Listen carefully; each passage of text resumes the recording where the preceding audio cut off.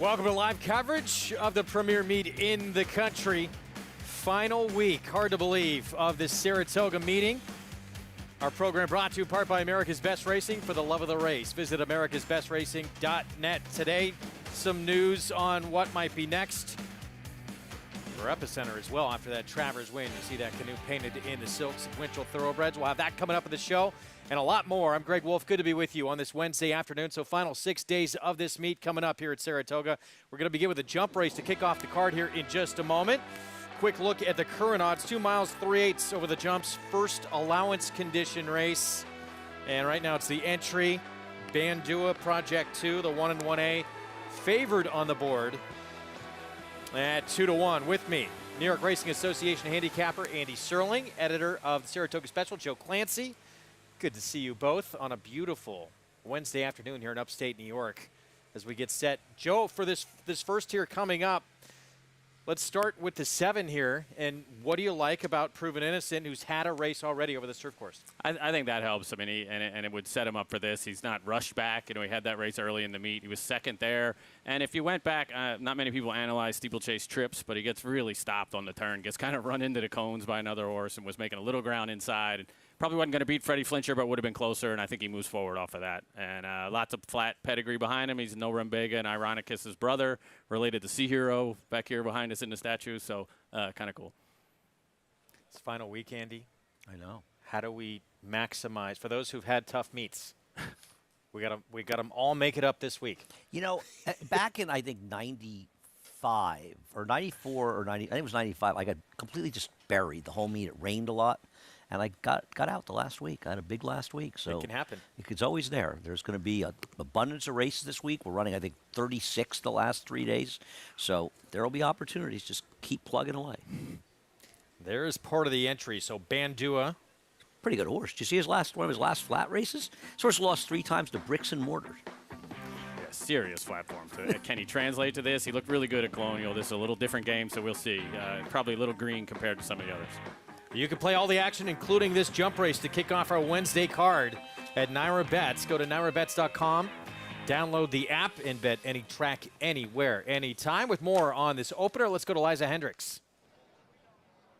And Greg, this is a race that seems like it should set up well for horses coming off of the pace. There's a lot of speed in it, so I'll expect them to be contesting up there for the pace. One that is going to sit off of the pace is the 3, Who's Counting? And we have a unique trainer-rider combo in there with Sean McDermott. He does very well to prepare his horses. He started out as a jump jockey and then transitioned to training, and he trains flat horses as well, and he's been doing great. And this horse, Who's Counting, has been running well on the flat and over jumps. And Sean has that unique perspective of knowing the horse inside and out and really knowing all of its quirks. I saw him in the paddock hosing him off and then saddling him with his silks on. So very unique to see that combination.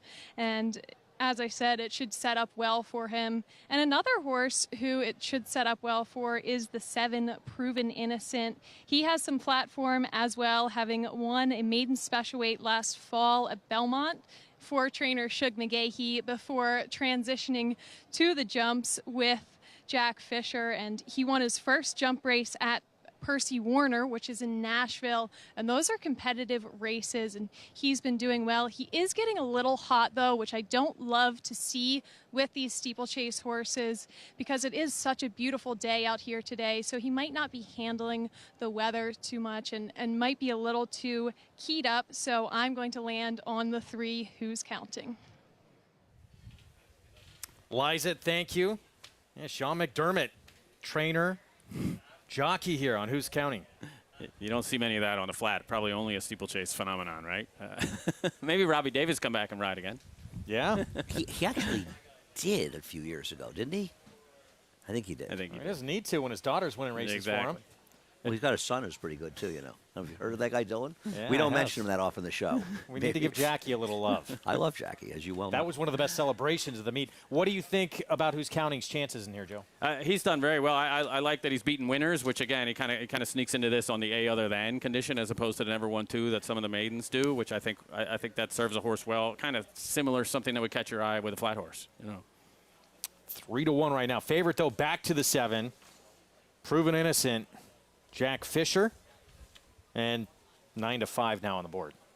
Yeah, he's same connections as Snap Decision. We're not sure if he's going to work his way into that yet or not. So you gave me an 8-1 winner last time on your show, and now you're like a chalk-eating weasel out there. What's going on here? I can't help what happened that. to you? You know, I'm doing the best I can. You're resting on the laurels of that 8-1 winner. When you only have 7 races, I'm out. You know, so 9. no, We I don't think run we only every have 7. week? We don't run one every We week? skipped the first. We skipped the first Oh, first true. week because we start on. John Imbrial to kick off our card with his first from Saratoga. That was not a good start. No. No, we're gonna I think if we were involved, every start would be a bad start.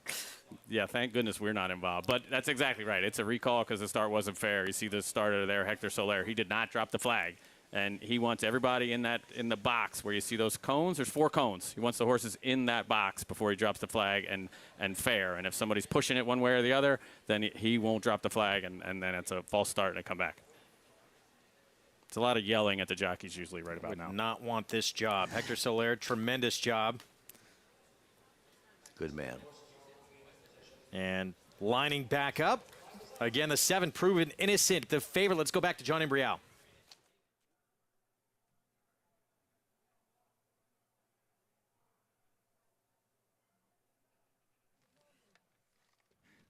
One more time.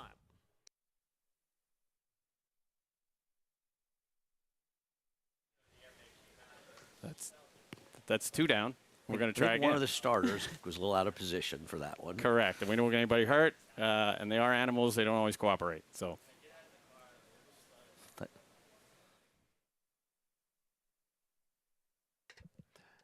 And they're off as they head for the first of 9 jumps. And all 7 have cleared that one successfully.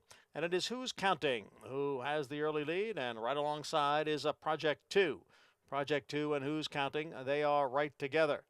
And right in behind is a Bright-Eyed Eagle who is racing in 3rd. To his outside is Proven Innocent next in 4th. And then we come back to Baltimore Kid racing in 5th. Bandawa, the gray, is in 6th. And Ancient Times trails the field in 7th as the field comes into the stretch here for the first time. And the leader is Who's Counting. Who's Counting in front by 2 lengths now. And then Bright-Eyed Eagle and a Project 2 as they go up and over that fence. And Who's Counting shows the way here as they come past the stands. Who's Counting is the leader. Bright-Eyed Eagle runs in 2nd. And then on the outside is Project 2 in 3rd, followed by Proven Innocent. Then Baltimore Kid, Bandawa, and Ancient Times is at the back. They have all successfully cleared that 3rd fence and are going into the clubhouse turn. And the leader is Who's Counting. Who's Counting leads here by 1.5 lengths. Bright-Eyed Eagle is next in 2nd. And on the outside, part of the entry, Project 2 sits in 3rd position. Towards the inside is a Proven Innocent who is running in 4th. Proven Innocent is the favorite here and is in 4th position as they go up the backstretch. And the leader is Who's Counting as they approach this next fence. Who's Counting the leader over Bright-Eyed Eagle with a Project 2 racing in 3rd, and all have cleared that fence there with a Proven Innocent still racing in 4th, about 4 lengths from the front. And then we come back to Baltimore Kid as they approach another jump there. And all 7 have done it well. And Who's Counting takes the field now into the far turn for the 2nd time. Who's Counting the leader? Bright-Eyed Eagle in 2nd with Project 2 next in 3rd, followed by Proven Innocent who's in 4th. And alongside is Baltimore Kid in 5th. And then we have Bandawa and Ancient Times who is at the back in 7th. Who's Counting took the lead right at the start and continues to lead here as they once again move into the stretch. And we still have better than a lap to go here. It's Who's Counting who is the leader with a Bright-Eyed Eagle in 2nd. And then it's Project 2 as they go up and over that fence. So 3 jumps remaining with Who's Counting still the leader. Bright-Eyed Eagle has sat in 2nd right from the start. Project 2 is next in 3rd. To his outside is Baltimore Kid. Then comes Proven Innocent. Bandois, and Ancient Times. Into the clubhouse turn for the final time. Who's Counting? Still on top here, Bright Eyed Eagle. They've been 1-2. Project 2, Proven Innocent are third and fourth. And now the field is going for the backstretch and the final time with just a couple of jumps remaining here. It is Who's Counting in front. Who's Counting by a length? Bright Eyed Eagle in second. And now they are approaching that next to last fence here. And it is Who's Counting the leader with Bright Eyed Eagle. Now getting a bit closer on the outside. The front two are over and all seven are over. It is Who's Counting and Bright Eyed Eagle. Who's Counting is the leader. Bright Eyed Eagle second on the outside. Now it's 2.5 lengths as they go over that final fence. And now Who's Counting gets away here to lead by 2.5 lengths. Bright Eyed Eagle next in second. Then comes Proven Innocent in third. The entry racing 4 and 5, Project 2, and Bandois, farther back, Baltimore Kid, and Ancient Times. Midway around the far turn, the final time. Who's Counting with the lead here. And now a quick move on the outside by Bandois. Bandois going up to challenge. Proven Innocent now to challenge as the field comes into the stretch. And it is Bandois who has taken over the lead. Bandois in front. Who's Counting is back running in second. And then Proven Innocent on the outside. They are coming through the stretch here. It is Bandois in front with Proven Innocent all out in second. And Who's Counting back running in third. Bandois trying to hold off Proven Innocent. The two of them will fight it out to the finish, and it's going to be Proven Innocent to win it at the end. The Grays run 1-2. Proven Innocent and Bandois. Exciting stretch duel to open this Wednesday card. Proven Innocent, second win over the jumps. Yeah, pretty cool. And you could see that Bandois has really good flat form. He was loaded. He didn't jump that well all the way around, made a move, looked like a winner. But I think, again, the horse who has a little more experience going this trip sees it out, and can see it out going 2 3/8 miles, which is a long way. He's coming, Bandois coming out of Colonial, faster ground, faster race, quicker. This takes a little more of a stayer to kind of come back and get that horse. This is a very good ride in the winter, too. He stayed on the inside, got perfect position the whole way in the pocket, and tried to sort of go through inside, didn't want to, and he ground him down in the late stages. Yeah, Jamie Bargery's riding really well. He won both races at Colonial 2 of the last 3 weeks, so he's won probably five of his last 8 rides, something like that. Patient here. He times it just right. He was originally listed on the winner, right? On the second horse, Bargery. In my form, he's listed on Bandois. Yeah, the early form, yes, but I think that I don't think that was ever the right jackies, and they sorted it out. All right. 7-1-3-6 here in the opener. Proven Innocent, Jack Fisher, Jamie Bargery, and a Son of Blame. Does this flatter Freddie Flincher, who's in, I'm guessing, is in tomorrow's first, right? Yeah, Freddie Flincher's in tomorrow. Yeah, I think it does. I mean, again, I think this horse he was going to be pretty close to Freddie Flincher and got stopped on the inside and going 2 1/16. And yeah, I think it does for sure. The secret to good horses in jump racing, get those Phipps pedigrees. This is Stuart Janney. Got snap decision out there. That apparently is the secret. It is the secret. They're going to be getting a lot of calls. Sugar's going to be getting a lot of calls about his horses. I think Jack Fisher's got the inside path on most of them, hopefully. But you just saw him there. Yeah, Jack Fisher. Well done. And terrific finish here. There's Jack again. We've gotten to talk to him a couple of times at this meet. Having a nice Saratoga. So 9-5, Proven Innocent with the win to kick things off. Joe, always great to have you on. Yeah, I'm sorry it wasn't 8-1, but we got a winner. Winner is We'll a winner. take it. Can't do any better. This is horseracing.com, by the way, to check out the Saratoga special. If you're not here, it's a great accompaniment to this show. If you're not here, to enjoy all the stuff going on up here. No, Thank you for that. Yeah, we've got a jam-packed Travers Day recap edition that came out today. That's 56 pages, about that thick. Lots of good stuff in there. A lot of sleep over the last couple of days? No, not much sleep at all. You don't need to leave it up to Andy. You could have told us that. He's very shy. That's why I'm here. Well, we're going to take a timeout. We're going to bring in Richard Migliore right after a short timeout, get into our flat racing ahead, and talk about today's feature on the turf 2-year-olds and the With Anticipation. Stay with us. Warfront. On the racetrack, his accomplishments included this victory in the Vanderbilt at Saratoga. It will be Warfront to win it by 2.5 lengths.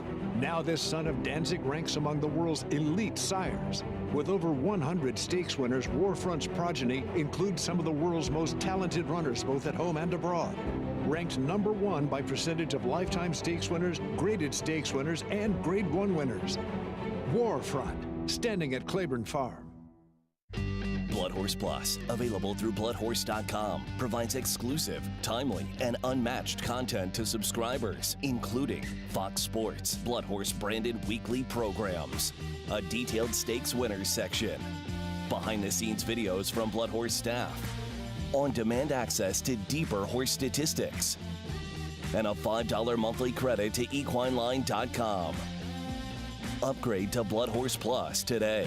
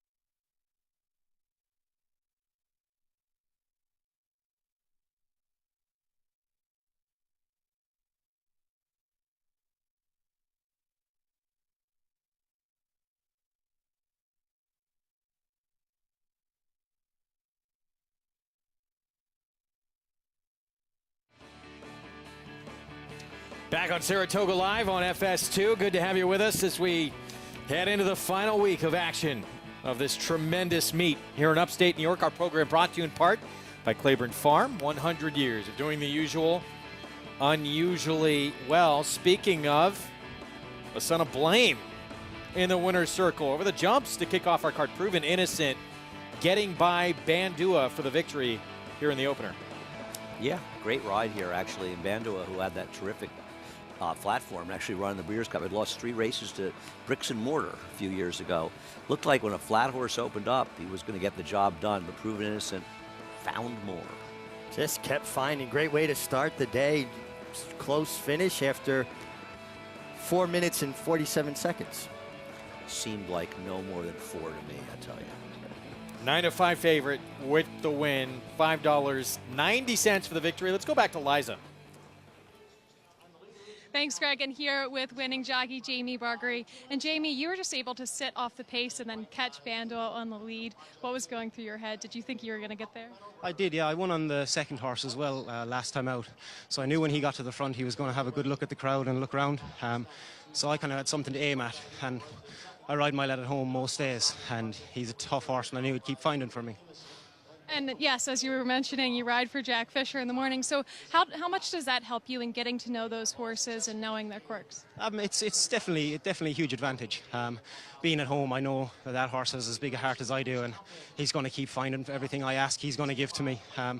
So it's those little things you need that the other person on the other horse might not have. Such a good perspective, and this is your first winner at Saratoga. How does it feel? Yeah, I've been up here a few times, and I've been second quite a few times, so it's pretty sweet to get the win on board and stand in here. Well, congratulations. Thanks so much.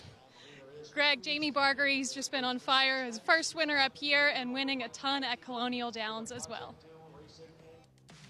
Liza, thank you. Great finish to kick off our card. And Proven Innocent, again, second time winning over the jumps for Jack Fisher. As we take a look at what's ahead on this Wednesday card, presented by Claiborne Farm. Early pick 5, our first flat race. It'll be race 2. We're 19 minutes away from the start of that one. Late pick 4 begins in the 7th, and that includes our feature today, 2-year-olds in the grade 3 with anticipation. With me, Andy Sterling still here, joining us though. champion jockey, Richard Migliore. Good to see you. Oh, it's great to be here. What a beautiful day as the heat and warmth of summer starts to give way to the splendor of autumn. How's that? Well put. What is that like? Did you steal that from Splendor in the Grass or something? Getting very poetic on us up here. You know, we got to wax poetic. This is our last week here in Saratoga. It's been a tremendous meeting. Don't make me sad. I don't want to keep talking about it. It's going to happen no matter what.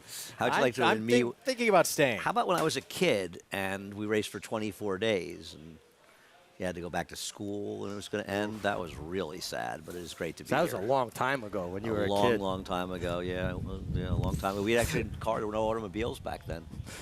Used to get here in horse and buggy. Walk through the snow to work miles every day. It was incredible. Feature today is 2-year-olds on the grass and basically a bunch of maiden winners. One who has not yet broke his maiden draws into this race on the outside, Determinedly. I like that one. I like the maiden. We'll get to him in a moment. Wide open group, obviously. Let's start with Battle of Normandy. Shug McGahee has the inside post and debut race Saratoga August 6th, won by 2 1/4 lengths. Listen, he got a good trip in here, and he got the job done over a European who was stretching out, who is not at all he was cranked up to be coming in over from Europe, one of the Joshua O'Brien's horses. I don't like this horse today. Shug McGahee is his maiden debut winners in turf routes over time have not been successful in their second starts. They have not taken that step forward. So I wonder if we don't see an improvement effort from him, and I think there's a lot more interesting horses in the race. I know he had a perfect trip, but don't you think he kind of helped his own cause by creating that perfect trip, being able to get the right position, and he could fall into a similar trip today, saving ground?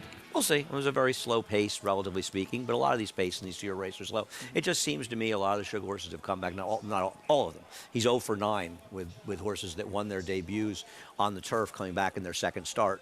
And there were more because it was a bigger number even last year when he had the favorite in this race who ran third. So limited liability. So I'm going to take a shot against that one. Don't be shocked if I lose. Meanwhile, a horse that Julian Leperoux rode for Ian Wilkes, first time out on the turf. It was his second start overall. 21-1 he escaped at Our Dream Ride. Big win, and now all that value is going to be gone today. But look at Determinedly on the rail in those Jack Oxley sort of yellowish silks. While the winner's getting a clean run on the inside, both he and another runner are sort of getting shuffled in behind horses, and the winner's able to open up in the clear. And you see what Determinedly is able to do on the inside, and believe it or not, the horse who's outside of him finished third. That horse, Rarefied Flair, came back and broke his maiden for Kenny McPeak in the next start. Determinedly was going better than him, albeit with a good ground-saving trip.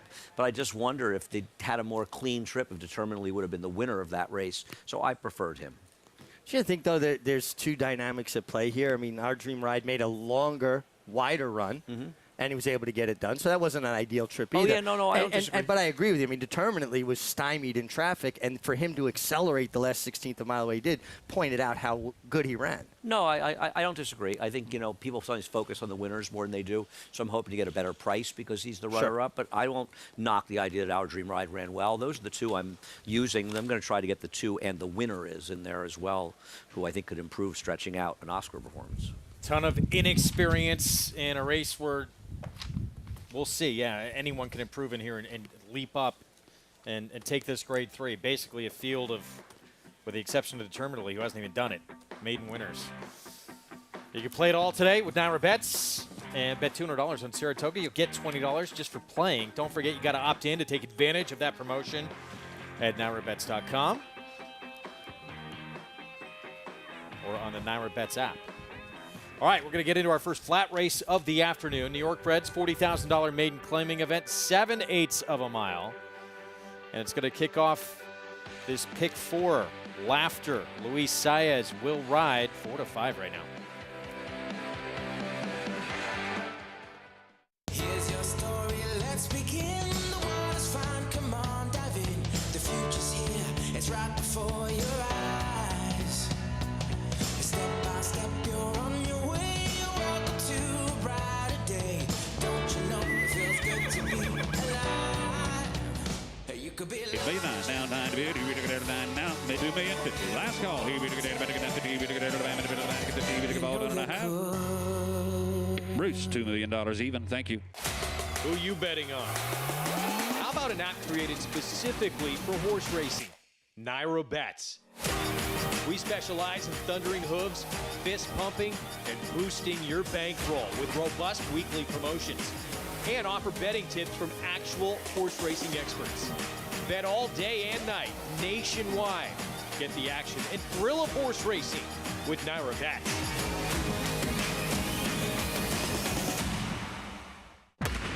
Oscar knows basketball. Oscar knows Kentucky fans are crazy. Oscar knows God is great. Life is Good now moves down to the inside, and they're coming for the finish. It is Life is Good still in front. Life is Good is the winner. Oscar knows life is good.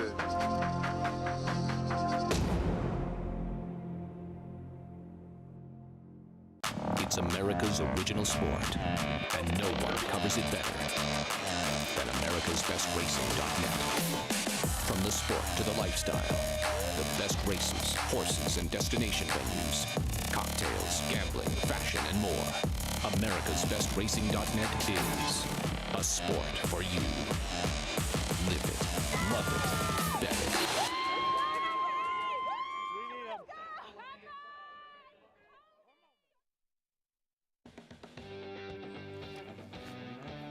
Back on Saratoga Live. Good to have you with us here on FS2. This is free to enter, and you're competing for real prizes, as well as bragging rights. Seeing your name on that leaderboard at the end of the program. No reason not to play the Saratoga Showdown contest. Go to Naira.com/showdown. Input your selections, and good luck to everybody playing. Race 2. Going to kick off our early Pick 5, our first flat race of the day. Again, 7/8 of a mile. That's the favorite we saw going to break, at least the favorite on the board right now, Laughter, who Luis Saez will ride with more in the field. Let's go to Maggie Wolfendale. We saw Laughter saddled out here on the walk, Greg. Not one that I'm familiar with. This is actually the first time I'm in the paddock when she's running, but all things look fine to me. Thought there were some other interesting propositions here as we'll check in with the horse that will break from the very inside of the starting gate. That's number 2, Maddie Surprise, who does switch from turf to dirt, and she is a giant surprise, which is actually a negative turf influence, but on the bottom side there is a little bit more turf, though the dam did win her first start sprinting on the dirt. But my problem is that she's one that I wrote in my notes first time out, definitely wants the turf, massive turf hoof on her, and she does. But oftentimes you will see horses kind of trans like that. It's more of a guidance tool that I use when assessing horses getting on the grass. It's not necessarily a negative if they have that turf hoof on the dirt, but sometimes it can be. Now, you see her saddled behind the pony there in the stall. She was really bad to get the tack on in her debut. So far, I'll knock on wood for her sake, she is behaving a bit better. She looks more fit too, and she is strong here as far as her hind end. Look, she is a 4-year-old only making her second start, so she has reached virtually physical maturity, so she's going to have that big good-looking appearance to her. But I did think she was a little bit interesting. We'll see how she does here for Gary Siaka. Moving on to a first-time starter, that's number 6. I'm nervous now. A daughter of Animal Kingdom. She is a half to Take Me to Hardoon, which her biggest claim to fame was winning first time out here at Saratoga in a New York bred maiden special weight. And I'm nervous now. Has a quick appearance to her. She's really built downhill, very compact in her frame, not much of a middle section or barrel to her. But with that being said, she does have the appearance of looking, I'd say 80% fit, just on the heavier side / softer side. So I don't know if she's really ready from a fitness perspective to fire first time out against a field of mostly horses that do have experience, Greg. All right, Maggie, thank you. We'll get to the post parade in a moment. 9 minutes away from our first flat race of this Wednesday card here in our final week of action at Saratoga. That's the favorite. Laughter, the 3. Even money, Luis Saez will be aboard. And there's Luis. Won this riding title last summer. He was sensational start to finish. It's been another great summer for him here. It has. And, you know, it's tough. He's done well. He's 12 behind Irad. If he wins 5 races today, tomorrow, and Friday when Irad's out, he'll be 3 up on him going to the weekend. So it's probably not going to happen, but he's had a great meet. You know, he may win at an even money shop, but Laughter's a horse for a sharp trainer in Roy Larriman, who, when Roy Larriman has a horse ready to win, they usually get it done. And this horse was 5-2 against an extraordinarily weak group, and he just couldn't get it done. Now, or excuse me, she's trying to stretch out another furlong, and I think there are much more interesting players, including a first-time starter that's likely to take more money as we get closer to post. I'm nervous now, and even the 8 Summer Snow, who I like, so I'm going to try to beat Laughter. Yeah, I mean, she said fast fractions. She was game. She fought the entire way. And the last 8th was over 13 seconds, almost 14 seconds, and now she's got to negotiate another furlong, and she could face heat on the front end again. Still was a long way back to third in that race that we showed you. That third horse is the number 7 here, who kind of ran a race, you know. So listen, I won't be shocked if she wins the race, but I think she's a dubious even money shot. You know, back to those jockey standings for a minute. You never know. We should mention that the leader on that board, Rat Ortiz Jr., so yeah, he's going to be out for 3 days. So that's an opportunity. Obviously, it's a lot of work to be done, but for Saez to try and make up some ground, he's a guy last summer put together a lot of 3 and 4 win days. Agreed, but he's averaging 1 winner a day over the meet so far. Kind of tough to win the prerequisite 12. It's around a 99.9%er that IRAD's going to win, I think. It's mathematically possible, but it's improbable. This is a big gap, and you know, I mean, put it this way: if he wins 15 races over this course of this week, incredible achievement. IRAD only has to win 4 to beat him, and even only 3 days, he probably will do that. Call to post, excuse me. And here they come. We're going to start with Maddie's Surprise. So start number 2, and it's the dirt debut. Yeah, got a little bit of fitness out of a turf race. Gets on the dirt for the first time here with more of a dirt pedigree. Even money favorite. Here's Laughter. Yeah, I get the appeal of this horse off her last race, but I think last time should have been the time for her, and I'm going to try to beat her today.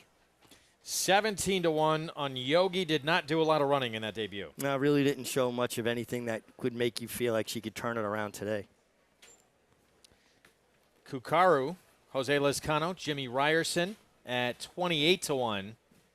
Co-biggest price on the board. Just did no running, taking no money in a weak field first time out. Little reason to be optimistic.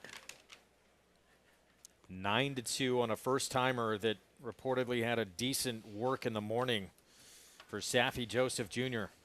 Yeah, and the mares had 1 foal to race, and that foal did win on debut, and you know, kind of landed in the right kind of spot to make her first start. Well, here's the one who was a long way back behind Laughter in that August 3rd race.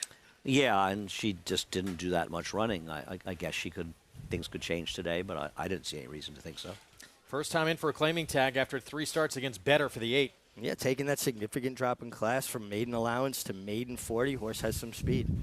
And Flattering Gal, first-time starter, daughter of Flatter for Orlando Noda. Taking 0 money, no pedigree, so much to speak of. The dam actually wasn't that bad. Nodas are 0 for 6 with first-time starters and maiden claiming race on dirt with none hitting the board.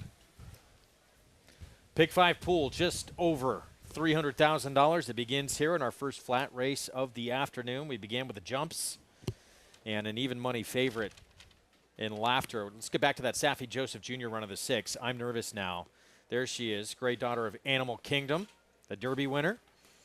Yeah. 9-2 and a stat here on Saffie Joseph. Yeah, I found the stat for Saffie where he's done very well with his maiden claiming first-time stars in the dirt of the last 5 years. Now, those horses have almost certainly been running down at Gulfstream Park. This horse is New York bred, so obviously it makes sense he would be shipping the horse to New York. But would he really have shipped this horse up in the beginning or middle of August all the way to Saratoga if he thought the horse needed a race or was going to get one? Couldn't he have just gone to Belmont and waited for the fall or Aqueduct or Belmont, ship at Belmont, train there and run at Aqueduct? I don't know. I think it's a positive sign. He's not taking much money right now, but this horse is the clear-cut second choice if you look at early doubles. What about this warm-up, Mig? Yeah, well, Junior Alvarado had to find his right stirrup there. He was sitting on her back, and you could see she was resenting it, kind of giving some of those bucks, flagging her tail a little bit. Very aggressive. 7/8's a tough distance to debut at, particularly if you want to be overly exuberant. I mean, she's making a nice impression. I'm going to pick her because I want a stranger, and the fact that her, she did have a sibling that won on debut? I don't like that this horse is not taking a lot of money. I would think in this spot for these connections, word would be out. I don't think they'd be afraid Especially of with a good Laughter. work. Yeah, I'm a little. I mean, I use the horse, but I like the 8 Summer Snow, who drops into a maiden claiming race the first time. Not that something that Mark Kenning's had a lot of success with, but this is a horse that showed speed in the race off a layoff in a race where the pace came apart, and really didn't run that badly. Only beaten 11 lengths at 43-1. I don't see any reason second off dropping down. This horse can't run better. Maybe 7's a bit of a question, but we'll see. Should be forward here though. Take a look at the money line. And to the favorite, Laughter, plus 100 right now. That's what even money is. And meanwhile to that 6 who we were just talking about, plus 450 with those 9-2 odds. Let's go back to Maggie. Taking a look at the horse that Andy is interested in, that's number 8 in here, Summer Snow, as she is making her second start off a layoff, and she is your main drop-down contender in here. Just biggest drop that you can take going from the maiden special weight when it comes to New York Reds to this 25. And I was not in the paddock for her last start. I remember being on set that day and watching Sweet Mystery win.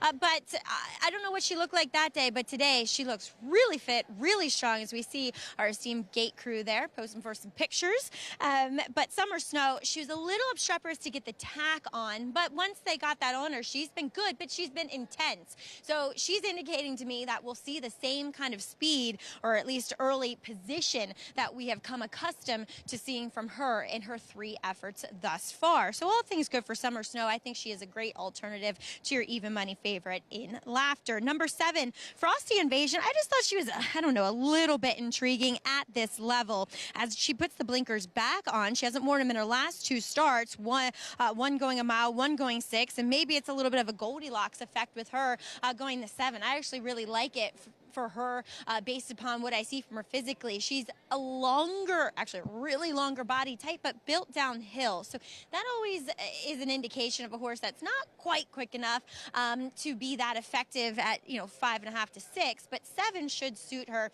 as we do see her getting a pretty big warm up with those blinkers on. She was just outrun early when she dropped to the 40 for the second time, and I think made up some ground while most of the race was dominate up front and kind of over, to be fair, but does add those shortcut cheater blinkers back on today. I think this might be the right spot for her overall. Obviously, she's a big price, guys. All right, thank you, Maggie. 12-1, yeah, on Frosty Invasion. Want to remind everyone, see the crowd on hand on this Wednesday afternoon. You can download free past performances and get all the stats of the horses, trainers, and jockeys on all the races we're showing you. Go to NYRA.com/TV schedule. And download those free Equibase PPs to follow along. Well, I get big part of the reason Laughter is taking this money too, not just that start last time out and the distance and separation between second and third. It's going to control here probably early, no? No, I don't know. I mean, you don't think? My horse is the 8 Summer Snow has as much, if not more, speed. Now I don't think that she's going to be way in front of her, but I don't think that she's going to. I think you may have to deal with the 8 up front early. You never know how they're going to ride them, but based on their races, the 8 is as fast, if not faster. And even that first-time starter could show some speed too. We don't know. Yeah. I mean, it's a possibility. Taking some. That's a great point. It's not like either one of the 3 or 8 are so fast that a horse that had a lot of speed wouldn't have speed. And now she's down to 3-1. She's really taking that money right now. Probably a good sign. You see that 3 furlong drill though leading into this from Laughter, and often you see that 3 furlong trying to put a little more speed into a horse as well. That wasn't the blazingest 3 furlongs we've ever seen. Yeah, I mean, I don't have a strong opinion. The problem with trying to guess how these races are run is that so much of it depends on rider intention and trying to guess rider intention. I mean, we've seen so many races where you think there's a couple of speeds that very logical type, and some horse that looks like she'll be 4th or 5th early ends up in the front end in a fairly moderate pace. So it's a tough guessing game. And trainer instructions as well come into play. Well, trainer instructions just confuse riders in general, so just you never really know. Let them do their job. They shouldn't micromanage. The whole thing is just difficult. I mean, I say, honestly, it's one of the bigger changes. It feels like there was a time 30 years ago, 25 years ago, where I had more confidence. I knew with Richie. Richie rode a speed horse. I was confident where Richie was going to be in a race. As an example, I think the prior riders, I felt more confident. These days, I don't. Is it just a bigger perspective how the game has changed overall, Mig? My personal feeling about it is, and this is generalization, that riders don't work as many horses as they used to before they start riding, and they don't work as many horses once they're riding. So not only do you have to develop a clock, you have to keep it tuned, and now throw into the mix that trainers want to put headphones on all their riders that are working horses, and they're telling a jockey in his ear when he's working a horse, okay, you went that 8th and 13, you went that 8th and 12. A guy is not, or a girl is not developing the same intrinsic feel of a horse's stride that they'll know automatically. That was 12. That was 12 and 1. That was 12 and 2. So I think people are a little bit uncomfortable going to lead because they're not quite sure how fast or slow they're going. Early on in your career, was that a lonely place to be? On the lead? In front? Oh, I love to be on the lead. Like, they got to run where I've been, and I get to throw dirt. It's lonely when you're back to the pack. Yeah. It's definitely not lonely when you're all alone the whole race. Well, it could be lonely if you know they're coming for you too, and you don't have a lot of horse underneath you. That's when you're backing to the field. That's the other part. Even money on Laughter. Saez aboard. Short price. Pick 5 starts here. First time starter. That 6. I'm nervous now. About to step in. That money has come down, by the way. 7-2. Yeah, finally taking some down money. Down to 3. Backflash to 7-2. I don't know. I won't be surprised the horse runs okay. This horse is not that live, though. This horse is going to get bet regardless anyway, because just look at the field. John Imbrial to kick off our flat action here on the final Wednesday of the meet from Saratoga. Let's go upstairs. We are set for race 2.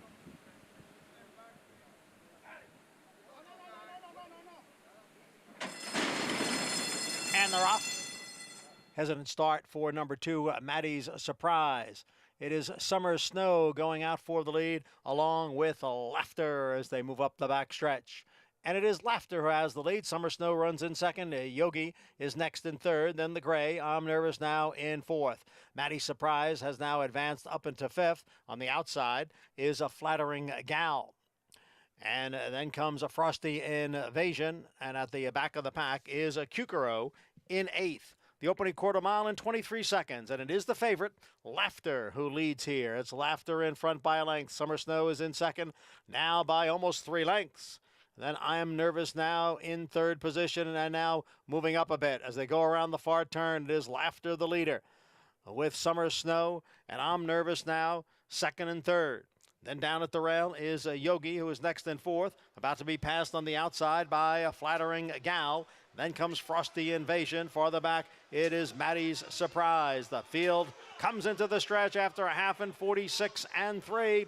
Here comes I'm Nervous now, right alongside of Laughter, and Yogi is down at the rail with 1/8 of a mile to the finish. It is Laughter and I'm Nervous now. The two of them are shoulder to shoulder, and I'm Nervous now gets away to lead. Yogi is coming up the inside. It is I'm Nervous now, first time starter to win it. Yogi finished second, and Laughter faded to third. First-time starter was getting leaned on as well in the stretch, it looked like, under Junior Alvarado with a win for Saffie Joseph Jr. Well, Richie said it to us very early in the race. The number 3 Laughter was trying to get out in the backstretch. You could see it in the pan, and it became even obviously more clear in the stretch. Yeah, her head was turned towards the inside, really giving Luis Saez a hard time. I tell you what, Junior Alvarado was very, very confident on I'm Nervous now because he took her immediately to the clear down the backstretch to get out of the kickback, moved around the turn. It kind of basically stymied Summer Snow a bit, who just wasn't running enough to hold her spot. But the three was getting out into her. And when you're the outside horse, you're like a running block, and you're not going to give him more room. He had to steady a little bit. But a very resolute win for a first-time starter by a mare that now has had 2 foals to race, and both won their debuts. For a trainer who's now 10 for 35 with firsters, and the ROI goes up. We showed that stat. This is a trainer that can win with him. He shipped up here with a purpose. Yogi, the second-time starter, big price coming up the inside. I think it's interesting. Eric Cancel coming up the inside. The riders, for the most part, and this was probably a 2-path, but still, have stayed away from the inside as much as possible. In this case, it's sort of the inside, unless Yogi was much the best. Maybe the tracks is very fair to him. Yogi did improve a great deal off her first start, which she really didn't show very much, so that was a big step forward for her. And big, strong daughter of Animal Kingdom here, though, gets it done for Saffie Joseph. Junior Alvarado's quietly put together a very nice meeting. 30-1 underneath, 3-1 on top with this great Daughter of Animal Kingdom. I'm Nervous Now. With the victory first time out, 6-4, 3-8. Well, the price is for you when we come back on Saratoga Live. Pick 4 is coming up next.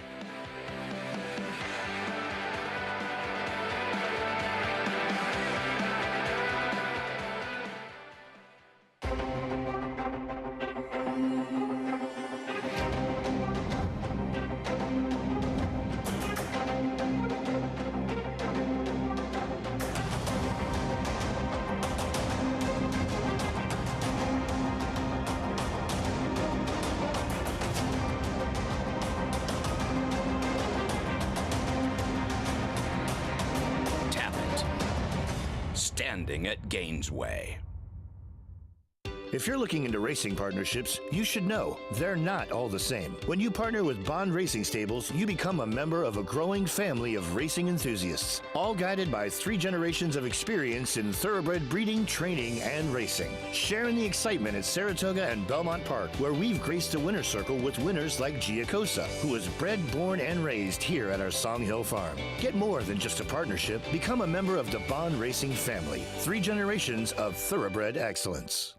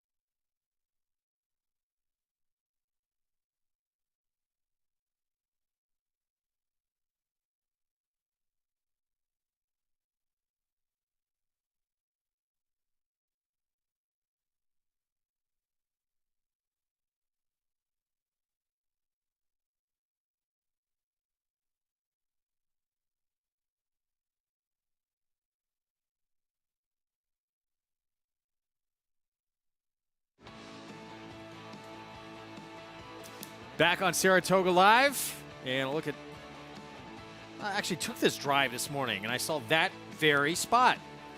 That house on North Broadway. I don't know where the other house is. Love the That's architecture. That used to be the President Skidmore's house. It might still be. Or if Hal Mountain lived there when I was a kid. The other side of Broadway, from the track, some beautiful spots you'll see all around town. I'm Nervous Now with a victory. Junior Alvarado, Saffie Joseph Jr., Dominique D'Amico, and a Daughter of Animal Kingdom kicks off our flat racing here in race number 2. Let's go to Maggie. Pleased to be here with winning pilot Junior Alvarado, and it was funny watching her throughout the time. Junior, she seemed as though she was named correctly, because every time I looked at her, she was acting green, but in the race, she acted like she had been there before. Yeah, that's what I told actually when I was coming back to the assistant training Sarah. At least in the race, she did the opposite of what she's been doing in the post-parade and all like that, maybe, because in the race, she was very handy. She did everything I wanted to, respond very quick every time I asked for something.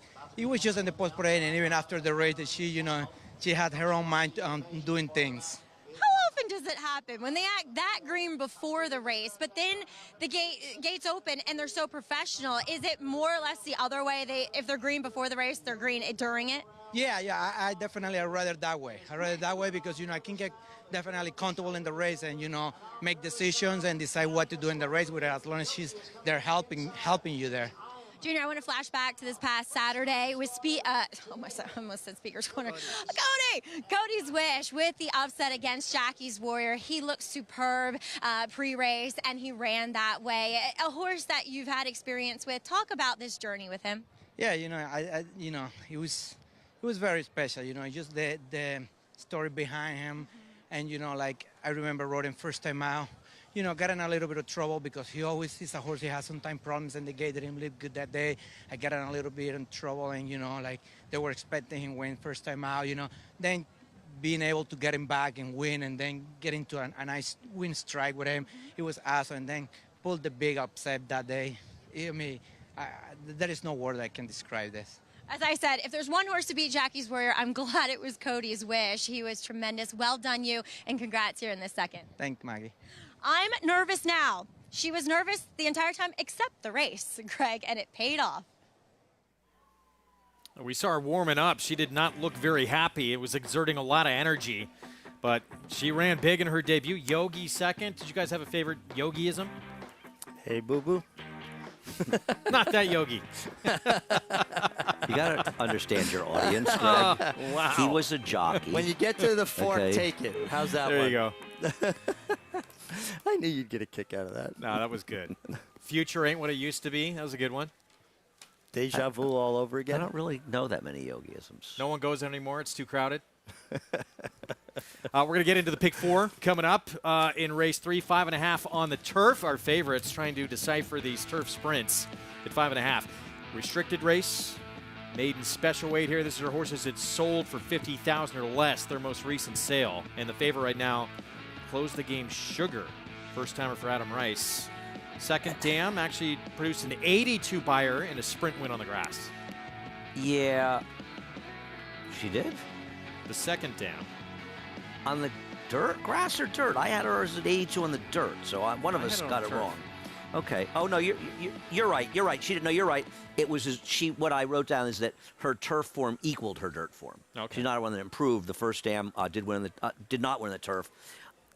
The thing with Adam Rice is he had that horse Oxymore that won it at Belmont that was purchased after the race, won our Skidmore a couple weeks ago, and that horse paid 12-1. He had a horse ship here a couple of years ago, Checky Shabazz. That horse wanted a big price. So now everybody's jumping in. Oh, when Adam Rice ships here, they all win. You know how that goes to the racetrack, Richie? You missed the weddings? This one, there were a couple of weddings. Yeah.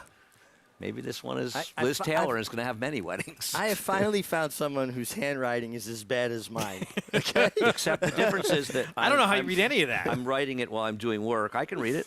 There was a You mild. couldn't read it a second ago you didn't. No, I looked at the Eric Will D. I was trying to remember. I could read it. I just couldn't remember. No, that says mild, early, steady, half length to a length. Was on the rail and angled out. We're gonna get. Hang on, let's turn this around. Negative field. Let's turn this around. We're gonna get Andy an iPad. No, I would write the same garbage on it if it was an iPad. It's my different notes in different colors. I mean, they can't see it, but it's light blue for pedigrees, light blue for pedigrees, red for trip notes, green for formulator notes. Blue is the first run through. Don't give away all your secrets. I'm feeling a little better about my notes. Purple is the final decisions. We're going to look There's back. magic in here, boys, okay? I'm just letting you know. Make fun all you want. We're going to look back at the Miller Lite highlight of the week. Miller Lite, the official domestic Peter Saratoga racecourse. It's Miller time. Epicenter, dominant in the run-happy Travers. He becomes the clear leader with his performance of this 3-year-old division. Good for him to get that first grade 1. Yeah, I mean, Steve Asmussen's long nightmare with this horse is now officially over because it's understandable that after the Preakness he was thinking, shouldn't I be going for the Triple Crown with this horse? Yeah, I mean, he was unlucky, but he's been the most consistent 3-year-old of the group. Finally got his grade 1 and in a breakout performance. He's been the most consistent of the routers. I mean, Jack Christopher's obviously been terrific. But the routers are always going to get more attention. I think Jack Christopher at this point is probably second. With Cyberknife third for the 2-year-olds. What about the news coming out that now this may be his final race until the Breeders' Cup Classic when he's going to face older horses for the first time? It's 2022. It's not like it used to be in the 80s when horses ran all the time. And now everybody just waits for the Breeders' Cup. It used to be we go to Belmont Park and he's preparing to run in races like the Marlboro, the Woodward, and the Jockey Club Gold Cup. The whole landscape changed with the Breeders' Cup, and that's just the way it is. It's frustrating, but understandable. I mean, this is not still a move. You usually see at least one prep, though, right, against older? Well, with Steve, you do. Normally with Steve, you do. Well, really? He's going to run against Life is Good in the Woodward at Belmont? I mean, but I would think that he Churchill. would have, usually, like Steve's MO is to have one prep in between. I'm not saying Steve runs his horses. No, I'm not. Right. I'm not in any way suggesting he doesn't. That being said, I give Epicenter a bigger chance in the Breeders' Cup Classic if both Flightline and Life is Good show up, because their styles are similar. Of course. It'll be very interesting to see what happens with Flightline this weekend out in California. Life is Good is scheduled to run our Woodward at Aqueduct. And I agree, something's got to give. And they're not going to the Breeders' Cup Mile, those guys, because that would be waving a white flag. It's the showdown that we've been talking about it all year, to see those two and getting closer and closer. Of course, Flightline, Pacific Classic coming up this weekend. As you said, Life is Good we may see in that Woodward, and then they're on that collision course. Congratulations to Epicenter Connections. Big moment for Asmussen to get that, one of the big ones missing on that resume at Travers. Winchell Thoroughbreds have been with them for so long, getting that canoe painted in their winning colors. And then how about Gufo going back-to-back in the Sword Dancer? Big effort from him, and here's the winning move. Yeah, he really finally ran well since coming up from Florida. And I can't help but laugh, because one of the first things Christophe Clement said to me when I saw him this spring was, I think I made a mistake putting blinkers on Gufo last year. Well, apparently he didn't, and he rectified the mistake of taking them off because it got him a little more in the game. Well, he's a horse that's had to be frustrating. There's times he lags too much. There's times he wants to do too much in the middle of the race. It seems like this time he'd put it all together, did everything correctly, waited on Joel Rosario's cues, got it done. I want Miramichi out of that race. He's going to win the Joe Hirsch Turf Classic. Meanwhile, Malathot, Todd Pletcher kept telling us she wasn't herself in the paddock, in the Chuvie. She was a different filly, certainly, in this performance. She ran very well, and this was the Malathot we saw in a lot of races last year. Probably the biggest speed figure, or second biggest she's run after the Ogden Phipps, with not exactly the same trip. They weren't flying up front, and she's just about a neck better than search results. She showed it last year, and she showed it Saturday. It looked like a replay of the Kentucky Oaks in some respects, didn't it? And when she angled out, got the kickback out of her face, she leveled off and got it done. I had been waiting for them to put blinkers on her. Last time I said, well, they didn't make any difference, but Todd said she wasn't herself, and the way she traveled in the barrel this time, I got to agree. Jack Christopher, meanwhile, impressive in another Grade 1 win in the Allen Jerkins. Andy, is there a Breeders' Cup race for this horse? Sure, Breeders' Cup Sprint. I doubt they'll run in the Breeders' Cup Mile around 2 turns at Keeneland. I think it was in New York, or it was a place that had a 1-turn mile. Chad Brown would probably run in that race instead. But I don't see why he can't consider him running back in a 6-furlong race. It's not like he doesn't have the speed to get there. He runs faster figs. We saw that Jackie's Warrior is vulnerable, at least to me. He ran very, very well. But, I think also you have to ask yourself a question. What is his stud deal situation? Where does that stand? Is there somebody that's encouraging them to run in a Breeders' Cup race, right? Meanwhile, Jackie's Warrior, this was the shocker of the meet, getting beat by Cody's Wish. And give all the credit to Cody's Wish. He ran huge. But Pipeline took it to him early in this race, and it cost him late. Yeah, I think there's a couple things I take from this. First of all, Jackie's Warrior ran his race. He tied the highest buyer figure he's ever run before. He ran his usual terrific race.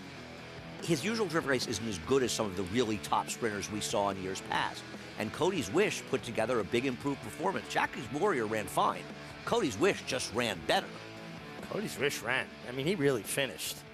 So, when a big favorite gets beat, I think there's a tendency to discount the performance of the winner, and you can't do that. And that would be really unfair to Cody's Wish, who I thought just ran absolutely sensationally there. And I don't think that Jackie's Warrior lost anything in defeat whatsoever. I thought he ran absolutely terrific. Just horse ran, beat him. Here's a look at what's ahead. By the way, it looks like Breeders' Cup Dirt Mile for Cody's Wish is where they're leaning. Well, he's run the longer races, right? He's run around 2 turns. This is what's still ahead. Today, it's With Anticipation. P.G. Johnson on Friday. A lot of big ones still to come this final week of the meet. We're going to go out with a bang here at the premier meet in the country. We're going to take a timeout. We'll get into the early pick 4 when we come back. Sprinting 5.5 furlongs on the lawn in this maiden special weight coming up. Tom Amoss owned the field, making the debut coming up. Eclipse champion Run Happy, the #1 second crop dirt sire of last year, is back and showing a new dimension with winners on turf, dirt, and all weather. Happy Gal is in front. Late run from Balenciaga Betty, but it's Happy Gal hanging on. Happy Gal has won it. Somebody's problem was everybody's problem today. The daughter of Run Happy punched home by almost 7 in the end. Run Happy, price for value, and standing strong at Claiborne Farm.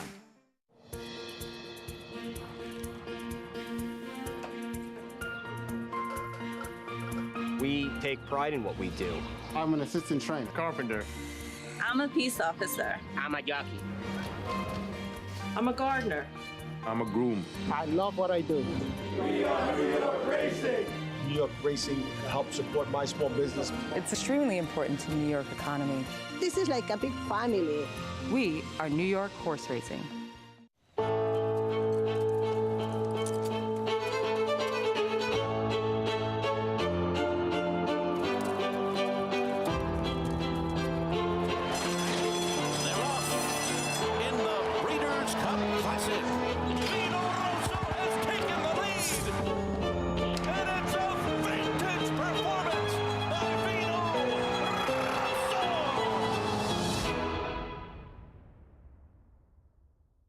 Racetrack Television Network brings you every race, from every track, on every screen, every day.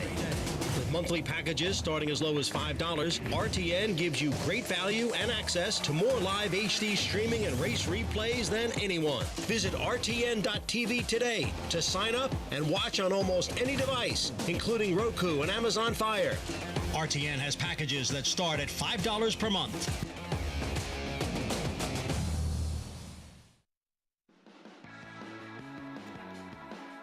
Back on Saratoga Live, and look at the beautiful 1863 Club, one of the great areas to catch all the action from.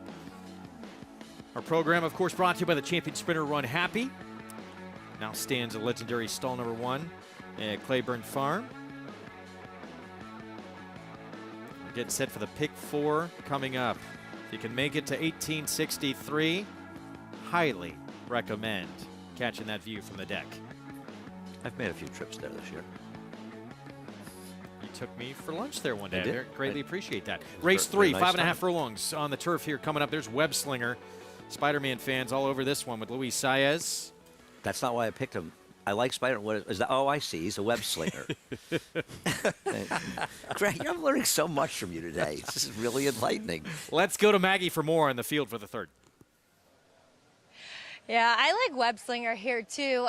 I have to admit though, I'm a little confused by the betting, and I don't like when that happens. I like when I look at a horse and I'm like, yeah, I like that horse, and then I look up and a short price. But the horses that I like are big prices, and the horses I don't like are short prices. So we'll start though with Web Slinger, who does ship in here from Ellis, trying the turf restricted maiden special weight at Ellis, despite them riding it at Churchill Downs. So he comes here and he puts him on the turf. But I like that. He has a massive turf hoof to him. He's a big, solid, good-looking son of Constitution. And the dam, she did go 1 for 7 on the turf, and there's 1 winner out of 3 to try it. But I just like the fact that, too, trying the turf makes sense in his debut. He was kind of climbing from the kickback, just seemed a bit green. And he was under a ride the entire time. So that just says to me that he might find this surface a bit more conducive to what he wants. Number 3 closed the game. Sugar taking money, and I was like Andy, I was kind of against this horse going in because there isn't an abundance of turf pedigree. Look, Gervin, we don't know. Yes, he's been very productive with his 2-year-old crop, but he's by Tail of Acadi, and I didn't see many Tail of Acadi's winning on the turf, but it's a good-looking horse for Adam Rice. Again, big, solid, mature. Adam obviously knows how to get them ready, too, and despite not having that much pedigree physically, he looks as though he should handle it, and he looks as though he could be quick in here. So that's always a dangerous thing to have, especially, obviously, going the 5.5. Number 4, Own the Field. He's a big price, always dreaming. Again, not a great influence. There really isn't much turf pedigree, and there really isn't much with this horse that suggests turf. I just kind of liked him based upon the way he came in here physically for Tom Amoss, and he is a bit of a price, so I don't want to be too harsh on him. I didn't mind his workout. The last one, watching it on XBTV, he was on the inside of an experienced workmate who didn't run that well first time out. He was hard on the bridle the entire time. He was going much better at the end. But the one thing I did notice, he did have some higher knee action, so sometimes that translates into wanting the turf. Next, we'll check in with another big price. That is number 8, Nieuwendyk, named for Joe Nieuwendyk, the well-known hockey player from Canada. And Jamie Begg, yes, he was looking for his first win here at Saratoga, which would be great. But this one sold for $40,000 at the Fasig-Tipton Timonium sale. Worked 10-3, not really asked for much. And 10-3 is not a horrible work there on the dirt. Little smaller, handier, had a really nice way of going. Just a nice way of getting over the racetrack. And he's been really professional here. He does have quite a bit of equipment on his head. Cheats, shadow roll. But I like the way he's been prepared. He looks incredibly fit, maybe the most fit of any of these debuters here. And if you go back a generation, the dam is half to multiple stakes winning Voodoo Song. Greg.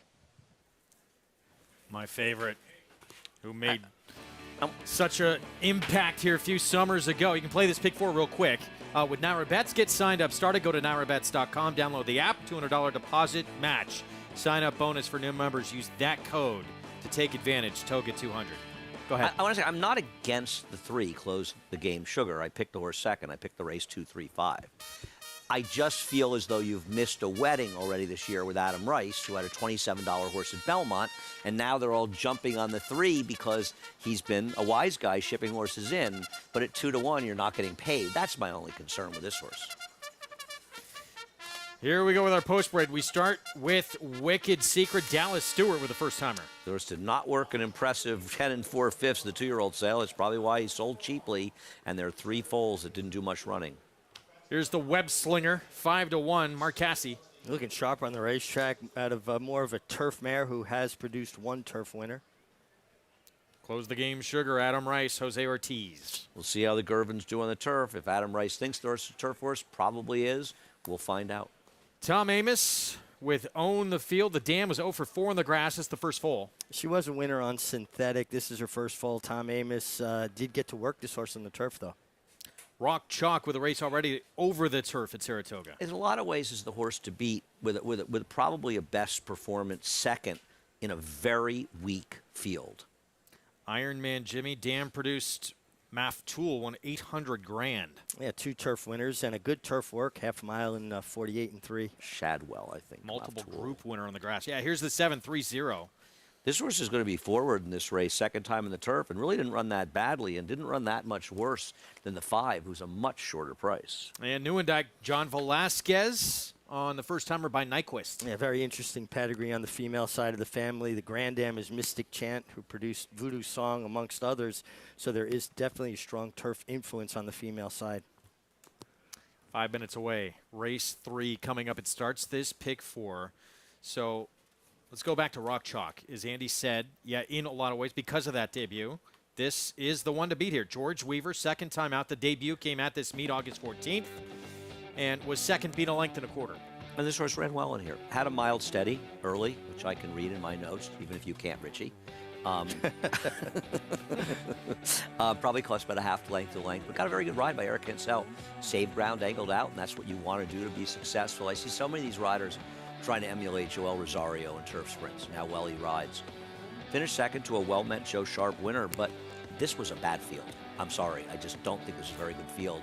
And so I feel like a horse trying the turf the first time or a new face near might just be better. Yeah, you know, it's interesting. When you're not enamored with races horses are coming out of, that's the tendency, right, to look for a fresh face, somebody new. I kind of thought 3-0 coming out of the same race as Rock Chalk ran as nearly as good a race because he was basically caught 3-4 wide throughout chasing. Yeah, you got no argument from me. People look at finishes, and they also look at 3-0's had a lot of chances, but I don't. I think 3-0 is 0 for 1 because he's run once in the turf, and I think people tend to overrate it. I agree, and I think that's something. Either the 7 is an overlay at 7-1, or the 5 is an underlay at 5-2. Somewhere in there, there's value, or bad value. I want to mention Web Slinger, the horse I like. the reason that I like this horse, besides the fact the horse has enough turf pedigree, suggests the turf horse is, Mark Casse ran this horse down at Ellis Park on August 6th. They run maiden turf races at Ellis Park. Now, maybe they don't run maiden conditional 50s, you know, these restricted races. But let's be honest, I don't think there are a lot of killers, especially down there. They're waiting for Kentucky Downs. Yet Mark Casse shipped this horse all the way to New York to run a race up here. Doesn't that instill some confidence? Tell you what instills even more confidence is watching him warm up. He's making a nice impression Not to me, on the racetrack. I can only read my notes. I can't look at You can? Can you? I can. Yeah, the dam ran 8 times on the turf. She was the win in a third, 75 buyer, 33,000. It was in a route. She ran 3 horses in the turf. 1 of them won with buyers in the 60s on the turf. Hey, listen, I got excuses. I only finished the 8th grade. That's a college education? Come This on, is man. let me tell you something. This is college. This is graduate school handicapping going on here. All right? I'm getting Andy the iPad. Let's go to Maggie.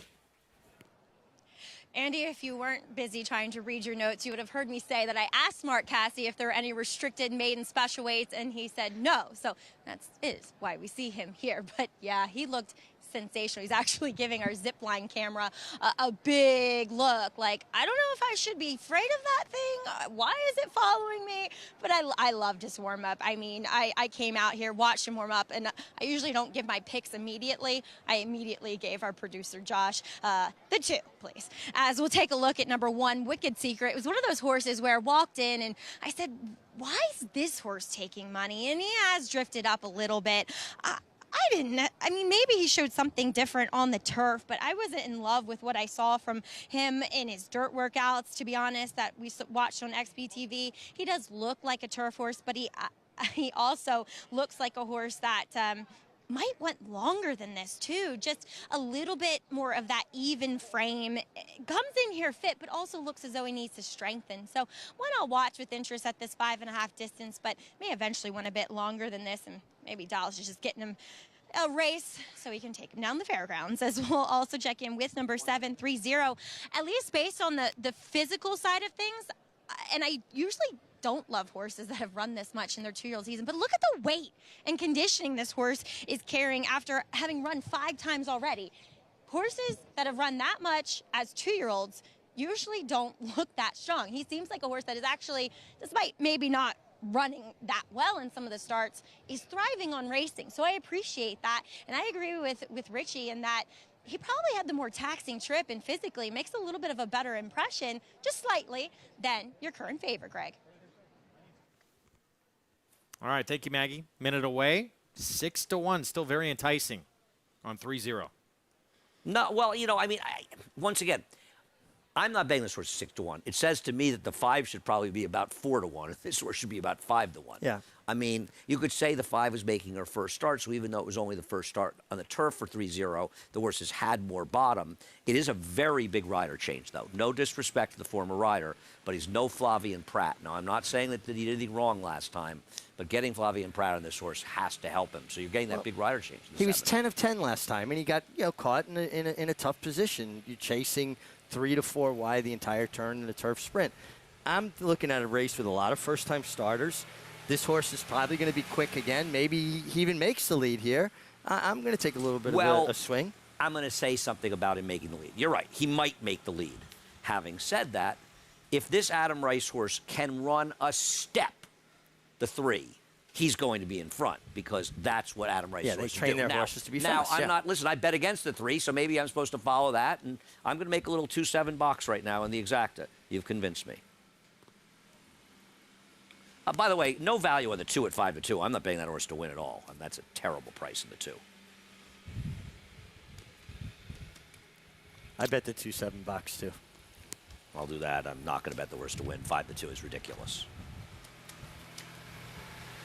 All right. Pick 4 starts here. There again, the 5 who has become the favorite and the horse to beat off that debut. Could not run down. That was a Joe Sharp horse that went gate to wire. KBC a later. Yeah, my general feeling in situations like this with the 5 is I'm going to go on the assumption that there are better horses in this race that haven't been on the turf, that are new faces, than a horse like the 5. That may end up being the wrong approach to take, and the 5 may win. I won't be shocked if I picked him third, but I don't know. I don't like that race. And if you're going to bet the 5, you're probably supposed to be betting the 7, like you were talking about, Richie. You're just better off taking 6-1 on the 7 than you are 5-2 on the 5. 2-1 now on the 5. And I think people are way too influenced by one finish and a second place finish. They look where they finished, and I don't think this horse ran really any better than the number 7. No, I thought, it was a difficult trip, and you're just getting a better price, and that's what I'm going on. Yeah. If you're going to take somebody out of that race, why not take the better price? Right. Loading up, Wicked Secret stepping in. Trainer Dallas Stewart has Julian Leperoux aboard, who is going to be back aboard that horse that surprised everybody in his turf debut, and now with anticipation. Do you feel our dream ride? Do you feel we have not seen enough of Julia's agent, the legendary Frank Lyons, in this meet? I did. I always love to see more of Frank. I know. I feel a little disappointed. He's really ignored us. I'm hurt. I'll second that motion. Tom Amos owned the field to 4 stepping in. Seen too much of him. I knew that was coming. Oh, man. We're set for the pick 4. Let's go upstairs. John Imbrial, the call. They're in the gate.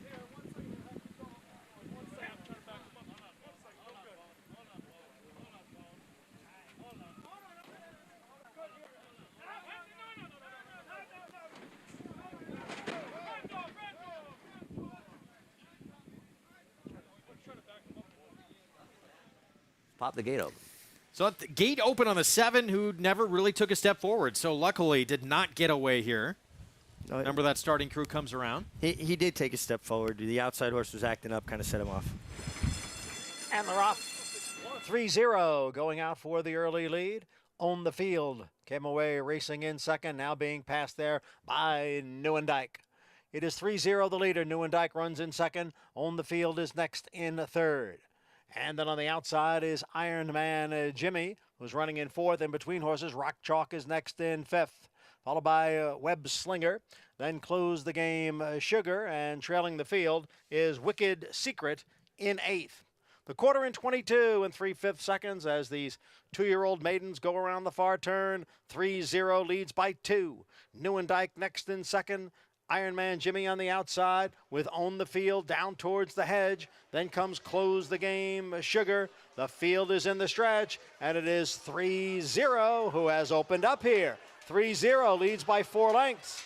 Then Neuendijk on the outside is Close the Game Sugar, who is gaining ground, and they are gaining ground quickly on 3-0. Here is Close the Game Sugar, who takes over here. Late move from Web Slinger, and On the Field, Close the Game Sugar, a debut winner under Jose Ortiz. Adam Rice, Jose Ortiz, Close the Game Sugar, first time out, son of Gervin the win.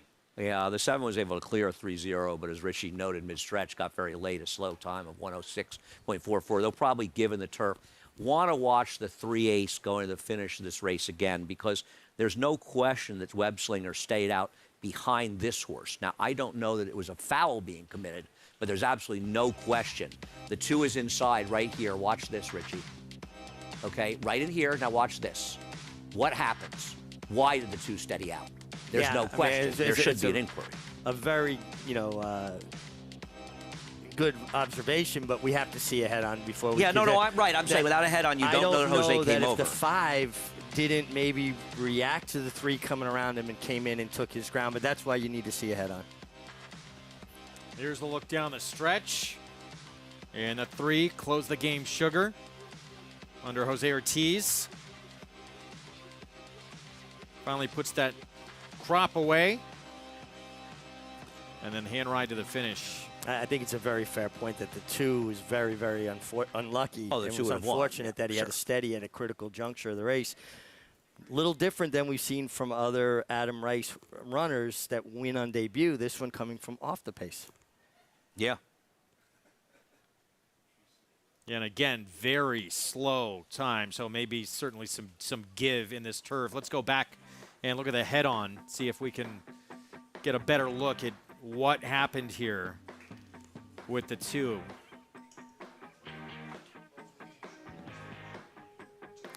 I mean, the 7 took the 6 horses ground immediately out of the gate. He cleared.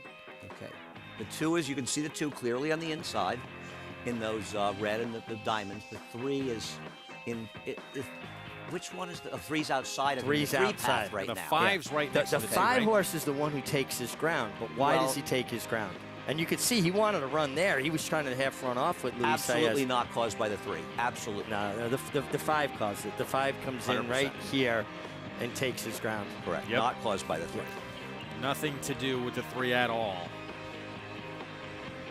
Great So job this by our victory will crew stand. showing that stuff to us. Yeah. Appreciate that. Yep. So I had the wrong number. I thought it was the 3 outside of him. You saw it was the 5. Yeah, I he misread was who it one was. outside Yep, of him. And I tell you what, you could see the way they were kind of throwing the turf up, and those clods were coming back. That There's bad. some give to the ground. Yeah. I know. They're def. I mean, listen, 106 and change going. Oh 5 yeah, and a half for sure. here, I mean, 22, 3.5. And by the way, the 5, a complete no-show coming out of a bad race. Yep. And that's something you have to remember. Just because they finished second doesn't mean they ran particularly well. On the lead here is going to back up to 4th in the end. Close the game, Sugar. Web Slinger own the field. Finish 1, 2, 3. 3-1. And Jose Ortiz starting to hear his name called quite a bit more these last couple of weeks of the meet. It seems like he's really kind of starting to come back into his form. Felt like he was struggling a bit. Oh, he's strong. This is, I mean, no, this has been a tough meet for him.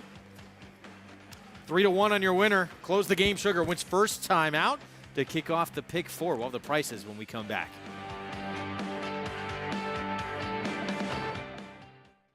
A Grade 1 winner on both dirt and turf, War of Will became a classic winner with this victory in the Preakness Stakes and added a Grade 1 with turf credentials in the Maker's Mark Mile. From ages 2 to 4, this versatile son of Warfront proved his class at the highest levels. Now his first foals have arrived.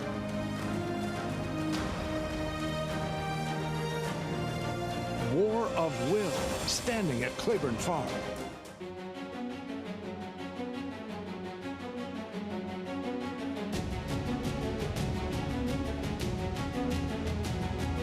It will be McCulloch, and in Italian wins the Diana. Domestic spending to take the lead and win State of Rest to win it here by a length. Ocean Road running a giant race. Here comes Ocean Road after going to Vegas. Ocean Road.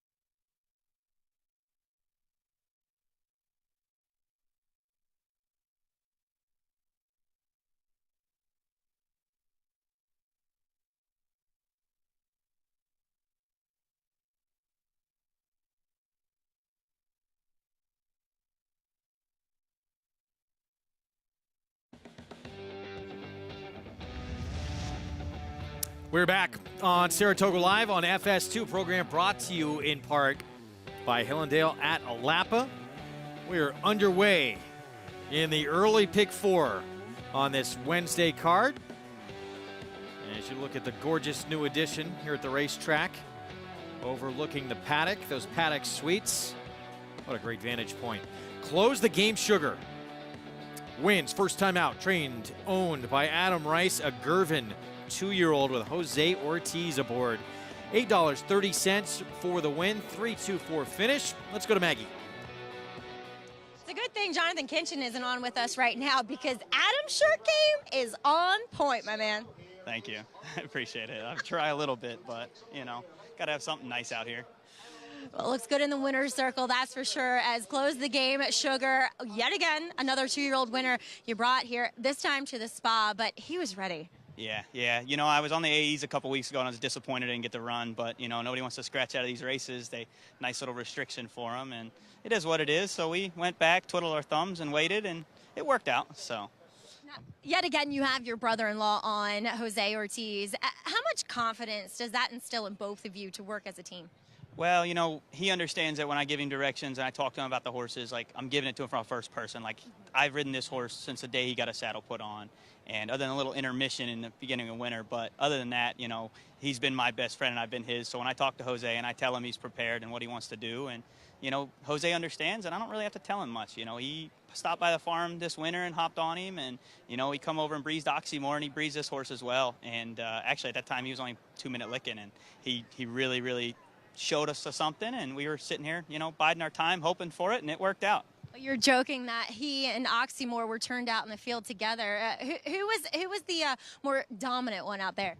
By far this horse. He's abusive to a sense in a field with horses. He lived with 4 other boys at one point, and I think they severely disliked him. Hence why he's a gelding. Well, Adam, congratulations again. Close the game, Sugar. Another impressive victory. Thank you very much. I appreciate it. All right, Adam Rice, as I was joking, you're going to sell this one too. Greg, he said, no, I got to keep some in my stable. Indeed. Oh, look, family affair. And Andy, were you thinking of wearing that same shirt today? I was, but then I realized that unlike Jonathan, I actually have to wear a suit. We got a good rip. I got a good teasing on Jonathan the other day about it, though. He was trying to pretend he doesn't have those ice packs to keep himself cool. I quickly. Adam Rice doing a nice job, gets another first-time starter here, a win in the third at Saratoga. We move on to race 4. It's a mile over the inner turf, an allowance optional claiming field. Right now, Scottish Star. It will be the turf debut. Coming up, the 8-5 favorite, Tom Pletcher. There's a lot of stories this horse is working very well on the turf. All right, Flavian Pratt will be aboard. We're going to take a timeout. We'll have the story of retired racehorses doing good in their second careers. So much to give, and helping incarcerated individuals in the process. The story of Walt Kill when we come back on Saratoga Live.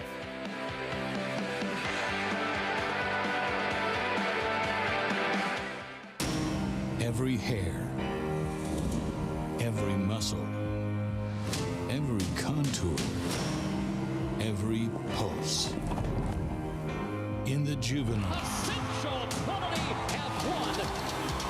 In the Belmont. Essential quality has won the Belmont Stakes.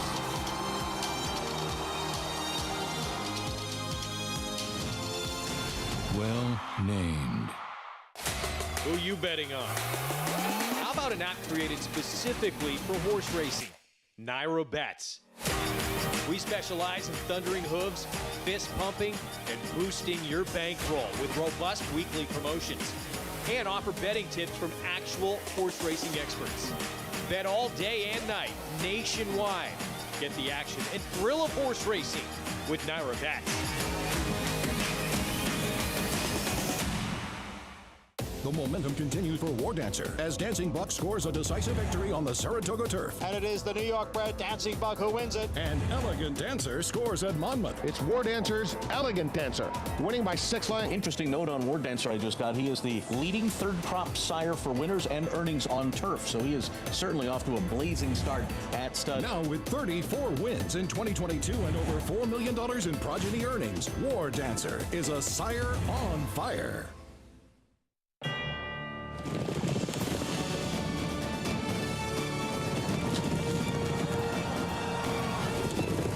Together from every corner of the globe. In pursuit of the one reward that sets the special few apart. The title of World Champion. Don't miss racing's ultimate coronation. The Breeders' Cup World Championships at Keeneland. Tickets on sale now.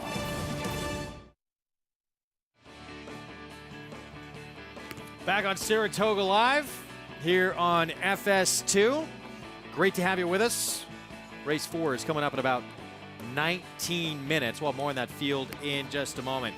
Second chances, that's what the Thoroughbred Retirement Foundation program at Wallkill Correctional Facility is all about. For the Thoroughbreds, it's a second chance at a career once their life on the racetrack is over. And for the incarcerated individuals that they work with, it's a second chance for them to develop vocational skills once they are released. Here's more on the good this Second Chances program is doing. At the Wallkill Correctional Facility in Ulster County, New York, the Thoroughbred Retirement Foundation provides a program that gives both retired racehorses and the incarcerated individuals who care for them a second chance at life, and maybe even a second family. It's my boy. It's my boy. I wasn't aware that the program even existed. I had never worked with horses before. I was petrified at first.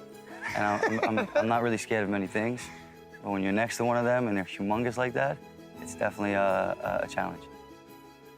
Once they hear me, they coming. They just look, you see the ears come out, they look. Once they see it's me, they coming. They all coming.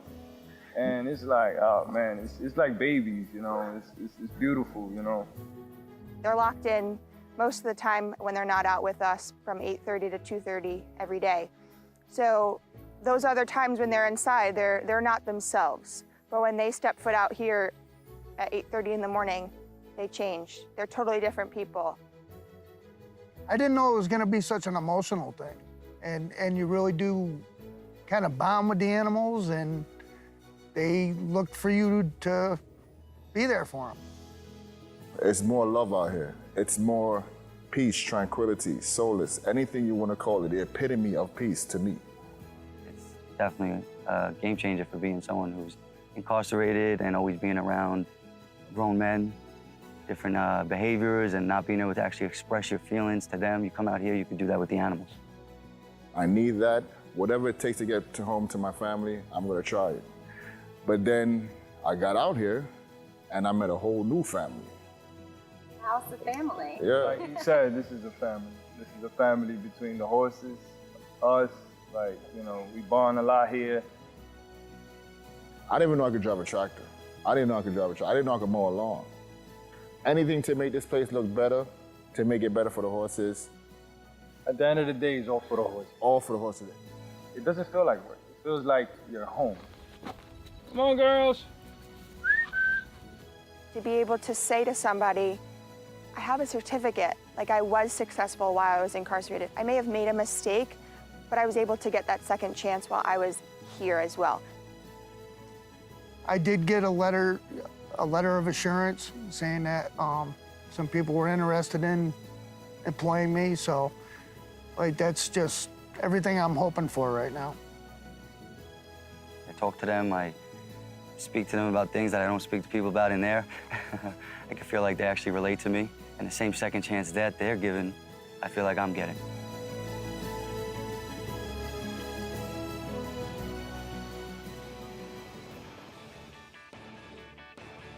We talk about the Thoroughbred Retirement Foundation and all the good they do in this sport, finding second homes for these racehorses, and you see what they do with these incarcerated individuals, helping them as well. You can contribute. Go to trfinc.org. Find out more. You can donate there as well. And Maggie, of course, you've been up close and personal with this program at Wallkill. I have, and the beginning of this meet was the second time I was out there, and Kelsey, who you saw in that video, is a vocational director as well, and she's just done such a tremendous job with the horses, A, but B, with the men, teaching them, as she said in that piece, or she said to me in an interview, you know, also just teaching them basic manners, and it was so apparent when I sat down to talk to the four of them. They were so kind. You could tell that the the horses meant so much to them, and it really felt as though that program was preparing them for a much better future once they left Wallkill. And it's just one of several of the Second Chances programs. And Greg, we have a second one in New York, in Wyoming County, in Attica, and that is open. I should say the facility has been constructed. They're just waiting for horses that should be arriving in the next month or so. And two, the TRF just had their barbecue at the barn, which we'd had in the middle of a rainstorm, but I got to thank everybody that came out to the Saratoga Winery and supported the TRF, because once again, it was a huge success to raise money for the TRF. Anytime we could do that, always want to do everything we can. Again, trfinc.org, where you can contribute to the Thoroughbred Retirement Foundation and this program. I know, Mig, you're going to speak to it more here in a moment, but a lot of the people have gone through this program. When they do get released, we've seen them become or get jobs at the racetrack with different barns. Yeah, they learn a skill, and they learn to take care of 1,000-pound animals that won't be pushed around. And they have to learn to get along and compromise and respect those animals. And you see the transformation with the people that get in the program and work with the horses, and how well cared for the horses are. I mean, we've got Quick Call buried here now at Clare Court, lived to 35 at Wallkill. Nah, it's a great story. And horses have done so much for so many people's lives. Obviously, this is almost an extreme example and a great example. Look at yourself, Richie. You know, what horses did for you in your life. Oh, absolutely. Sort of, you know, who knows where you end up and where people end up. And even, you know, me also, I mean, in a different way. It's given, you know, it's like my purpose of my life is following racing and what TRF does. And it's one thing, it's like all of us are unified on it. 3 of us here, Maggie, other people on the show as well, is supporting the TRF. And you don't tell people to contribute. A lot of people just don't have the money to contribute. But if you do, it's a terrific cause. Yeah, any little bit helps. Again, trfinc.org, where you can go online to do just that. And we love being part of this sport, but we love seeing these horses, too, once they're retired, finding a home and being taken care of. If you're part of this sport, they're part of the sport, too.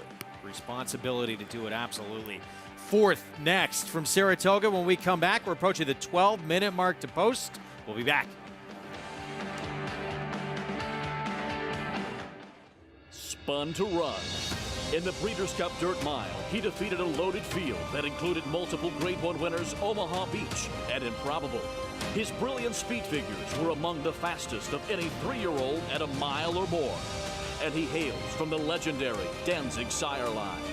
Multiple graded stakes winner, millionaire, Breeders' Cup champion, Spun to Run, standing at Gainesway. There are lots of ways to support our brave first responders. Drinking a rich and smooth proper Irish whiskey is one of them.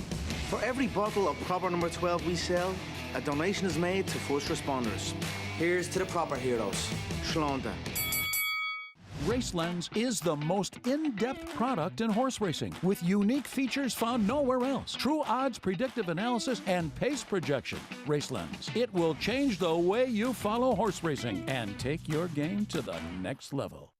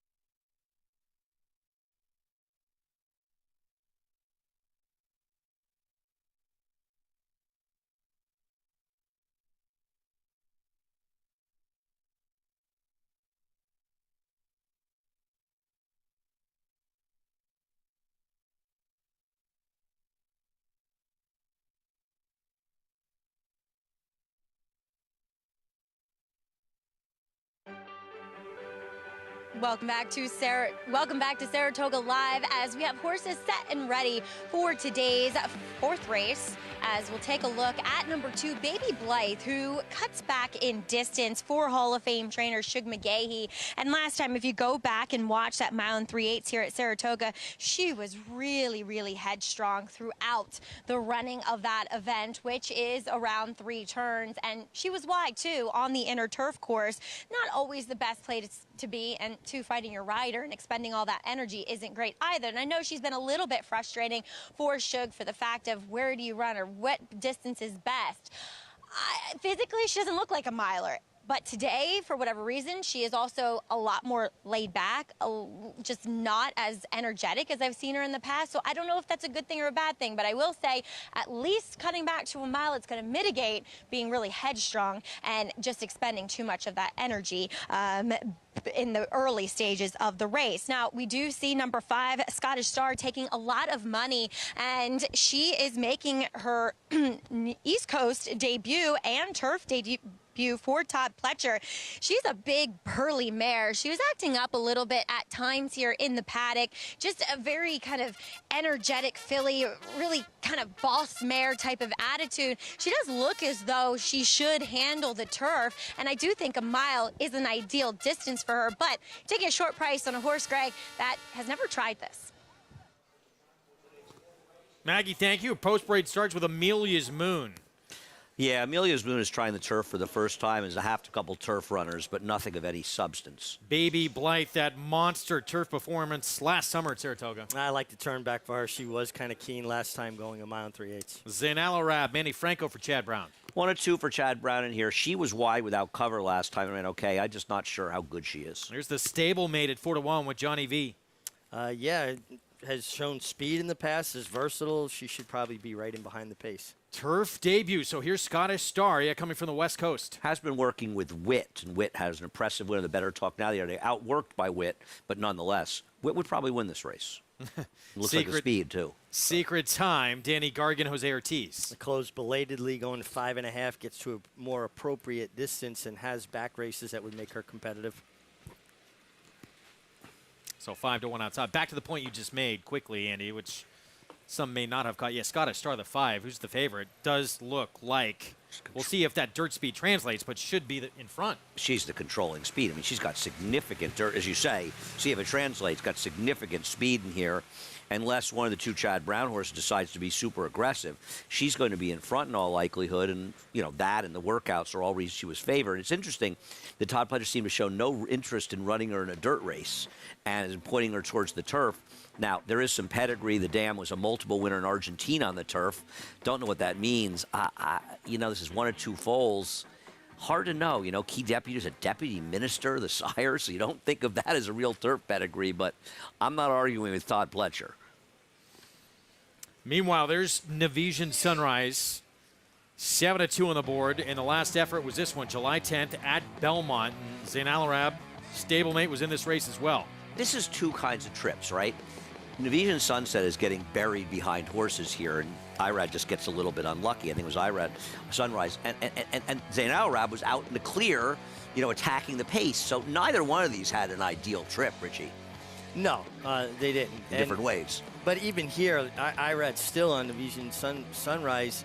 Never really got any comfortable ground. I mean, very, very late it all broke open, but the race had been decided by then.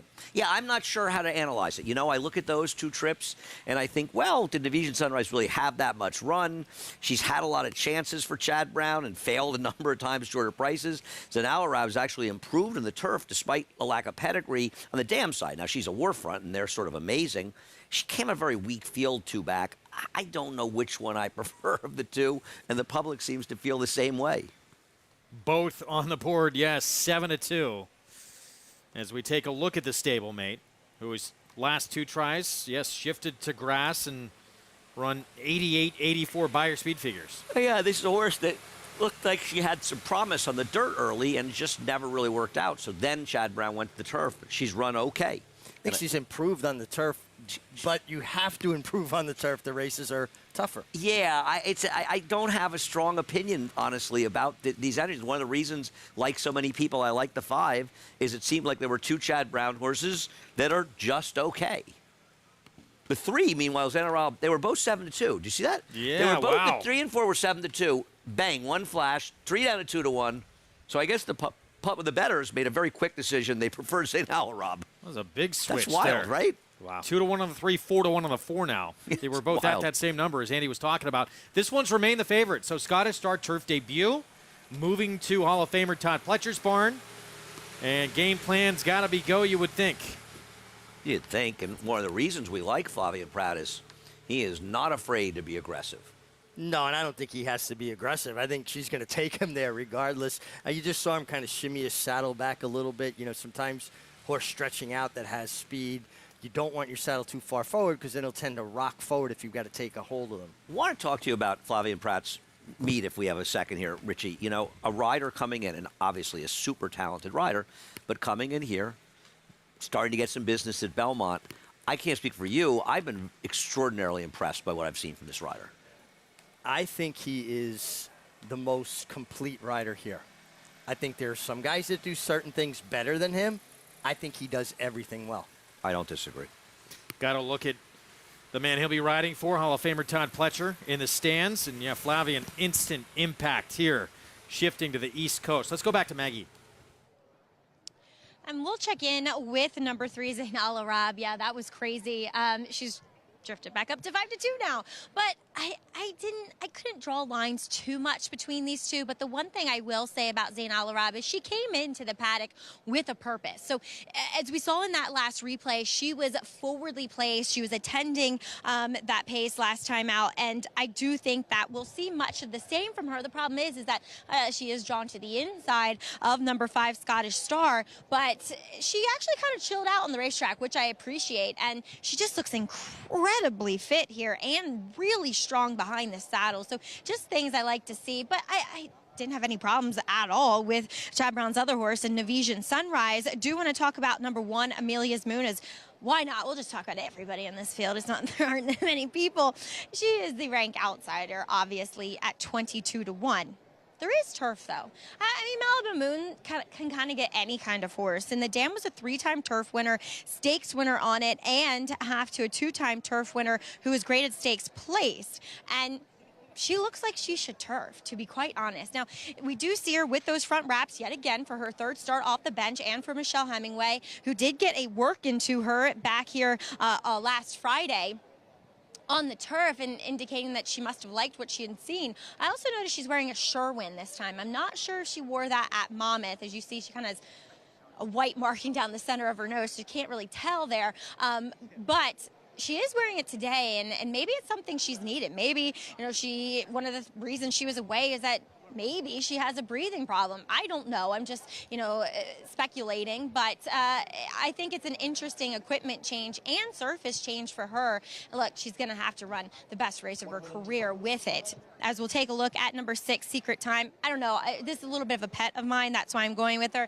Just because I'm not totally thrilled with everybody else. And maybe Scottish Star is the next coming. Maybe she's another future stake horse in America. But Secret Time, she just got outpaced last time, going 5.5, and it's been a little bit of a struggle to find the most perfect distance for her. And I do think a 1-turn 7/8 at Belmont is. But I think here she does get maybe a little pace to run at with Scottish Star and Zayn Al-Arab. She looks fantastic here for Danny Gargan, who I know has had a little bit of a quiet meet.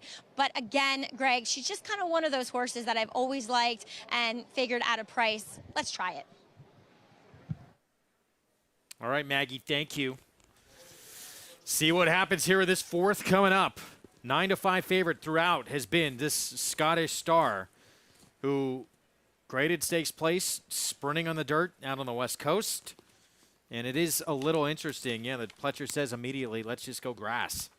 Well, Richard Mandel had this horse, and listen, I mean, she competed in some tough races. She runs 3rd, beating 5 lengths to CC. She ran behind Edgeway, who was one of the best sprinters out in California. Just won again? Yeah, Edgeway won on this weekend at Del Mar. Todd Pletcher is thinking, I guess he's partly thinking probably, well, I don't know what races I'm going to be able to run her in the dirt where she can win.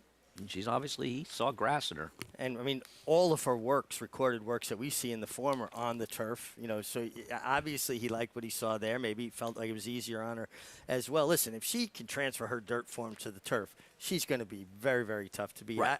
I went to the 2 Baby Blythe. I just like the turn back for her. And by the way, the thing to say with the 5 I picked is she's 9-5, and she's never been on the turf, and she hasn't gone this long. Who knows? And by the way, back to Baby Blythe, I mean, she looked like she was going to be a breakout star after that performance last summer, that maiden win, and it just has not panned out for her. Yeah, she got a great trip that day, but I agree with you. I thought she was going to be okay. I mean, she'll try to stake race after that, big purse or not. Listen, maybe she wins, but it feels like Shug's a little frustrated with this one, doesn't it? I would agree. 4th from Saratoga, we're set. Let's go to John Imbrial.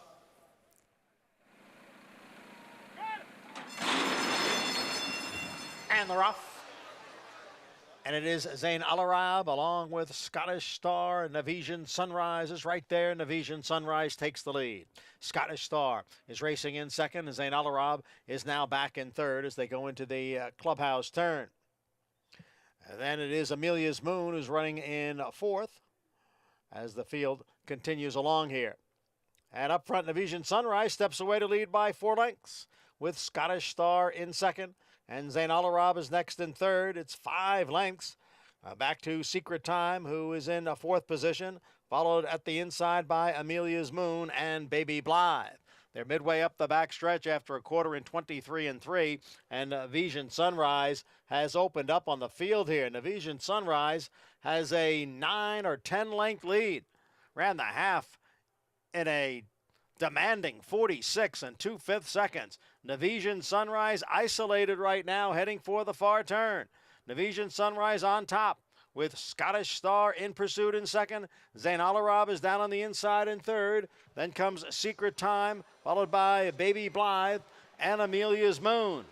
Navisian Sunrise, the leader at the top of the stretch, 3/4 in 1:11 2. It is Navisian Sunrise, and here comes Scottish Star on the outside. Navisian Sunrise trying to hold off Scottish Star, then Zain Alarab and Secret Time. It is Scottish Star to take the lead now with the 16th to the finish. And Scottish Star is going to be the winner here as she comes from off a layoff to win here at Saratoga. Scottish Star won by 3. Navisian Sunrise held on to second over Zain Alarab, and then Secret Time. Scottish Star running down Navisian Sunrise. There's Hall of Famer Todd Pletcher, 32nd winner at the meet. I kind of like what Chad Brown's thinking there, I'm assuming. Have the one that's the more speed, go, and be aggressive so Scottish Star can't wire the field up front. You look at that final time at 1:37.55, and they went 46 and change at the half. On this turf course that got some rain, God, of course, Sunset was flying up front, and she still finished second. Yeah. Take nothing away from the winner, Scottish Star. She was able to rate. She got it done. Todd Pletcher 1,000% right to run her on the turf. Oh, 100%. Navisian Sunrise was very, very game after setting those fast fractions. It was almost good for Scottish Star that she opened up as far as she did, because in essence, it was like she was alone by herself. Chasing, yeah. Right? You know, instead of getting more engaged, it was like Flavien rode the race like he was in front. And I'm almost wondering a little bit, and I'm not blaming John Velasquez at all, who's been riding sensationally at this meet, if he's coming back to Chad Brown and saying, maybe I kind of asked her a little bit, she got a little away from me, you know, because he probably feels bad because she ran so well, but I can't blame Johnny for that. No, I think she just got a little bit ahead of keen when she steam asked her to run away from there. It's not like driving a car. You know, you don't step on the accelerator and then step on the gas and they come right back to you, or step on the brake, they come right back to you. Yeah, because, I mean, no knock on Scottish Star. It was a great move by Todd, but the second horse ran some race from a pace-adjusted standpoint. 5-4, 3-6. Finished 32nd winner of the meet for Todd Pletcher. Flavien Prat. Maybe he'll catch, I read. Probably work to do.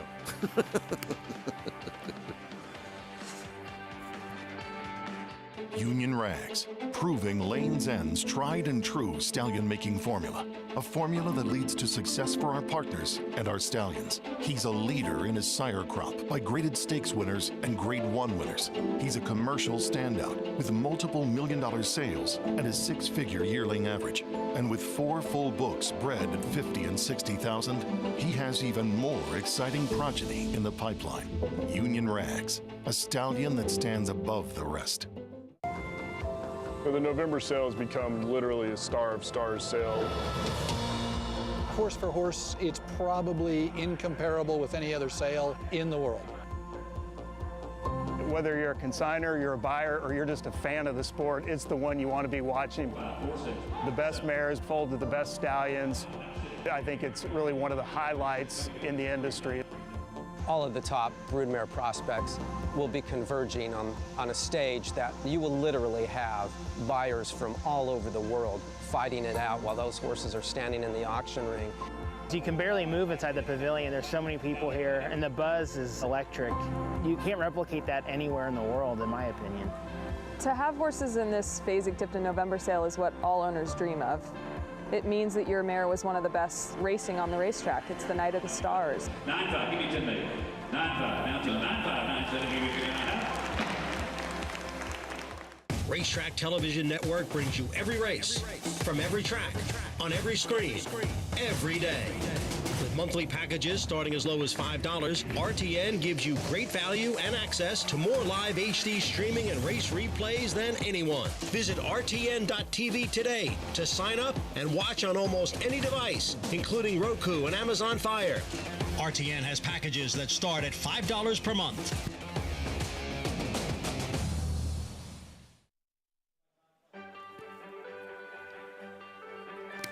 You're watching Saratoga Live on FS2. Shortly, we're going to switch over to FS1 after this segment. Our program brought to you in part by Claiborne Farm.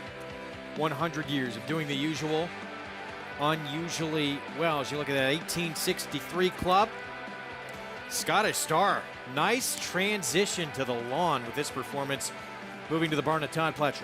Yeah, I mean, Todd's probably looking at a race, maybe like the Noble Damsel or one of those races. You know, they're trying to confuse the names, but he's got to be thinking stake race in the turf for this horse going forward. Come out of off an extended layoff to have her ready to fire off the bench, and she came from a great barn, Hall of Famer Richard Mandela, into another great barn, Hall of Famer Todd Pletcher. 31st winner of the meet for Flavia Pratt, 32nd winner of the meet for Hall of Famer Todd Pletcher. And Scottish Star, turf debut, $5.70 for the victory here. And two stablemates there running second and third. Yeah, and you know, good way to use the entry. And I just think Navision Sunset maybe ran off a little under Johnny. She ran amazingly well, and that was a wicked pace. There is give in this ground. They've got it listed good, and there is give. Oh, there's definitely give in the ground. Just looking at number of winners trainers have at this meeting. Do you remember when it was a 24-day meet? The leading trainer would have somewhere between 8 and 12 winners for the meet. Such a different game now with a lot of horses they have. And to think that Todd Pletcher got, what, his 34th win? 32. 32. He's winning almost a race a day, and he's still well behind Chad Brown. Oh, he's within. He's 5 behind, a race, right? He's 5 back. Yeah, no, it's a race. That's fair. Let's go to Maggie for more. Here with winning Hall of Famer Todd Pletcher and Scottish Star. Todd didn't have any turf coming in here. What was it about her that when she came to your barn made you think that she was definitely a turf horse? Well, we were a little frustrated with her dirt works and kind of, digging into her pedigree a little bit. She's out of an Orphan Mary's by Lure. And I said, you know what, we need to try her on the turf. And it was pretty obvious she trained much better for us once we did that. And working with recent stakes winner Witt, as he's translated his form to the turf too. Talk about her works and her preparation, and where do you think we'll see her next? Well, I think she earned her way into a stake next time. I'm not exactly sure which one or where, but she trained very well. She hadn't run in a while, so we wanted to take advantage of the allowance condition, but she's certainly a high-quality mare. Speaking of high quality, you have 4 in the Grade 1 Jockey Club Gold Cup coming up this Saturday. Obviously, dynamic one. One of the more interesting horses finally got his first Greatest Stakes win. You and his ownership group have been very patient. Is that rewarding you now? It really is, and it started last year after the Travers, gave him some time off and brought him back with the idea that we're going to have a summer-fall campaign, and we've been fortunate. He's run a little bit better each time, culminating with a win in the Suburban last time, and now we've been pointing for the Jockey Club since then. He's been with you his whole career, but one that just moved to you, relatively speaking, keep me in mind. He was impressive with his victory here earlier on in the meet. What has made you think that he is of this quality? Certainly, if you watch him train, he shows you he's a very good workhorse, gallops out super. and ran some good races last year. And we were a little worried coming in off the 11-month layoff and going 9 furlongs, but that was sort of our goal, to get that race with this in mind. So knock on wood, so far it's gone smoothly. Love it. Well, best of luck with all 4 in the Jockey Club Gold Cup, and congrats here with Scottish Star. Might be a future star. Thank you. All right, it's always exciting to get one off the bench, trying something new to win like she did today. And it looks as though Todd's just gearing up for what is a big week ahead, Greg. Yeah, you would think. He's going to be a busy man. He usually is. And so what does this mean? This is only runner for the afternoon. He gets a win. For once, does Todd Pletcher get to go home early? Probably goes back to the barn, checks on the other horses, the set list. One thing I think we're all confident of, Todd Pletcher's putting in the hours. There's no early days for Todd Pletcher. He just put in the hours, and if he has some time, spend a little time with the family as well. But they all work hard, and nobody's working harder than Todd Pletcher. Sorry. Race 5, it's going to start the pick 6, mile and an eighth main track. Our coverage coming to a conclusion here on FS2. So switch over to FS1. We will pick things up and carry on over on that network after this slight pause coming up. So the 3 of us continuing on, and we'll set up that 5th and the start of the pick 6 when we continue over on FS1 in just seconds.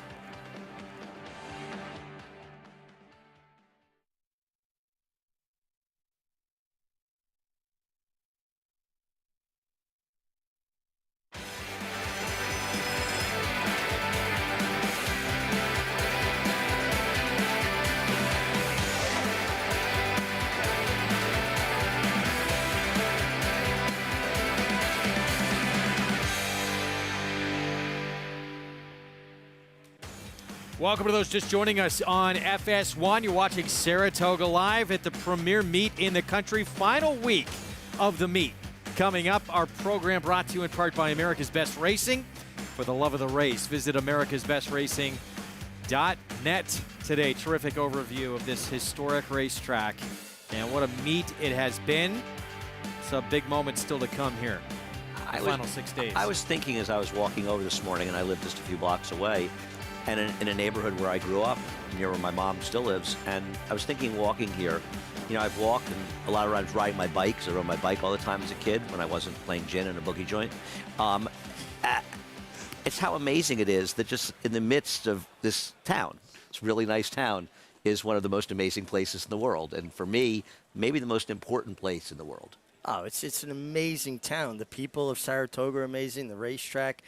So many cultural things going on. And I remember the first time I got here as a 14-year-old kid, it immediately felt like home. That's how warm and welcoming Saratoga is. It took me a little under a year for it to feel like home. It felt like home the first time I walked through the doorway here with my dad the following summer, and I said, I like this place. And that was it. Good spot to be, the summer place to be. Greg Wolf, Andy Serling, champion jockey Richard Migliori. It's gone too fast. It's amazing. We're in our final week already. Our feature coming up later today on this Wednesday program. It's grade 3 with anticipation. 2-year-olds on the inner turf at a mile and a 16th. That'll be part of the late pick 5. That begins in race 6. And we have the pick 6 sequence coming up next in just about 19 minutes. That race is a mile and an eighth on the main track. 14,000 claiming race, so they're all for sale here for that $14,000 price. Horses who have not won 3 lifetime. Yeah, and I took a little bit of a stab in here with Don't Be Late, the 5, hoping it can stalk a little bit, but I'm not going to argue against the favorite, Willie Sutton, though I think 4 to 5 is a little overdoing it. Now, Will E. Sutton definitely formidable in this spot, dropping in class. And you remember Willie Sutton, the bank robber? I think his line was, they asked him why he robbed banks, and he said, because that's where the money is, or something like that. That's a good line. Good logic. Being honest. Yeah. We got some big ones, as we talked about, still coming up this weekend. Today with anticipation. Tomorrow, P.G. Johnson for 2-year-old fillies. Saturday, you see a grade 1, their Jockey Club Gold Cup. More on that in just a moment. Flower Bowl Saranac as well in graded stakes action. 2-year-old fillies in the Spinaway Sunday. And the big one for the 2-year-old colts on closing day of the meet in the Hopeful. Let's go by the numbers for the grade 1 Jockey Club Gold Cup. Race that used to be at Belmont. Last year switched here to Saratoga. Speed record skip away. Back in 1997, 158-4. Most wins, the great Kelso. From 1960 to 1964, 5 in a row. Glen Riddle Farm, and of course the owners of Kelso Bohemia Stable. Eddie Arcaro, 11-time winner of the Jockey Club Gold Cup from 1935 to 1961. Sonny Jim Fitzsimmons, 7 victories in the race. Last coming in 1956, and the biggest upset, Exceller over Seattle Slew. I bet Exceller. So it was not an upset to you. Would you admit though, Andy, a Slew look of was shock best on his that day? face. He was about 10 lengths the Okay, best. all right. Just It might have been the luckiest win I ever had. Jockey Club winners that were crowned champions 16 times. Wow. Jeez, including the great Curlin. And Jockey Club winners crowned Horse of the Year, the last to do it. Curlin in 07 and 08. John Henry, Cigar. You were going to say, Andy? Wait till we get through this. I want to talk about Forgo winning it in 74. Hall of Famers that won the Jockey Club Gold Cup. A lot of great names on that list, Man of War included. That has been the Jockey Club Gold Cup by the numbers. Go ahead. Okay, when Forgo won in 74, this was the last time it was at Aqueduct. It was at Belmont the next year. It was the last time it ran at 2 miles. Forgo won the Woodward a 1.5 miles. He cut back and won the Vosburg at 7 furlongs, and then he won the 2-mile Jockey Club Gold Cup in that order. That'll never happen again. No. Meanwhile, this year's group, Olympiad, American Revolution, they'll get reunited. Olympiad has been sensational. Obviously, he ran into a buzzsaw last start. What do we do with Olympiad? I mean, he was awful in the Whitney. Awful. And he's too good a horse just to dismiss him, but can you bet him off that effort? It's a tough call, but the horse who beat him's not going to be in here, obviously. Well, there were quite a few that beat him. They won't be in there either, but there were quite a few that beat him. I mean, I'm an Olympiad fan. I want him to do well. He's been so consistent, right. too. Yeah. I mean, that just bothers me. He'd been undefeated around 2 turns. He'd been producing the big race time and time again, and it was a disappointment. Yeah, but, I mean, you do have to feel like you don't claim a horse to be a champion off of one huge effort, and you don't put a line through a horse off of one bad effort. I'm not putting a line through him. I'm willing as a horse to forgive him, but as a bettor, I have found as a bettor that just dismissing bad efforts without some kind of excuse, at least I don't have one, is not a recipe for winning, especially if they come back at short prices. I got to go back and watch the replay again, but what I think off the top of my head is that he kind of got put into a long drive early trying to make up ground to Life is Good. Maybe. I'll watch again. That's fair. Belmont trying to get a 4th win in the Jockey Club Gold Cup. He's not going to have to deal with a Life is Good. I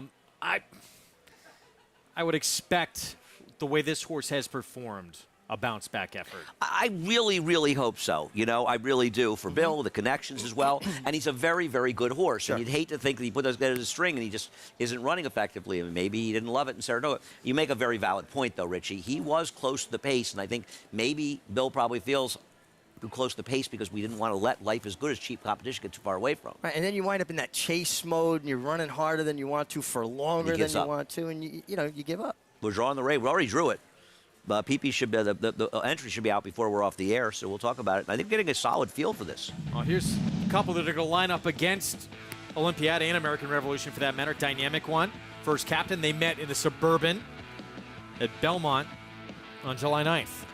This was a hell of a race. I mean, these guys, this was like an old-fashioned, they were just dig-dogging down the finish. It didn't come up a super fast race, but this was a super exciting race. I think I said it afterwards. It was like that race, the Suburban with Foolish Pleasure, Forgo, and Lord Rabot. Lord Rabot, that picture's up. It's a great picture. It's on. You can see it online. It's on YouTube. And if At not, Aqueduct, Suburban. If not for that last race from Olympiad, I mean, how short a price would he be in here? Right. Well, that's a good point. Right. If he had run second, and he'd beaten a length and a half or 2 lengths, I don't know. he'd be a real favorite, 8-5, 7-5. So it's. I'm not a morning line maker, but it's an opportunity. If you think you can throw that race out, you have an excuse for him, you're going to get a better price on him. But if you are worried that maybe he just didn't run and you want to take others, the 2 we just saw, how big a forward move do they need to make to be in contention in that race? If Olympia runs his usual race, probably a couple of lengths. So doable. Yeah. Well, American Revolution he's probably the one you want if you're looking for somebody else because he's run the big figures, you know. Fifth race going to kick off the pick six. We'll have more on it when we come back from this break.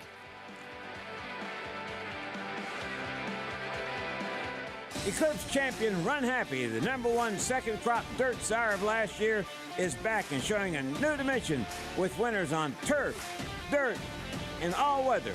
Happy Gal is in front, late run from Balenciaga Betty, but it's Happy Gal hanging on. Happy Gal has won it. Somebody's problem was everybody's problem today. The daughter of Run Happy punched home by almost 7 in the end. Run Happy, price for value, and standing strong at Claiborne Farm.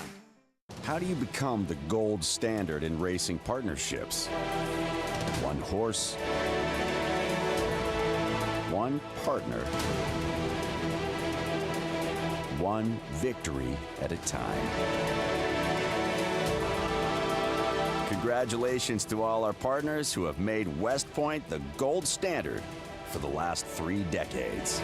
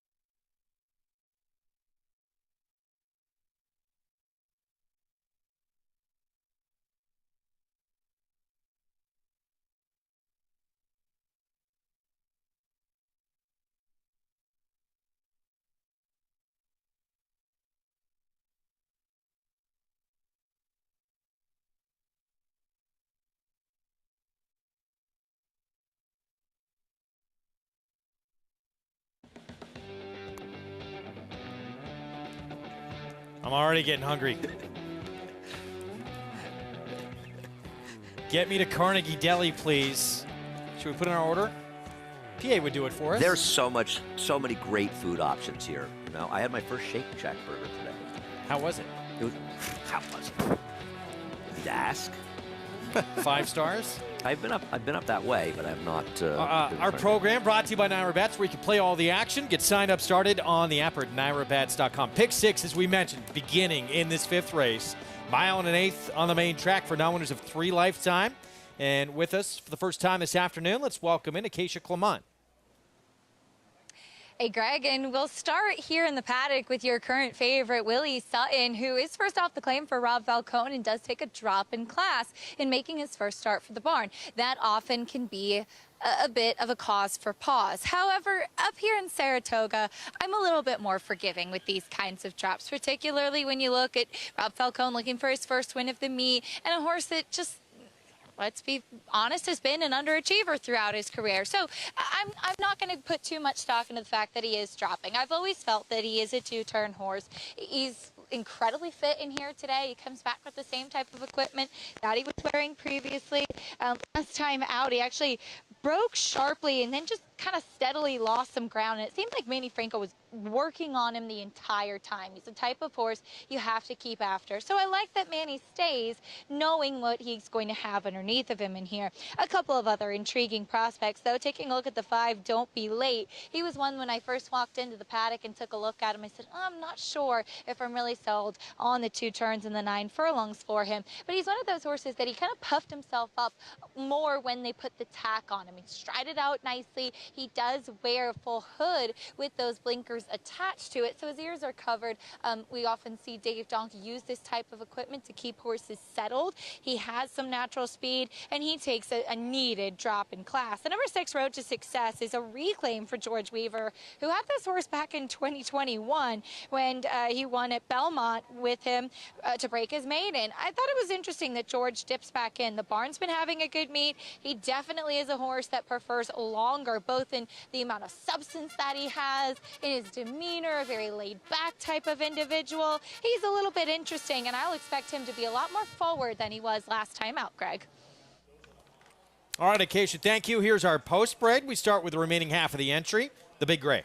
His recent form on the turf is a lot better than his form on the dirt. He'll break from post 6, the rail to the 2 convertible freeze. Yeah, last couple races leave a tremendous amount to be desired.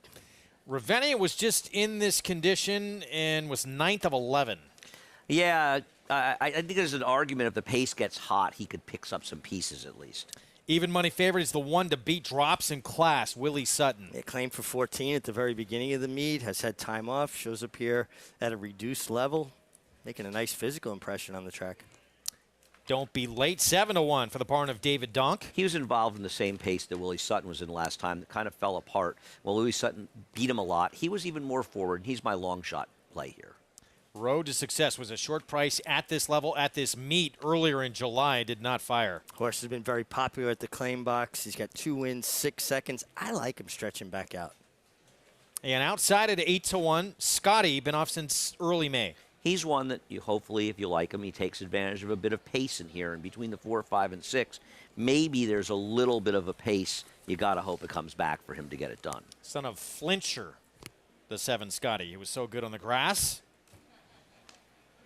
Pick 6 pool up and over $100,000 as we kick off our final week of action at this tremendous race meet here at Saratoga Racecourse, 5 minutes away from the start of the sequence. Talked about our feature race later today that's part of this Pick 6, the Grade 3 with Anticipation. Wide open group, all these 2-year-olds with basically just a maiden win on the resume, except for the horse you like who hasn't won at all. Well, a win in this race, and they're going to qualify for the Breeders' Cup Juvenile Turf, and that's one of the reasons to run here. We may see a number of go to a race like the Pilgrim or the Bourbon at Keeneland to prep for it, but this is winning here, and you can sort of coast along. You're in that race. 6-5 favorite. There he is, Will E. Sutton. Won at Laurel at a mile and 16th in an entry level allowance. They tried him in a stakes race, going a mile and 3/8 sloppy track at Belmont. That didn't work out. He's the worst to beat it here, and one of the reasons he's as heavily favored as he is that nobody betting, obviously, people don't trust, I say nobody, people don't trust Road to Success. Because you put a line through Road to Success last race, he'd be the favorite in this race over Willie Sutton. Yeah. But his last race was so bad that you have to wonder. George Weaver claims him, leaves him at this bottom level, and it's just hard to respect him off of that effort. Now, maybe, Richie, you think he can bounce back, and that's fine. I think he can. I wouldn't bet him to do it. I think that's leading to Willie Sutton being such a short price.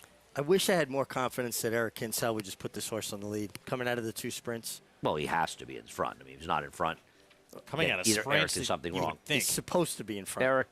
Eric's been known not to be in front on horses that should be in front before. And that's his chance to win. I think if he goes to the lead, he has a chance. Well, the problem is that the horse he has to beat, specifically Willie Sutton, draws inside of him. And Manny Franco knows that, and he knows how Eric rides. And he's drawn inside of him. And as you know, in these mile and 1/8 turf races, they have to turn so fast. Being inside of another speed is a huge advantage. And I don't see Manny Franco just letting Eric clear him.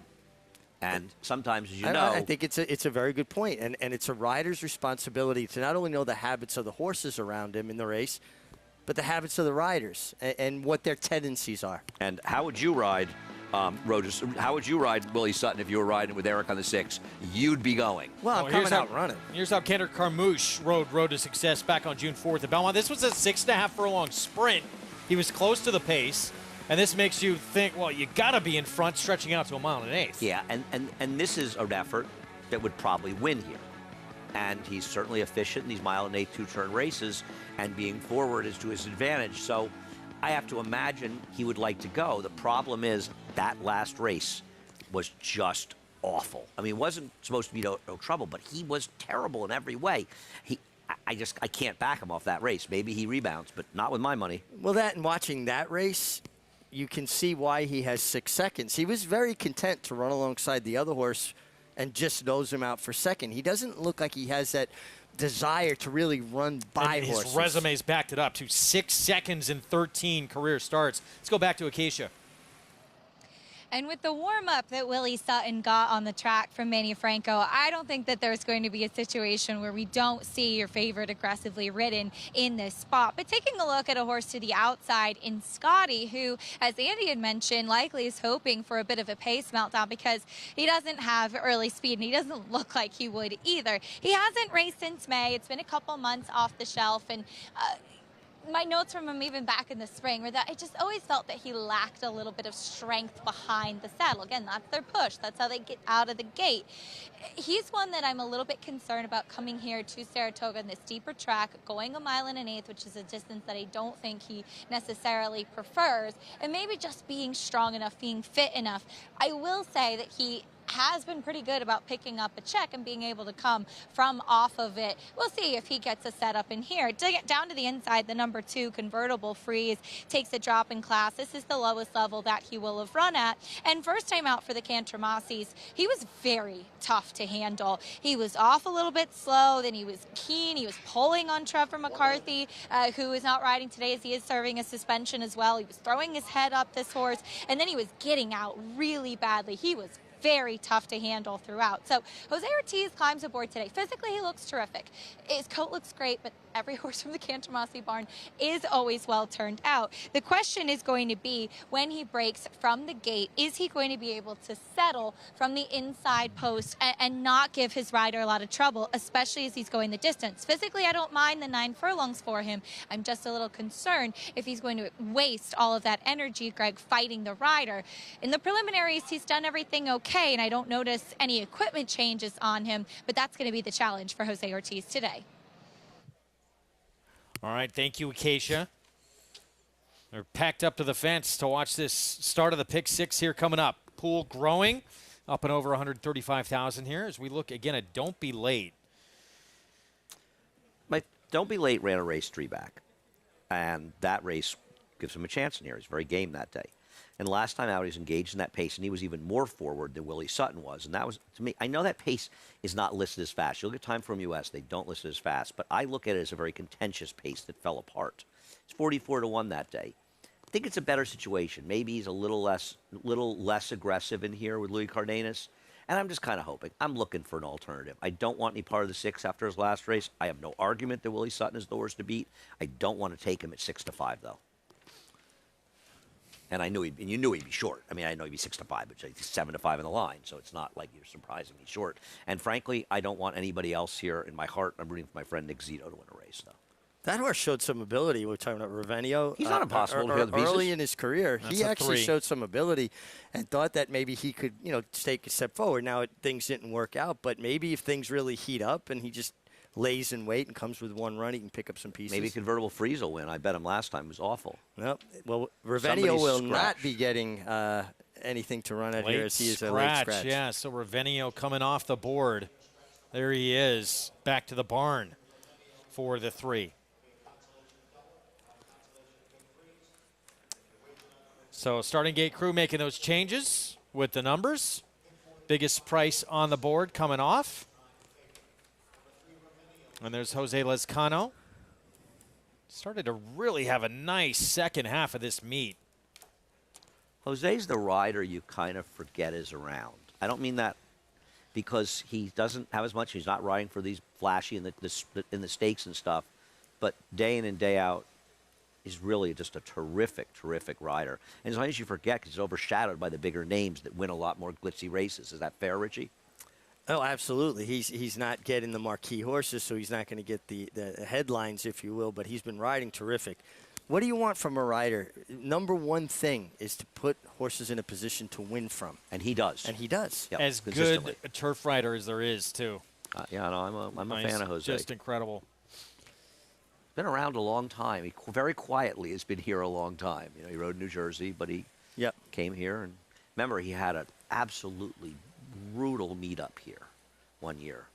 I think he won like 3 races, and I believe he lost the Travers on fly down by a By a nose. by a dirty nose. I remember thinking, this poor guy, his entire meat would have turned around. I remember we were in I was with Jason Blewett. We were in there. We were doing a TV show on it, and they showed Nick Zito, who trained fly down, standing on the steps waiting for the photo, probably kind of knowing in his heart he didn't get up to win. Yep. And just thinking, there's no lonelier sight in racing. Now, luckily, Nick's had great success in some races, but there still. are very few world-class riders that haven't had tough meets up here. Going back to Angel Cordero early in his career, was leaving, didn't win a race the first summer here. Johnny Velasquez was going to go home and give it up. If you haven't, he started so tough. If you haven't been embarrassed in Saratoga as an owner, a trainer, a rider, and horse player, then you're not really in the game.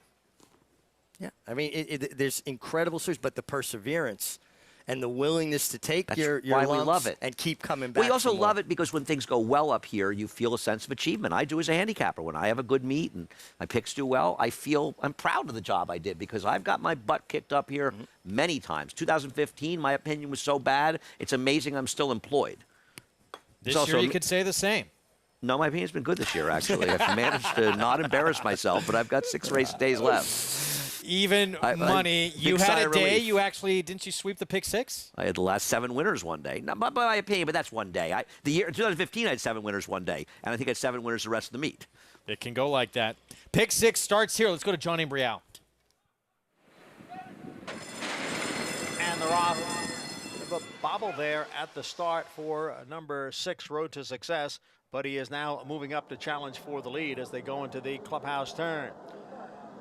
So it is a Road to Success, and Willie Sutton, Road to Success, has taken the lead. Willie Sutton runs in second. Don't Be Late is next in third. Then Convertible Freeze in fourth, followed by the Big Gray in fifth. And the trailer is Scotty as the field heads for the backstretch. And the leader is Willie Sutton on top here through an opening quarter in 24 and 1/5 seconds. Willie Sutton leads here by 3 parts of a length. Road to Success is in between horses. Convertible Freeze has moved to the outside. And now Convertible Freeze and Road to Success are getting closer to Willie Sutton. So it's 3 of them across the track for the lead. And the front 3 have a half dozen lengths on the Big Gray. Who is next? As the field goes for the far turn, the half mile in 48 and 1. The battle up front continues. Down on the inside, it is Willie Sutton. Convertible Freeze is there, and Road to Success. Convertible Freeze now takes a narrow lead. Willie Sutton is down at the rail. It is Convertible Freeze, Willie Sutton, Road to Success. Farther back, it is the Big Gray as the field comes for the quarter pole. 3 quarters went in 1:12 and 1. It's Convertible Freeze on the outside. And getting closer now is the Big Gray out in the middle of the track. It is Convertible Freeze. Here comes the Big Gray. Then Willie Sutton and Road to Success. And there's an 1/8 of a mile to the finish. And the Big Gray on the outside. Convertible Freeze continues to battle on. So it's the Big Gray and Convertible Freeze. The Big Gray takes a narrow lead. Convertible Freeze right there. They come on for the finish. The Big Gray got it. The Big Gray wears down Convertible Freeze to take the first leg of today's Pick 6. The Big Gray, not a pretty finish here with the 3rd win of his career. Well, he's a pretty horse. Yeah, you said it on the turn, Richie. That Big Gray sitting back there, and you might pick him up. And they all looked a little drunk down the stretch. And tough beat for Convertible Freeze, who I think blew the break, actually. Want to watch that again. But the Big Gray and Dylan there to pick up the pieces, and Randy Persad gets his first win of the meet. You had 3 horses slugging it out. Willie Sutton, who held inside position, Manny Franco. Road to Success, who bobbled, was sent, but then didn't clear. And then here comes Convertible Freeze, who kind of dragged Jose Ortiz into the fray down the backstretch. And they basically slugged it out for better than 6 furlongs. And the horse that was the beneficiary of the perfect trip was the one. I'd like to see the start of this race again because I feel as though Convertible Freeze may have blown the break, and that obviously would have cost him the race. Yeah, you see him there, and that was he's looking ahead on a different screen. I think it's in the pan.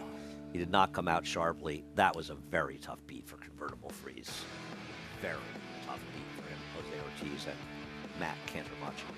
7-1 on your winner, though, Dylan Davis. Randy Persad, the Big Gray. Third win of his career in 19 career starts. Had been 0 for 11 this year. And the last time he was on dirt, so in the same race, the money 4-5 favorite was, I should say, Will E. Sutton in a non-winners of 3 for 25. Preserving some of horse racing's history, Barbara Livingston out to do just that with the work of Jim Raftery. We'll have the story when we come back. Among active sires standing at stud in 2022, only one sire has been a top 5 sire on the general sire list each of the last 8 years. Curlin, ranked number 5 in 2015. In 2016, Curlin was the leading sire of Grade 1 winners with 5. A sire of 8 graded stakes winners in 2017. He sired 34 individual stakes performers in 2018. Number 2 on the sire list in 2019 with 11 graded stakes winners. He was number 4 on the general sire list in 2020. Last year, Curlin sired 13 graded stakes winners. Nest, much the best. She won by better than 10 lengths. Curlin, a true breed shaper.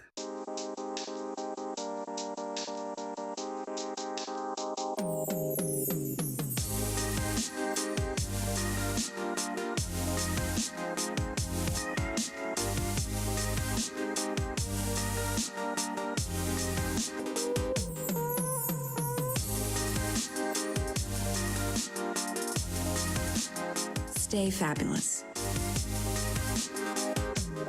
Resorts World. DeMarchelier offers breeders a rare opportunity as the only son of Dubawi standing in Kentucky. Dubawi, one of the world's most celebrated stallions, is now a sire of sires. His top sons at stud are making a name for themselves across the globe. With a picture-perfect pedigree, this son of Dubawi brings one of the world's most potent bloodlines to America. DeMarchelier, standing at Claiborne Farm. Back on Saratoga Live at our coverage here on FS1. Thanks for being with us. Final week of the meet here in upstate New York, our Pick 6. It is underway on this Wednesday card with an upset to begin at 4-5 favorite defeated. 7-1 on this well-named Big Gray. The Big Gray for Randy Prasad, as Andy mentioned, his first winner of the meet. On our way to a carryover. We are. 1780 beginning. Dylan Davis aboard for the winning ride. Ends an 0 for 11 streak this year for this 4-year-old Gray. Let's go to Acacia for more. And pleased to be joined by Dylan Davis as the Big Gray, aptly named Dylan too, as this is a big horse who had plenty of foundation. But were you just kind of licking your chops as you saw 3 horses up in front of you in the stretch? Of course. I mean, that's any closer's dream. That's what we had. Going into it, Randy just gave me whatever I wanted to do coming into this. And he actually broke sharp. I got a little bump into that first turn, but then I was able to fold in and save all that ground. And what I saw in front of me, like you said, at the half, it felt pretty good. So just didn't want to ride a closer too hard, too early. Just really steady picking him up, And after that, I gave him a clear spot at the quarter pole and then was able to get the job done, which is nice. And this is a horse that won today for the first time in a while, but has been running against tougher. So how do you kind of plan out a race with a horse like this who, as you said, is a closer and maybe just you don't really know exactly what you have underneath of you? Sure, just really going by Randy's word and what I can get off of the horse. And, you know, you don't want to ride him as the best horse in the race. There's other horses that are dropping as well. It's just, you know, it might be a little bit of class relief. But just really riding his race again is he's a closer, and I just try to get some position coming out of there. And it was good for us. It was a good setup, and again, just riding the race as it comes, and we were the best. We were the best on the outcome, so it was nice. A lot about the 2-year-olds this week, and a little bit later in the With Anticipation. You're riding Boppy O. First time on the turf for Mark Cassidy. You rode him on dirt last time. What do you think about the surface switch? I think he'll handle it for sure. Mark always is very sharp about placing his horses, and he just got ran off his feet last time. It was a very tough race anyways, but I like the move, and especially there's a few scratches in there that could give us a little better spot. So Best of luck later. Congratulations here, Dylan. Thank you, Keisha. Dylan Davis with an interesting first-time turfer a little bit later on, Greg, but enjoying a nice win here. Thank you, Acacia. Yeah, Bapio tried the grade 3 Sanford earlier in the meet. Didn't work out, and now comes the turf experiment, stretching out, start number 3. See what happens. Dylan Davis notching his 10th winner of the meet. Dylan had a bit of a tough start to the meet. Things were, just slow. Got off to a tough start, and then he got suspended. Race when he swung out a little prematurely. It was, it wasn't as egregious as some other things we've seen, but it did cause an accident. I like that he took his days, manned up, said, I'm not going to complain. And you have no choice with well, you with can Heisa. You can still appeal. Sure. Yeah, you can still appeal. You have to take them next year when you lose your appeal. They can't deny you your right of appeal. I'm going to look into that. I think things have changed with Heisa. You can still appeal. Late pick 5 next. New York Reds, $40,000 maiden climbing event. It's a mile on the inner turf. The 4 and the 5 expected to take a lot of money. And here right now the 5 is favored at 5-2. That price is going to come down, though, on the 4 as well. We'll get into this more in a moment. Track photographer Jim Raftery was an institution in this sport. His love of the sport came through in the photos he captured through his lens. He once said of a horse race, it's the most beautiful thing that could be observed. That work that he put together through his photography now being preserved by his friend and colleague, Barbara Livingston, was working tirelessly to make sure that his work lives on.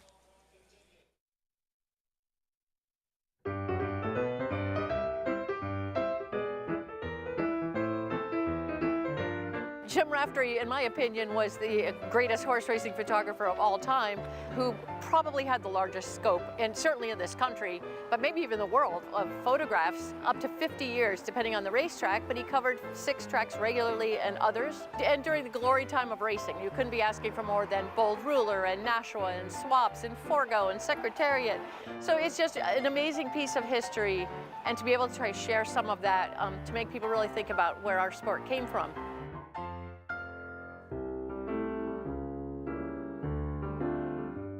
All of the negatives were in the home of his daughter, Judy Ann Bassing, and granddaughter, Dory Bassing, who fulfilled orders.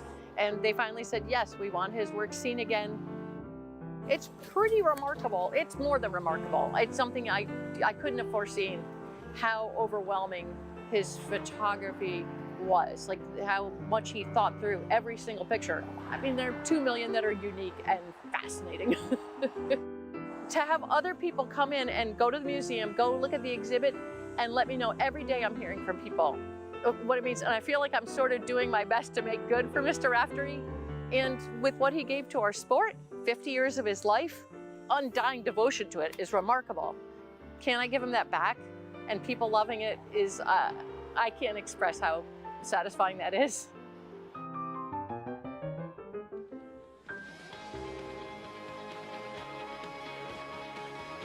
Well, right across the street, of course, from the racetrack is the Racing Hall of Fame. And great that that work is going to be preserved. Mig had a chance to talk to Barbara Livingston about just why she is doing that work and why it's so important to her.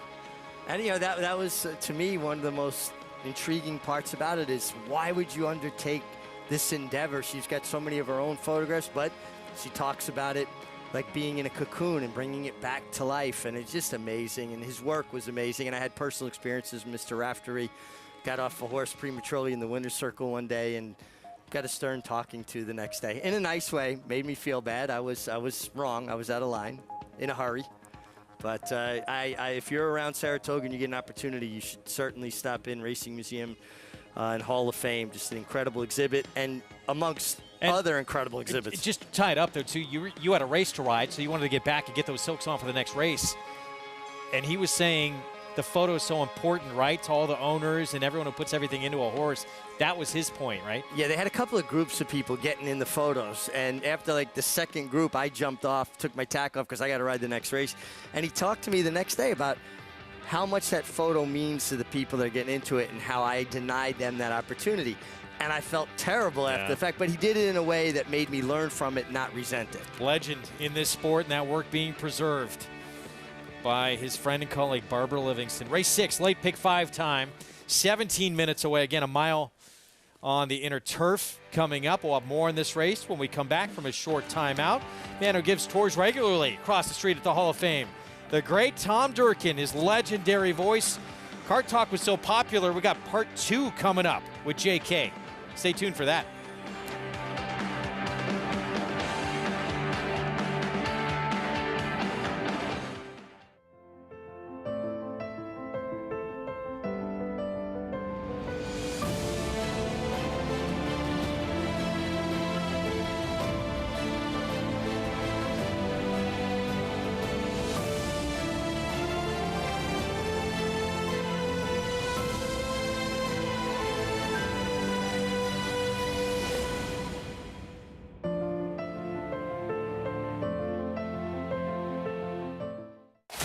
Who you betting on? How about an app created specifically for horse racing? Naira Bets.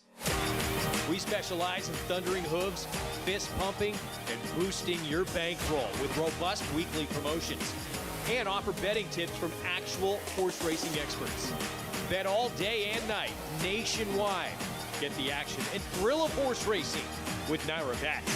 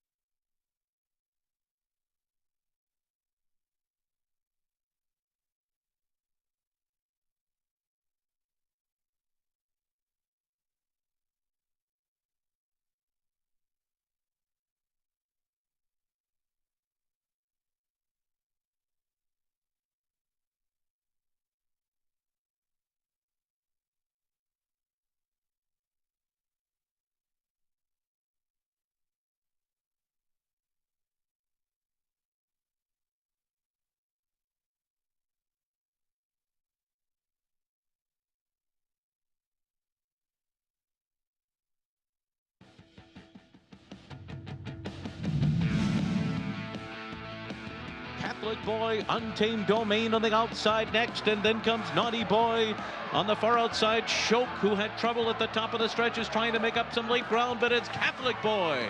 Catholic Boy, a 12-1, wins the With Anticipation. Catholic Boy, Grade 1 winner on turf, and going to win a Grade 1 on dirt in the Travers as well. What a performer.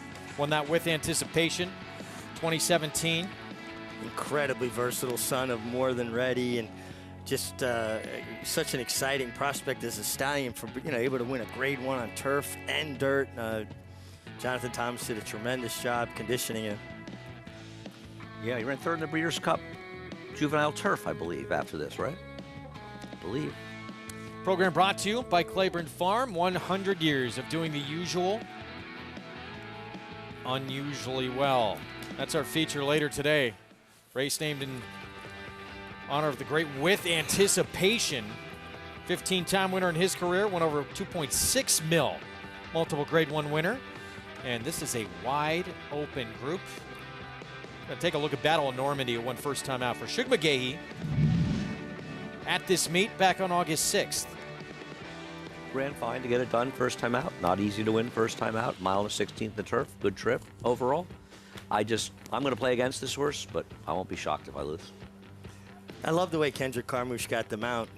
You're going down, working horses at Fair Hill, got on some horses for Shug and picked up a winner in Saratoga for it. I love when hard work is rewarded, and a big professional son of City Light here. West Point Thoroughbreds. That's our feature, Grade 3, later today. Part of this Pick 5 that is coming up, begins in this race next. Let's go to Acacia for more.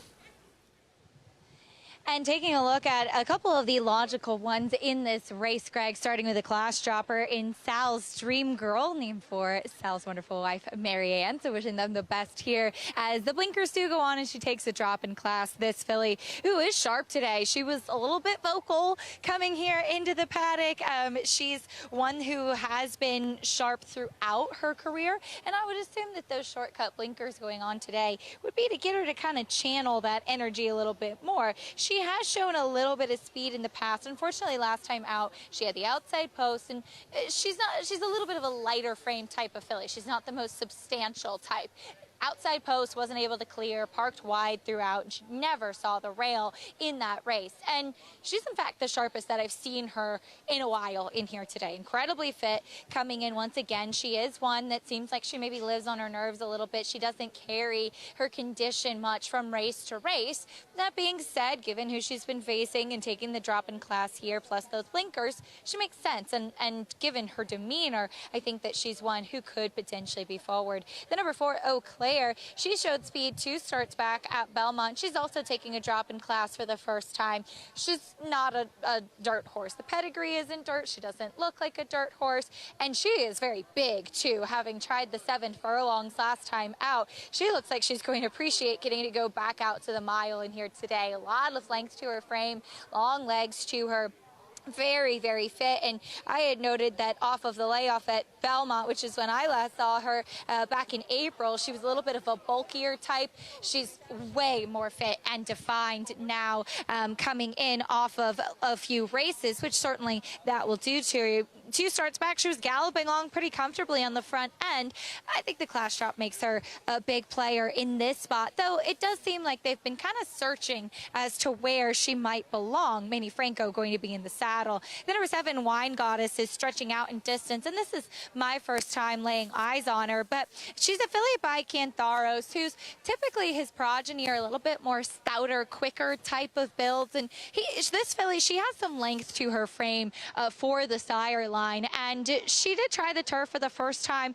Last time out, she just kind of dropped back, was a little bit awkward, a little bit green late, and looking like she maybe got a little bit lost out there in her first time on the turf. And also think when sprinting, maybe she was just run off her feet a little bit. She's very laid back here in the paddock. She strikes me like the type that a mile should actually suit her quite well. She does have cotton in her ears, but do see Horacio de Paz do that with a lot of his runners. I don't think it's a negative at all. I'm very intrigued by Wine Goddess getting another try on the turf and a little bit more ground to work with today, Greg.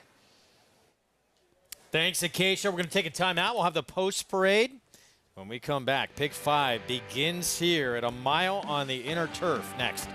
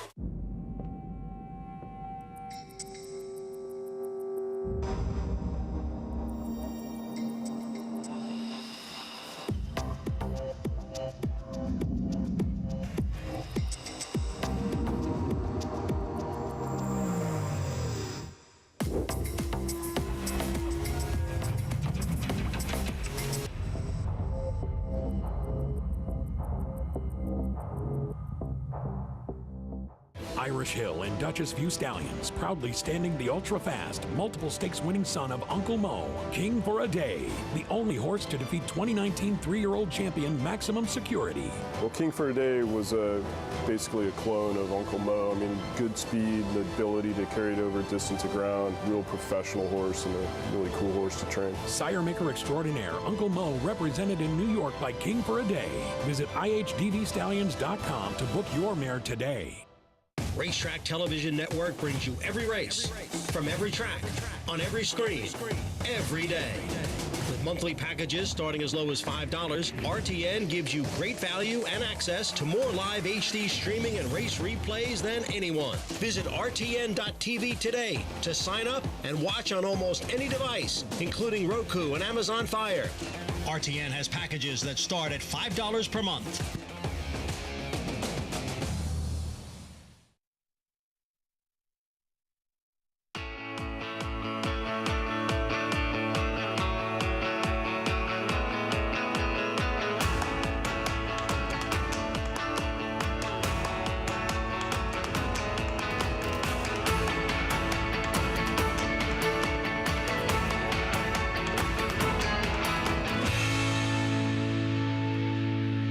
Always a fun time over at that paddock bar, watching the horses come down Champions Way before they head out onto the racetrack for the post parade.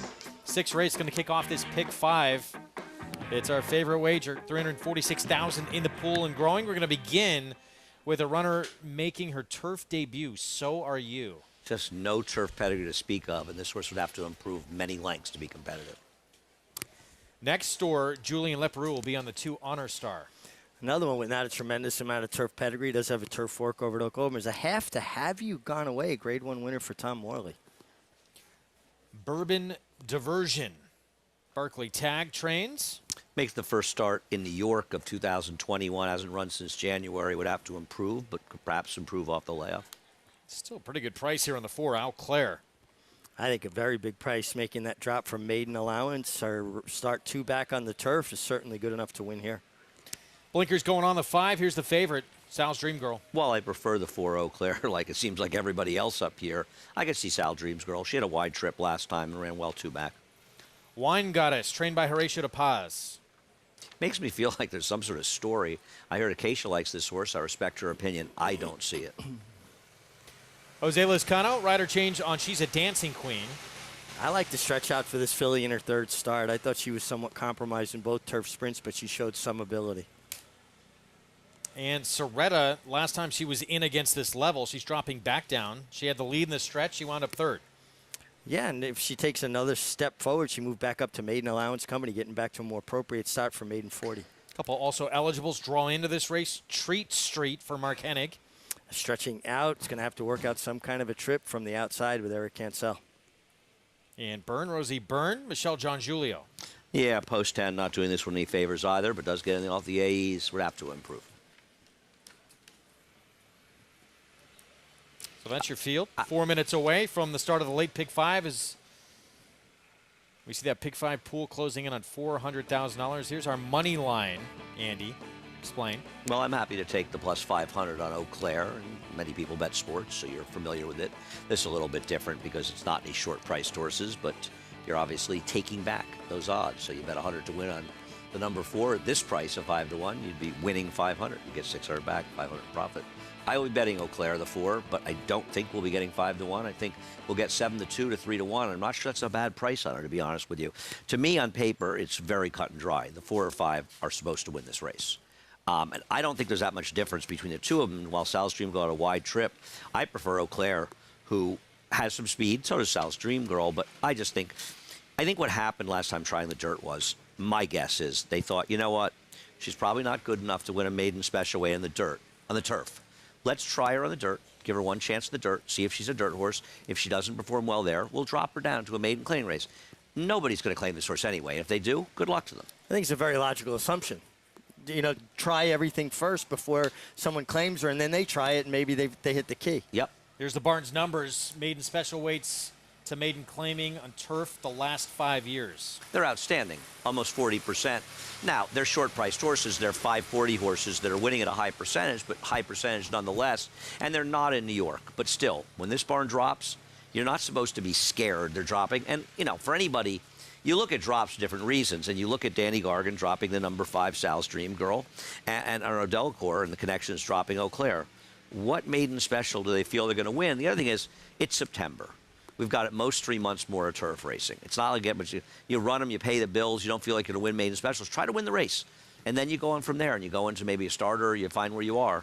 And frankly, if they get claimed, unless these connections wanted to keep them as broodmares, they'll be happy to lose them, would be my guess. 2 minutes to post. Start of our pick 5. Let's go back to Acacia. And taking a look at a couple of bigger prices, the number 3 Bourbon Diversion, as Andy mentioned, off of the layoff, and we'll see if she has progressed. Mentally, though, it looks like she might not have, though physically I do like what I see from her. She was one last year that was always a very sharp individual, very energetic prior to her races. She came into the paddock, she was screaming, saying hello to all her friends and saying, it's a long time since I've been at the races, I'm happy to see you all again. That said, once they put the tack on her, she settled nicely. I would like to see her just a little bit stronger behind off the layoff, but she's not carrying any excess weight off the bench, not having run since January when she didn't seem to handle the Tapeta at Gulfstream. She's in for the 40 today. She ran for 52 starts back. Just a logical spot for her. She had a good solo warm-up under Dylan Davis, too. I do think that she's a bit of a fringe player at a price, so she's maybe one who would improve after a start off the bench. The number 10, Saratoga, her race 2 starts back. She was a big price that day.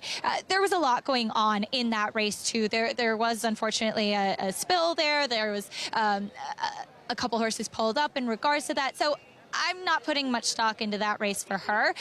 Last time out, I do think that she was forwardly placed. She's sharp out there. She had a big warm-up under Luis Saez. And as we've talked about, when Luis Saez climbs aboard for Jimmy Bond up at Saratoga, that seems to be when the magic happens. That said, I just feel like there are a couple of other more interesting horses that seem to jump off the track a little bit more as far as framing themselves up well. But she seems to be doing fine. This is the right spot for her. Let's see if this drop in class will help her to take a step forward, Greg. Thank you, Acacia. We'll find out. She can't take a step forward as we look at the 7 in here, 4-1. Wine Goddess, Familiar Silks of Barry Schwartz. I mean, she's dropping. She's stretching out for the first time. She's done absolutely no running in her turf race. She's getting bet. I don't know. She keeps going up. She drops back down. Somebody must like her. It's not me, though. Opened as the favorite, right? Yeah, I mean, I don't know. I don't see it, but I've been wrong before. Meanwhile, Mig going to another one, stretching out. 2 sprints, that foundation, and now getting more ground. She was very green in her first start, didn't break. I actually thought she showed some run in the confines of the race. She gave an 1/8 of a mile there that pointed out to me she has some ability, came back, and felt like she just kind of got run off her feet chasing. Third start, some foundation, stretching out, big price. I'm taking a swing. I'm not knocking 20 to 1 shots, but I look at the horse inside of her and I think it reminds me you are a wine god. I haven't noticed you dipping into any on the show, so no. Good luck. How about another one make this similar sort of move? 2 sprints with the 12, who had a compromised trip last time out and is dropping for the first time, getting more ground. He's much more likely. I mean, at least he did some running in those races, or she did. Excuse me. 8-1. Better horses too. And yeah, it's not just like you're a big ABBA fan, and we've never known you to be a huge ABBA fan. I mean, I'm sorry. I know you're a big ABBA fan. You know I'm a big ABBA fan, huh? Nothing says ABBA like Richard Migliore. I mean, it's obvious, right? ABBA, right? Somebody explain to me what that is, and then we can talk about it. You've never heard of ABBA? No. Don't Even Kinchin has heard of ABBA. Don't get into this with Andy with music. It's not worth ABBA? your time. Did she have any good foals? Dancing Queen? Oh, okay. I guess. Jonathan, I'm Mig, right. It's just embarrassing, pass, right? Trust me. Okay. Andy got into this with me once, grabbed my phone, true story, in a bar and threw it against a wall. Well, he didn't know. This is a true story. It is a true story. No, I threw it on the floor. I smashed it. I did offer to pay for it the next day, but it was an old phone, as it turned out. Mike Joyce was there, and he agrees, okay? Joe Darkadier works with us. He agreed. You didn't know who Warren Zevon was.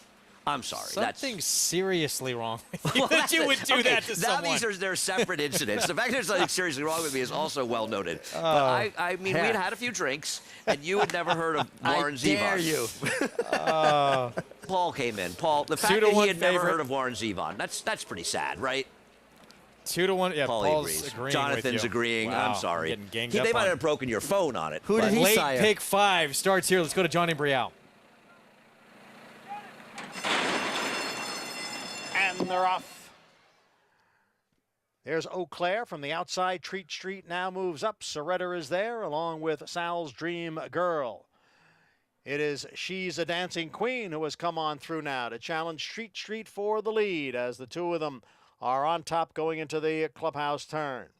And then it is from the extreme outside, Rosie Byrne running in third, Eau Claire, and Soretta right together, fourth and fifth. And the favorite, Sal's Dream Girl, in sixth.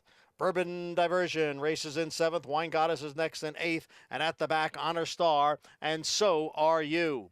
The opening quarter mile over the good turf in 24 and 3/5 seconds, and they're midway up the back stretch. And it is Treat Street who leads here by 3/4 of a length. Rosie Byrne runs in second. She's a Dancing Queen next in third, followed by Soretta in fourth and Eau Claire in fifth. Sal's Dream Girl in sixth, about 7 lengths from the lead.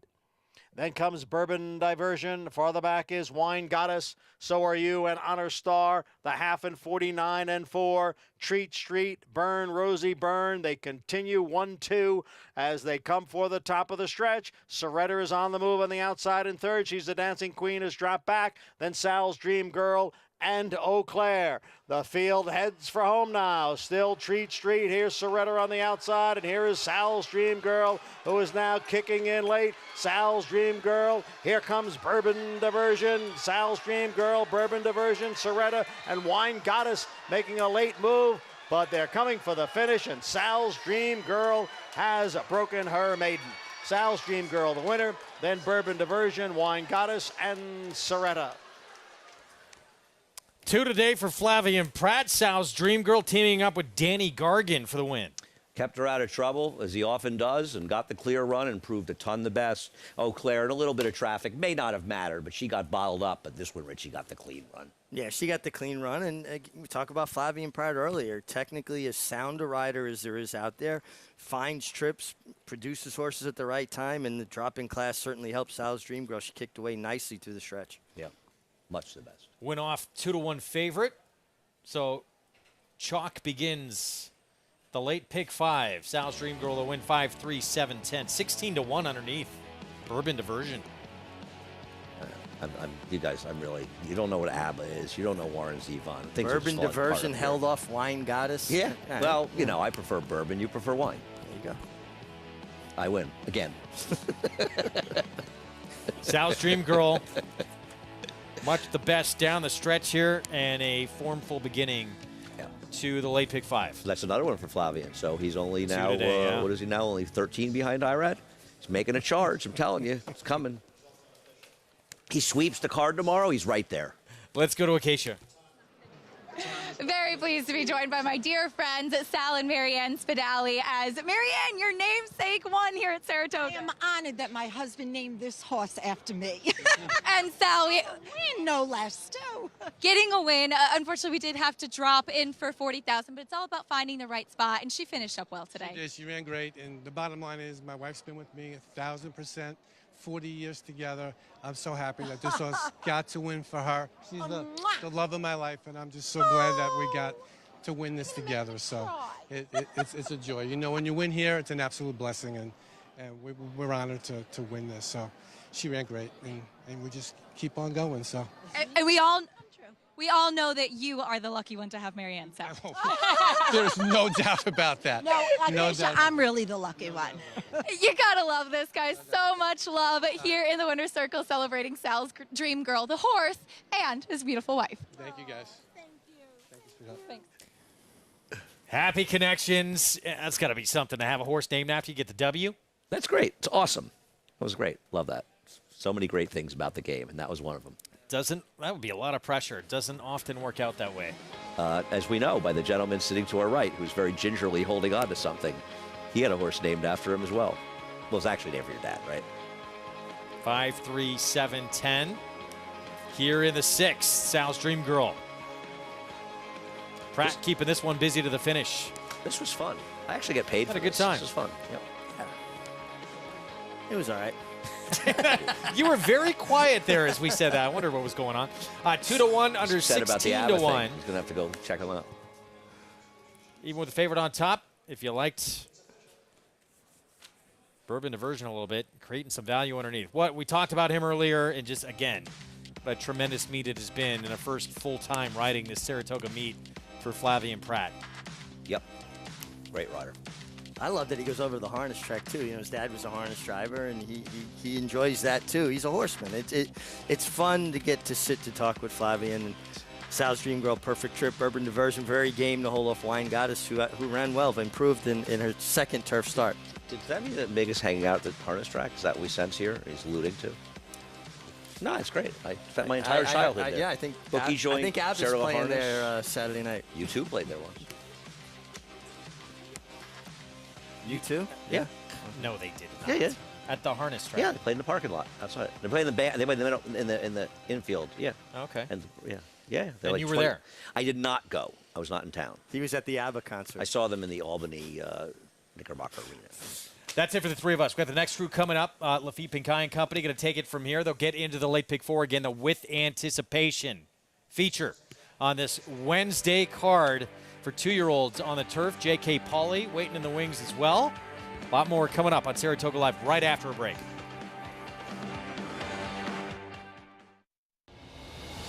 Here comes Tama. Tama in the center of the track with good-looking stride. Squares off with Cyberknife. Cyberknife takes the lead. Tama going with him. These two in a thriller. Cyberknife just in front. And Cyberknife has won the TVG.com Haskell over Tama. Jack Christopher finished third. The running time 1 minute 46.24 seconds. $2,300,000. Come dream with us at Three Chimneys.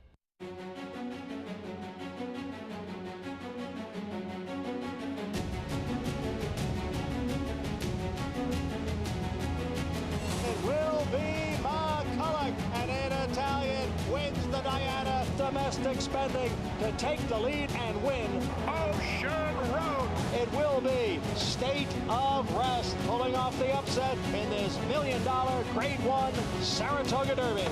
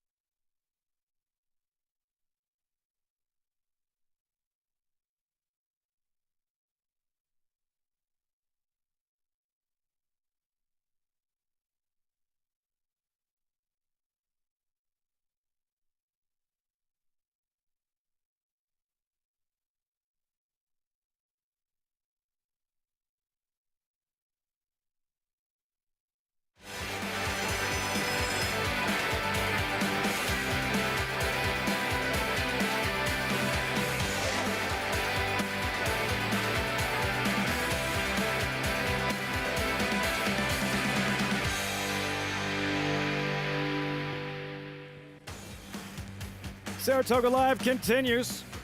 A gorgeous shot of that shed row. Brought to you as always in part by America's Best Racing. For the love of the race, visit americasbestracing.net today. Closing week, fan appreciation week. The fans have been awesome all season, over 1 million last summer, well on our way this summer. Just 5 days and 4 races left in the 154th season at Saratoga. Trackside, welcome everyone. I'm Lafitte Pinkai. We promise not to spend the entire show crying about the fact that it is closing week.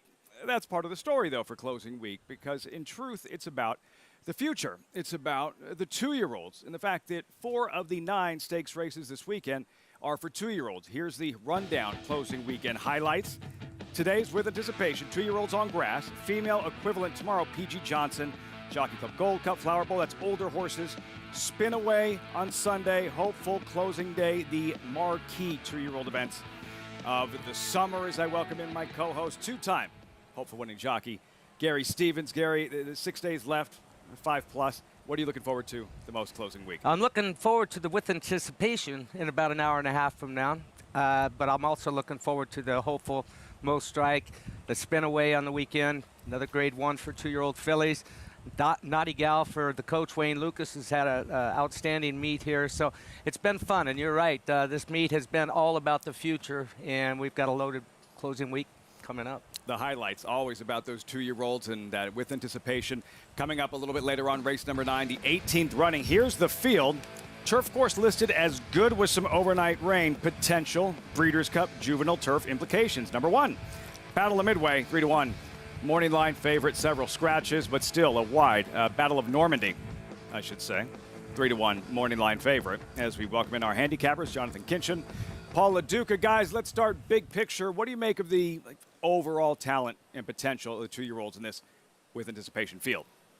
Well, I think it's a good field. I thought there's many ways you can go. Now, Battle of Normandy for Shug McGee, you can, obviously, I would think that Colt might be your favorite, but obviously I think the horse comes out of a subpar race, and so a lot of people might go to the 9 and 11, but the Son of City of Light was pretty good first time out, JK. Yeah, look, it's West Point Thoroughbreds. I would imagine this horse will be favored. Really kind of exciting for me to see Kendrick get an opportunity on a really talented Shug McGahee horse. Shug doesn't typically ride Kendrick all the time. I'm sure he does sometimes. But on a stakes type like this, you know, you're used to seeing Junior or Johnny or Louie or Joel, and to see Kendrick on a horse that's likely to go off favored with the anticipation, it gets me kind of excited. No, I agree with you. You know, the other part about this is with all the scratches in here, there's not a lot of pace in here. You scratch the 4, the 6, the 7, the 8, the 9 and the 11 in here. Very, very interesting. They both came from way downtown in their last race. So who was best? Oh, just not even close. I love Determinedly down on the inside in the Oxley Silks. Look at that little head popping up with the baby blue and the yellow. Steady, steady, steady. Finally sets him down and just really explodes here. You got to think the 5, Our Dream Ride, got a huge jump start. Even though it was wide, huge jump start. Look how, I mean, the 3 is full of run. There's a world in which that horse could go off favorite here because at this day and age, people see these trips, they understand these trips.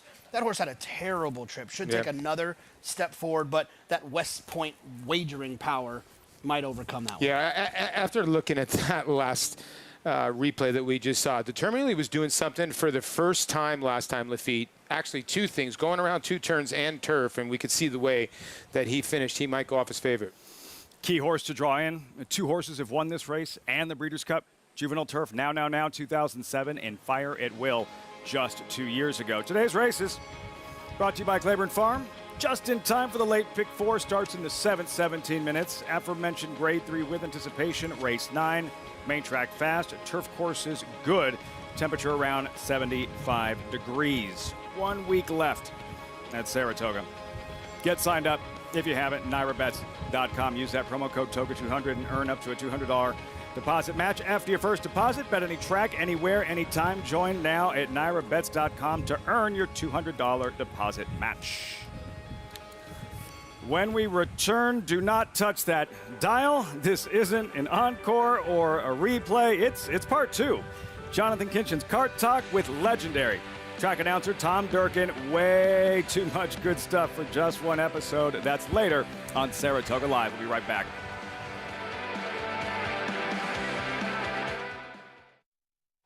Consistently versatile with 24 Grade 1 winners on every surface from 6 furlongs to 1 1/4 miles all over the world. Switzerland in the Dubai Golden Shaheen. Switzerland wins. Olympiad gets the gold in the Women's Classic. Churls Fight running on. Mason and Brett. Churls Fight on the outside at the wire. Photo for the win. All purpose, all places, all power. Spitestown. Who you betting on? How about about a knot created specifically for horse racing? Naira Bets.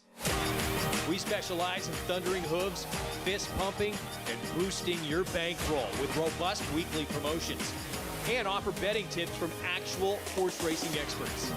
Bet all day and night, nationwide. Get the action and thrill of horse racing with Naira Bets. Eclipse champion Run Happy, the #1 second crop dirt sire of last year, is back and showing a new dimension with winners on turf, dirt, and all weather. Happy Gal is in front, late run from Balenciaga Betty, but it's Happy Gal hanging on. Happy Gal has won it. Somebody's problem was everybody's problem today. The daughter of Run Happy punched home by almost 7 in the end. Run Happy, price for value, and standing strong at Claiborne Farm.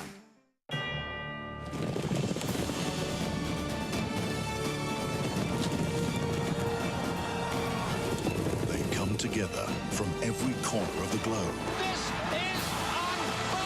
In pursuit of the one reward that sets the special few apart. The title of World Champion. Don't miss racing's ultimate coronation. The Breeders' Cup World Championships at Keeneland. Tickets on sale now.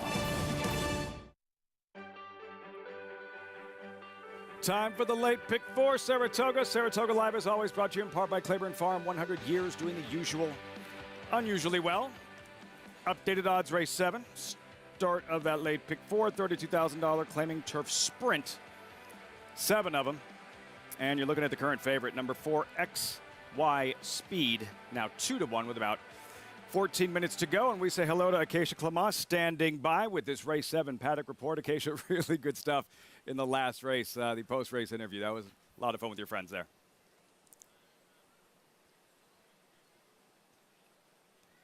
You see your friends have success, and truly very happy for people getting that win and the true emotion from Sal and Marianne Spadali. So huge congratulations to both of them. As we take a look at horses in the paddock for this upcoming race, starting with a couple of horses dropping out of stakes company. The class droppers do seem to be the theme in this race. Taking a look at XY Speed, who tried the Dark Star Turf Sprint on Canterbury's big day, which we actually covered from New York. And this is a horse who was further back last time out than he typically is. He wasn't the fastest out of the gate that day. He was kind of mid-pack, a little bit of a late run there, but I think he's the type of horse that needs to be a little bit more forward.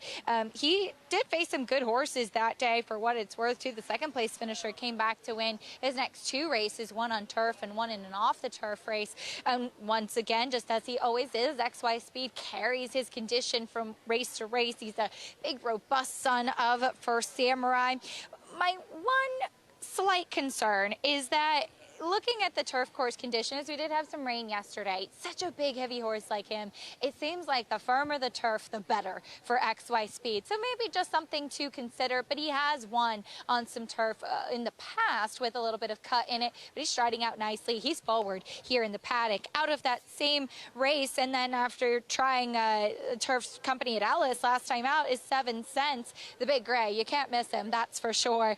He's another one that can be forwardly placed. He was actually the favorite in that Dark Star Turf Sprint, and he does drop in for the $32,000 after the connections had claimed him for $80 back at the fairgrounds. He did win one allowance at Keeneland, but clearly just hasn't been able to stay up to the level of some of those turf sprint stakes races. So the drop makes sense for him. He was far back last time out, and 2 starts back in that Canterbury race. He was kind of in an awkward chasing position. If he's allowed to settle and kind of get into a little bit of a better rhythm, I think that that would bode well for him. He's also shown some good energy here in the paddock. He's incredibly fit here too. This son of Golden Sense, who is now a 6-year-old and has been remarkably consistent. The number 7, Not Far Now, is likely the main pace setter of the group here. He has that early speed. He's posted to the outside. One interesting thing about Not Far Now, though, is that he, as I've mentioned before, he only has one eye. He has no right eye, so he can't see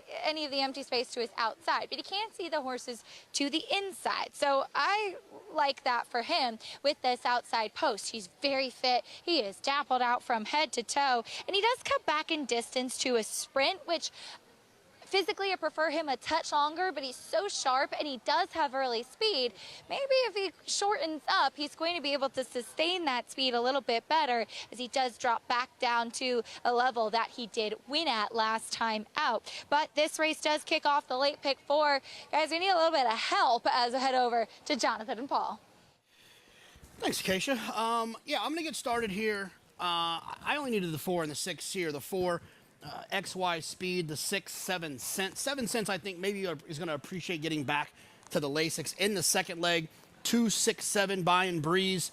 The 6, double shot, the 7, Durkin's Call. How lucky are we that Durkin's Call's running today so we can do the card talk to see what happened there? In the 9th, I wanted to single the 11 determinedly. I just feel like he's going to be a little bit too short. I'm going to use the 2, and the winner is. It's a horse stretching out that I wanted to make sure I had on the tickets.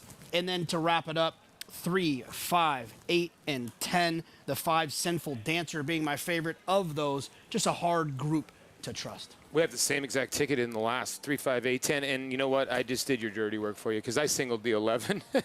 So I went just a little deeper. JK and I almost have the same exact ticket here, $20. I'm kind of with JK. If I was going to use another horse in the 9th race, it'd be the 2 or the 9. It really would be. It'd be one of those 2 horses. 3, 5, 8, 10. I think JK and I have that race sewed up. This race, I went a little deep. You know, in race number 8, I went just the 2 and the 6, Banyan Breeze. Double shot's going to be tough to beat in there. So we can both hit this together, Lafitte. Hopefully we both do. Best of luck to both of you.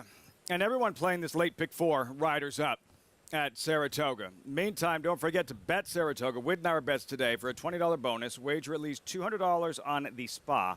You'll get a $20 back, win or lose. Visit NairaBets.com to opt in and start earning your bonus now. Post-parade momentarily. $32,000 claiming turf sprint. Turf course listed as good, and watching some of the earlier races, Gary, there is definitely some cushion out there. Yeah, there's a cut in the ground. We had a lot of rain last week. Most races off the turf. On Saturday, they took everything off the turf, and then Sunday was we had our stake races on there, so it was wet, and then we had all the rain last night. And, yeah, they're getting into it. And I'm glad that we stayed on the turf. We had a number of scratches out of with anticipation, but look, the meet's about over with. Got a soft turf, but it's good. It might be soft in Lexington in November for the Breeders' Cup. You just saw those 3 Diamond colors. Fire at Will, owned by 3 Diamond, trained by Mike Maker, who won this race, today's feature, the With Anticipation, off the turf. It was taken off the turf. It was on the main track. 7 furlongs. Went on to win the Pilgrim. They said it was a fluke. And then at 30-1, captured the Breeders' Cup Juvenile Turf at Keeneland in Lexington 2 years ago. So perfect segue to that guy there. Shiraz, for 3 Diamond Farm, the 8-year-old gelding, 48th career start. He likes to check in second a lot and a lot of thirds, but he's got $450,000 in the bank. Lafitte, this is, I think, the first time he's ever been up for a tag. Might be. Valley Dooley, English gelding, just his second start this year.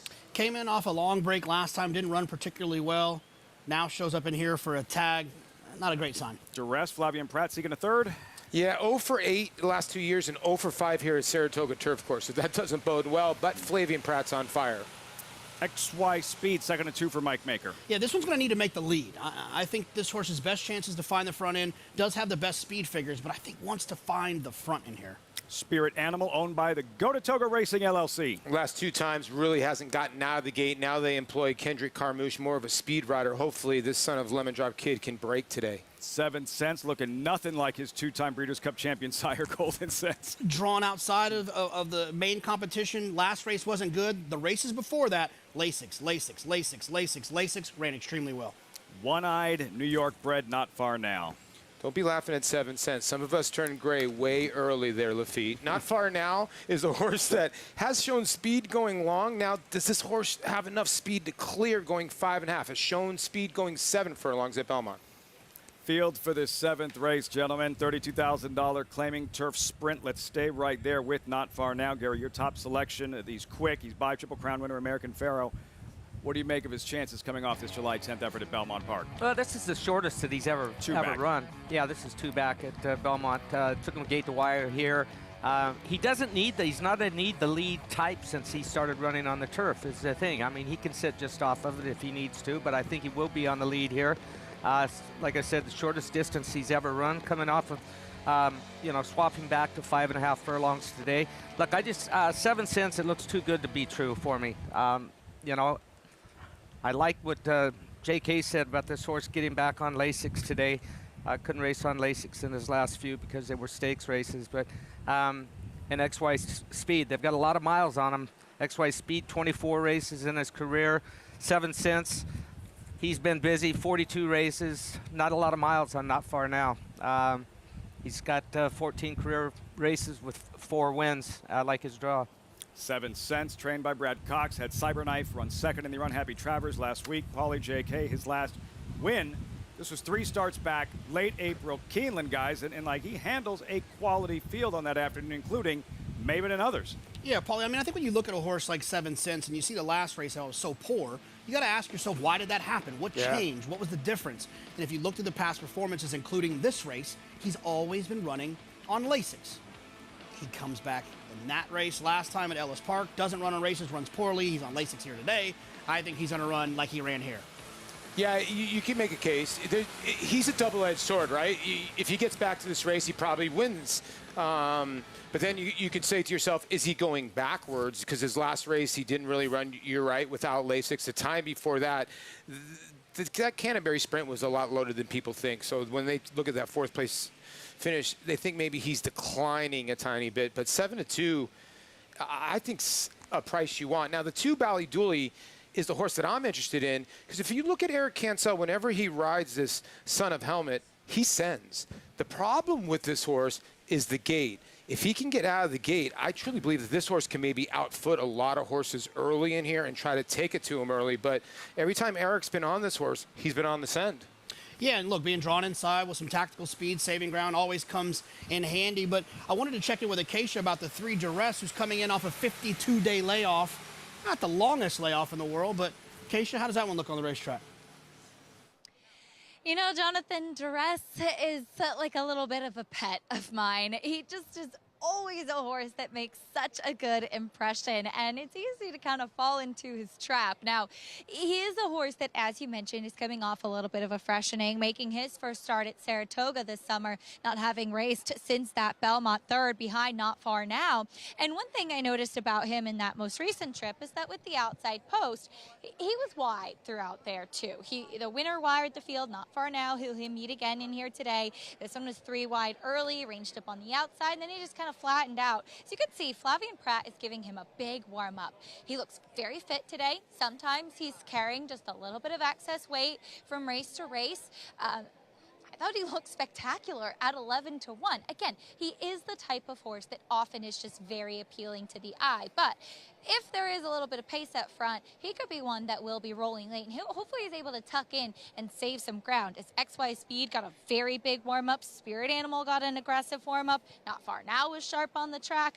Speaking of some intent on the track, Lafitte, we'll see how that pace does play out.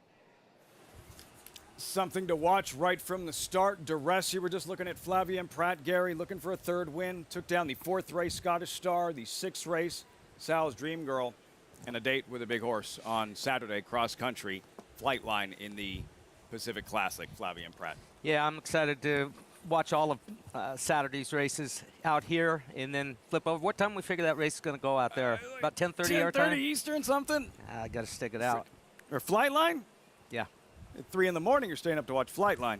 For sure. We're going to know a lot more about the Breeders' Cup Classic division marching forward after this weekend. You had Epicenter winning the Run Happy Travers. Sounds like he could train up to the Breeders' Cup Classic.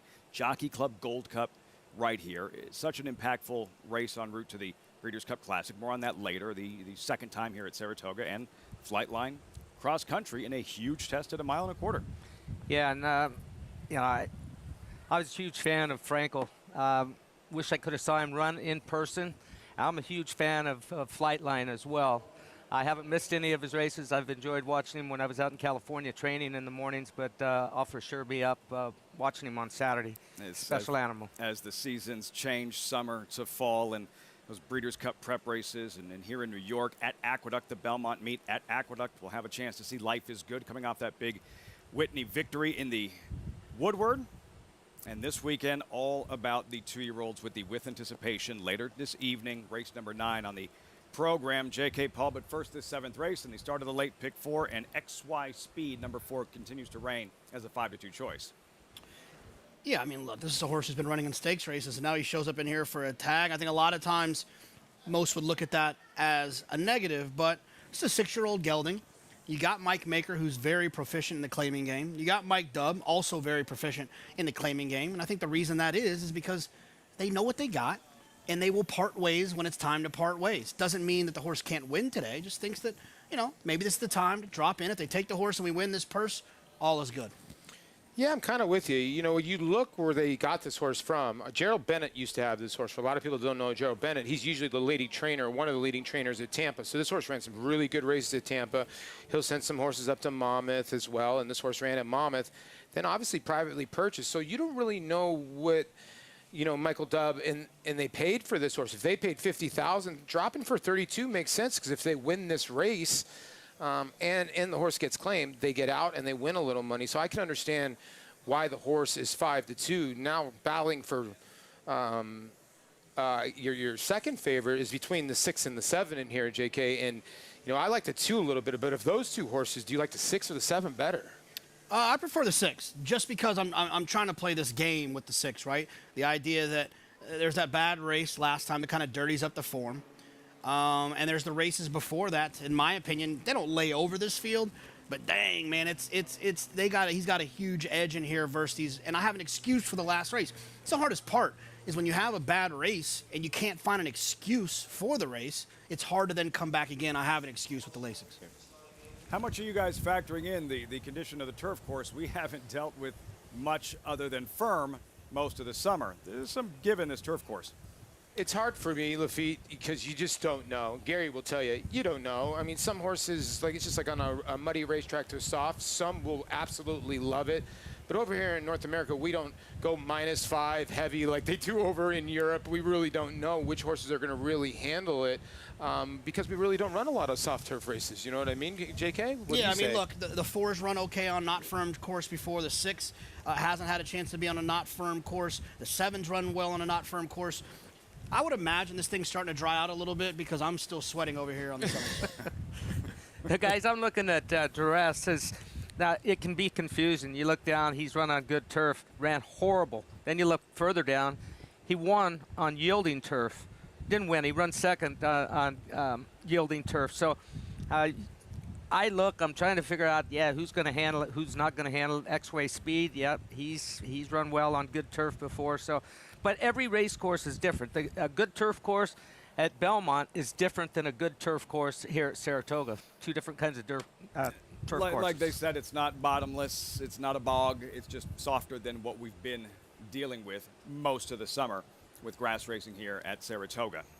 The featured event with Anticipation, mile and a 16th on the inner turf course, is always this turf sprint on the Melon.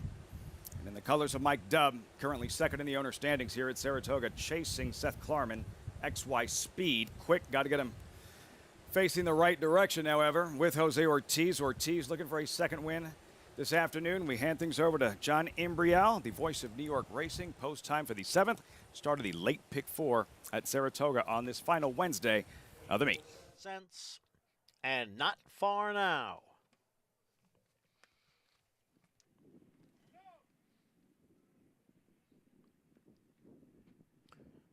Set for the 7th. And they're off. Not Far Now from the extreme outside is out first. XY Speed came away in second. Down on the inside is Bally Dooley, who's in third. Then comes the Gray, 7 cents in fourth, followed by Shiraz, who's in fifth. And then a break of 3.5 lengths back to the 2 trailers, Spirit Animal and Duress in 7th. Not Far Now, the leader here by a little more than 2 through an opening quarter in 22 and 1/5 seconds. Then it's the trio of 7 cents, XY Speed, and Bally Dooley down at the hedge. Shiraz is in fifth, followed by Spirit Animal, and way back is Duress. The leader is Not Far Now, who heads for home with a 3-length lead. Valley Dooley in 7 cents, giving chase. XY Speed has dropped out of it. It is Not Far Now. The leader inside the 8th pole, Not Far Now, has opened up a 4-length lead. 7 cents making a late run here on the outside. Not Far Now. 7 cents has the momentum. 7 cents has the victory. Not Far Now was second, and it's a 3-way photo for third. 7 cents lengthens his stride, runs down Not Far Now. 2 wins on the afternoon for Dylan Davis. Yeah, and been a good race. 7 cents did. It looked like Not Far Now was home and dry at the 16th pole, and 7 cents, he rallied 2 times. He came on nice coming into the stretch. Didn't look like he was going to get there, and then he hit the afterburners in the last 100 yards. Gary, Not Far Now only has the right eye, is missing the right eye, as Acacia mentioned. Could that have been a factor with Not Far Now in front? Again, no right eye for the horse who's in front. Horses will respond to competition. Could you make the argument Not Far Now didn't know 7 cents was there? You could make the argument, but I would disagree with it. This horse is trying. He's given all he has right now. Excuse me. All he has right now. He was used hard up front. And these horses, they can hear. They usually hear them before they see them, their competition. So you could make the argument, yes, but I'm not going for it. He flat got outrun today. J.K. Pauly, Not Far Now, digging, reaching.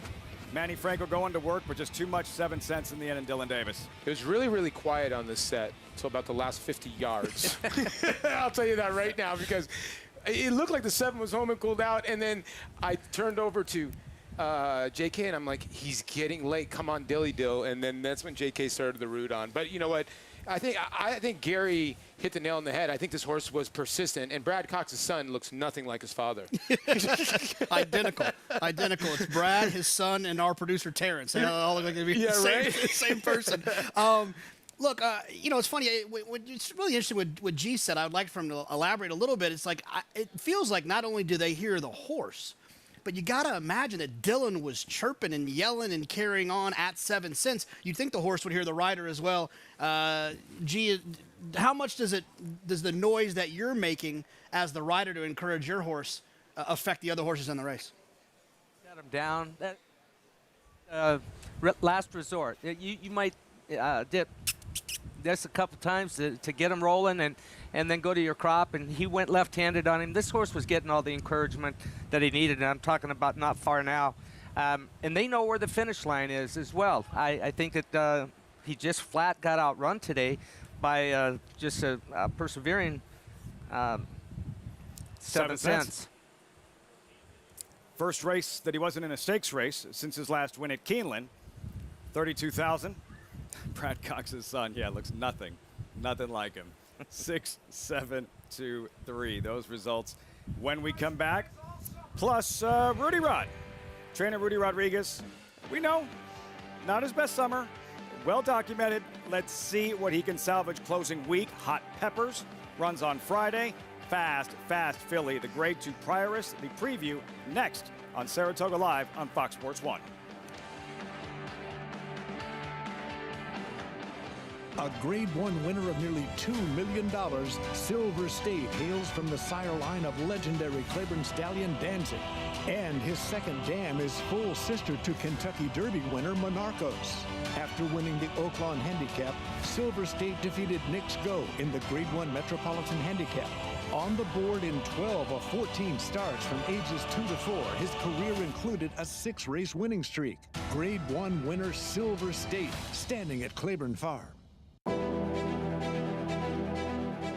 You don't have to be a multi-millionaire to get into this game. You can have a few $1,000s and have fun with it. But with the bonds, you're actually going to win. I've had the opportunity to win multiple races. In fact, this year I won 2 times in one day, which is almost unheard of to be able to do. This is going to happen with them. You will get into the winner's circle in Saratoga. You will walk that horse in, and you will stand there, look at the crowd, and the bonds will take you there and get you into that winner's circle. And it won't cost you a lot of money.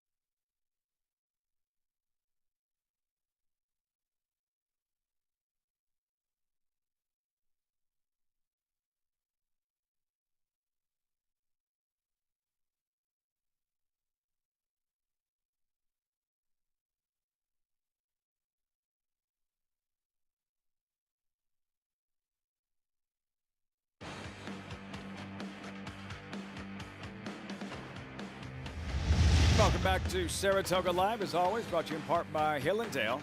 Adelapa. Exciting stretch drive in the 7th. Not far now, trying to hold on. Too much 7 cents. Fired up Dylan Davis, served that suspension. He's come back riding well. A couple of victories for trainer Brad Cox here. Son of Golden Cents, the 2-time Breeders' Cup Dirt Mile winner. 8-10, 7 cents over Not Far Now and Bally Dooley 6-7-2 in the 7th. Down to Acacia in the winner's circle. Of a very well-dressed winner circle here with me, Lafitte. Obviously, these gentlemen expecting a win photo, and they got it. Very pleased to be joined by Greg Harbutt, Ray Daniels, Clark Williams. And Greg, we'll start with you. Able to run down the pace setter was 7 cents today. Talk me through your emotions in the stretch. Mix of emotions. He was claimed, so we hate to see him go, but he's brought a lot of firsts to us. He gave us our first win at Keeneland. This is our first horse we've ever ran at NYRA, but specifically Saratoga, and to come out with a W at Saratoga is always very special. So he means a lot to the partnership and to all the partners that came today. Ben and Brad's so good at placing his horses, and they understand as owners that, look, we want our picture taken, then we've got to run with the competition that he can run with and be successful. Has Acacia had you on her podcast? She has not. Doesn't have me on her podcast either. Great stuff there. Another win, Brad Cox here at Saratoga. And for the late pick 5, to pull up over $600,000. Sal's Dream Girl to kick things off. 8-10, 7 cents, 3 left. The with anticipation. Race number 9. We turn the page. Race 8, very modest. $12,500. Claiming sprint, 3/4 of a mile dash. Scratch, Bodie Flex scratch. A horse who hasn't run in New York yet, and I was hoping to see it. Joe DiBaggio not running, disappointing. A double shot, 6-5 with about 22 minutes to post. Let's jump in the Wayback Machine. 4th of July, 1991. Prioress at Belmont Park. Gary Stevens, what do you remember about this ride on Zama Hummer in the Prioress? Well, I had to look it up this morning, Lafitte, to be honest with you, and right away it came back. She was a Washington-bred filly, started 10 times, 5 wins, but for very, very close connections. Friends of mine, Jerry Dutton and Barbara Dutton, back in the day, and I just started riding a lot of races out here on the East Coast, and every win was important to me, but this one was especially important to me once everything came back. When I looked her up on Equibase, I'm like, yes, I do remember. She actually came back the next year and ran in the test to no avail in that effort, but she was a nice filly. Washington bred, winning a big stakes race at Belmont Park back in 1991. The Prioress now here at Saratoga will take place on Friday. Here's the field, 3-year-old fillies. Solid crew of 10. Number 2, Hot Peppers. Runner-up in the Longines Test, Whitney Day. 7-2, very tepid morning line favorite, Paul and GK. I think the distance here is key. How significant is that for Hot Peppers, cutting back from 7 furlongs in the test, now sprinting 3/4 of a mile again? Well, I mean, I think the cutback is going to help her. The problem is I don't think it's going to help her enough. I'll never say this probably ever again. I've never said it before. But this wasn't the greatest running of the test. You know, we had that weird racetrack. Matarea didn't really show up. I was completely against Hot Peppers that day. So you have to feel, if that was your opinion as mine was, that wasn't probably the best race if she ran so well. I didn't like Chi-Town Lady either. So I have to kind of downgrade this race because I didn't like the first and second place finishers. She does have dangerous speed, though. She's got the victory ride in her bank too. She won that. These races are so tough to gauge. It's the hardest thing in handicapping for me, JK, is to handicap a horse off a sloppy effort, and she had to give it her all. And I understand she got run down. There was an inquiry for a split second into this race, and they thought about maybe taking her down, but because she came out just a tiny bit. But it's just like she ran so hard. Can she come back to run to that effort, you know? I mean, there's the chance that she can, but you have to make a decision whether you think the test was a good race or not. And I'm going to go with, at this point, that it wasn't the greatest race, just be based on how it was run. The other horse to consider is the one Wicked Halo on the inside, who's cutting way back from the one-turn mile at Churchill Downs in the Tepin. Yeah, and in the Tepin, this horse was very, very good. And, horses that have been coming from Churchill Downs here into Saratoga have stood the test all meet. Churchill Downs played sort of a deep track. Saratoga at many times here has played to a deep, track as well, and you have to come in here fit. And usually a race over the racetrack has helped, but Wicked Halo was good on this day. And the fact that Churchill Downs is opening up at the 15th and they could have went somewhere else and they're coming here instead, I think Wicked Halo is going to fire. Yeah, we got Wicked Halo, we got Hot Peppers Lafitte, but we also got Angitude and Smash Ticket coming back as well. It's going to be a fun race. Looking forward to this one. Some fast 3-year-old fillies. That's the Friday feature. Grade 2 Prioress. We'll have it for you right here on Saratoga Live. When we come back, the Hall of Famer Bill Mott engineered a massive upset last Saturday. Cody's Wish defeating Jackie's Warrior in the Forgo this Saturday. Mott looking for a 4th win in the prestigious Jockey Club Gold Cup Olympiad. The Whitney didn't go so well. How will he respond? The sun shines bright on Caraconte. His first crops of racing age are showing brilliance on the racetrack with a high percentage of stakes winners. His versatility is evidenced by winners on all surfaces across the globe. And his offspring are lighting up the sales ring. With his biggest and best quality of books in the pipeline, the sun shines bright on this value sire. Caraconte, standing at Gainesway. Lady Aurelia down the centre in the white and green colours is going away at the end. Rachel's Valentina Ratzener and takes the lead.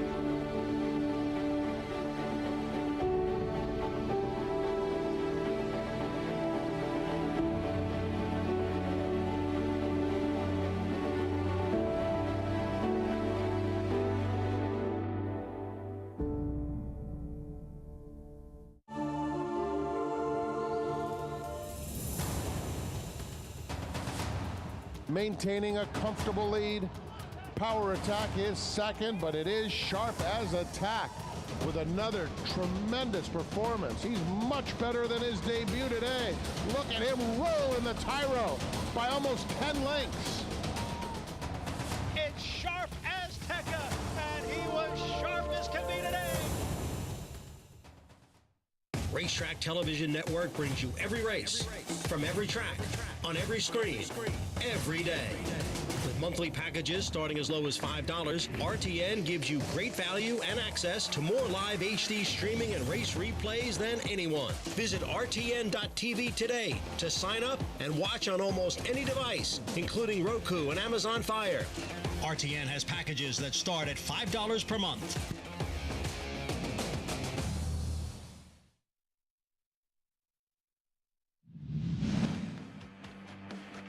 Here comes Cigar uncorking his rally, unaccounted for 3rd, and Thunder Gulch will be defeated today. Cigar explodes! Cigar opening up in mid-stretch. Cigar there by a length. Unaccounted for will make him work for it today. It's Cigar past the 16th pole, a length and a half lead. Unaccounted for, second best to the sensational Cigar. One of the great ones indeed.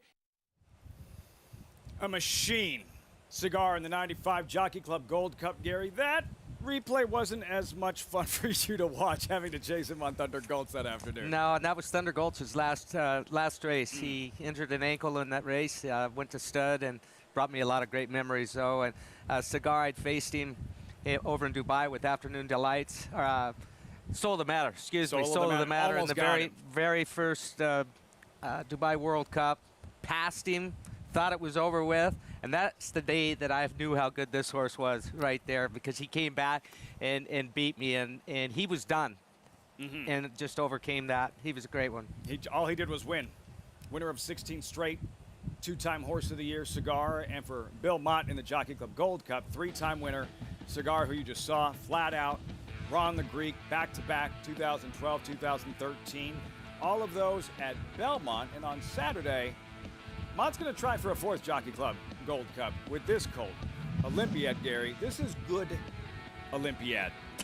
All right? We'll talk about the Whitney in a moment. But before that, look, terrific winning the Stephen Foster. Yeah, it was terrific in the Stephen Foster. He's laying his body down, giving everything he's got. He's a fighter. He showed that what kind of a horse he is on this afternoon. Ran all the way to the wire. Very, very impressive. And different guys showed up for his next one. Yeah, so what, aside from Okay, he didn't beat Life is Good. That's fine. He finished off the board. He beat one horse. Like, what went wrong in the Whitney? No pun intended, but he flat out did not show up. He didn't show up. Look, it's Hall of Fame trainer named Billy Mott. If he's given the go-ahead for him to run, I would say whatever the no-show, the cause of the no-show, was it the heat? I mean, we've had a hot summer up here. A lot of heat and humidity, deeper type racetrack early on in the meet. It's a little quicker now than what it was earlier on, but there could be any number of issues. But in Billy Mott, I trust. See how Olympiad responds. Had won 5 straight before the Whitney. Olympiad, post number 2, Junior Alvarado to ride once again. Dynamic one down at the bottom, post 8. Sky Captain, first captain, number 6. This is why we bring them up. The Suburban mile and a quarter, Belmont, July 9th, Gary. First captain in between horses. Dynamic one draped all over him, and this was an exciting slugfest to the wire. Yeah, they don't get any better than this, and it comes down to nostril separating them. And it was Dynamic one that came out on top on this one particular afternoon. There's not much in it. Both horses giving their all at the finish line, and it was a head bob at the wire. Circling back to Olympiad, do you still consider him a top handicap horse, a Breeders' Cup Classic type of horse? Are you willing to excuse the Whitney?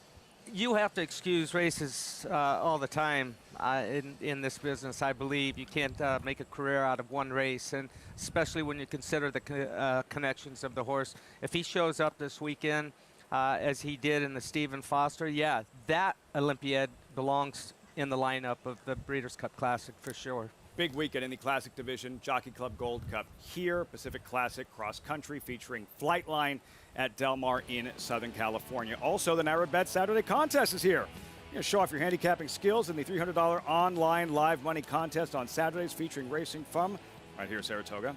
Cash prizes, seats in the next week's contest. Registration ends 5 Eastern Friday. 5 Eastern Friday, registration ends. Visit NYRA.com/contests to learn more.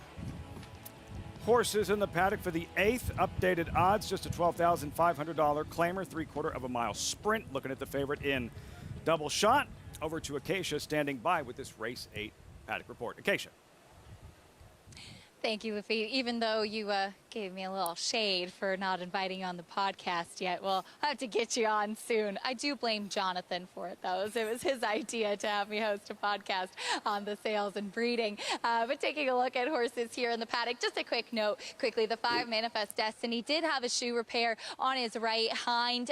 Everything all set now, and he has been fully tacked up and ready to join the rest of the field. But taking a look at your current favorite off the claim for Jose D'Angelo as the number 6 Double Shot does drop in class off the claim. I've seen Jose do this before. He's a very sharp claiming outfit, particularly on the main track. And this horse broke out a little bit, hit the gate, then was kind of squeezed back and just looked like he wasn't really comfortable. He didn't really have much perseverance with after that. Closed a little bit inside, but the race was dominated on the front end, and he took a lot of dirt, a lot of kickback from behind. He's a big, robust type of individual as well, but he's gotten sharper after they put the tack on him too, and he looks terrific for his new connections. To the outside, the 7 Durkin's Call. Watch him at the gate. I actually like that he's drawn to the outside because he can be very bad loading in. Last time out, they ended up having to back him up to the starting gate to get him to go in and to focus in there. So the fact that he'll be breaking from the outside, loading last in there,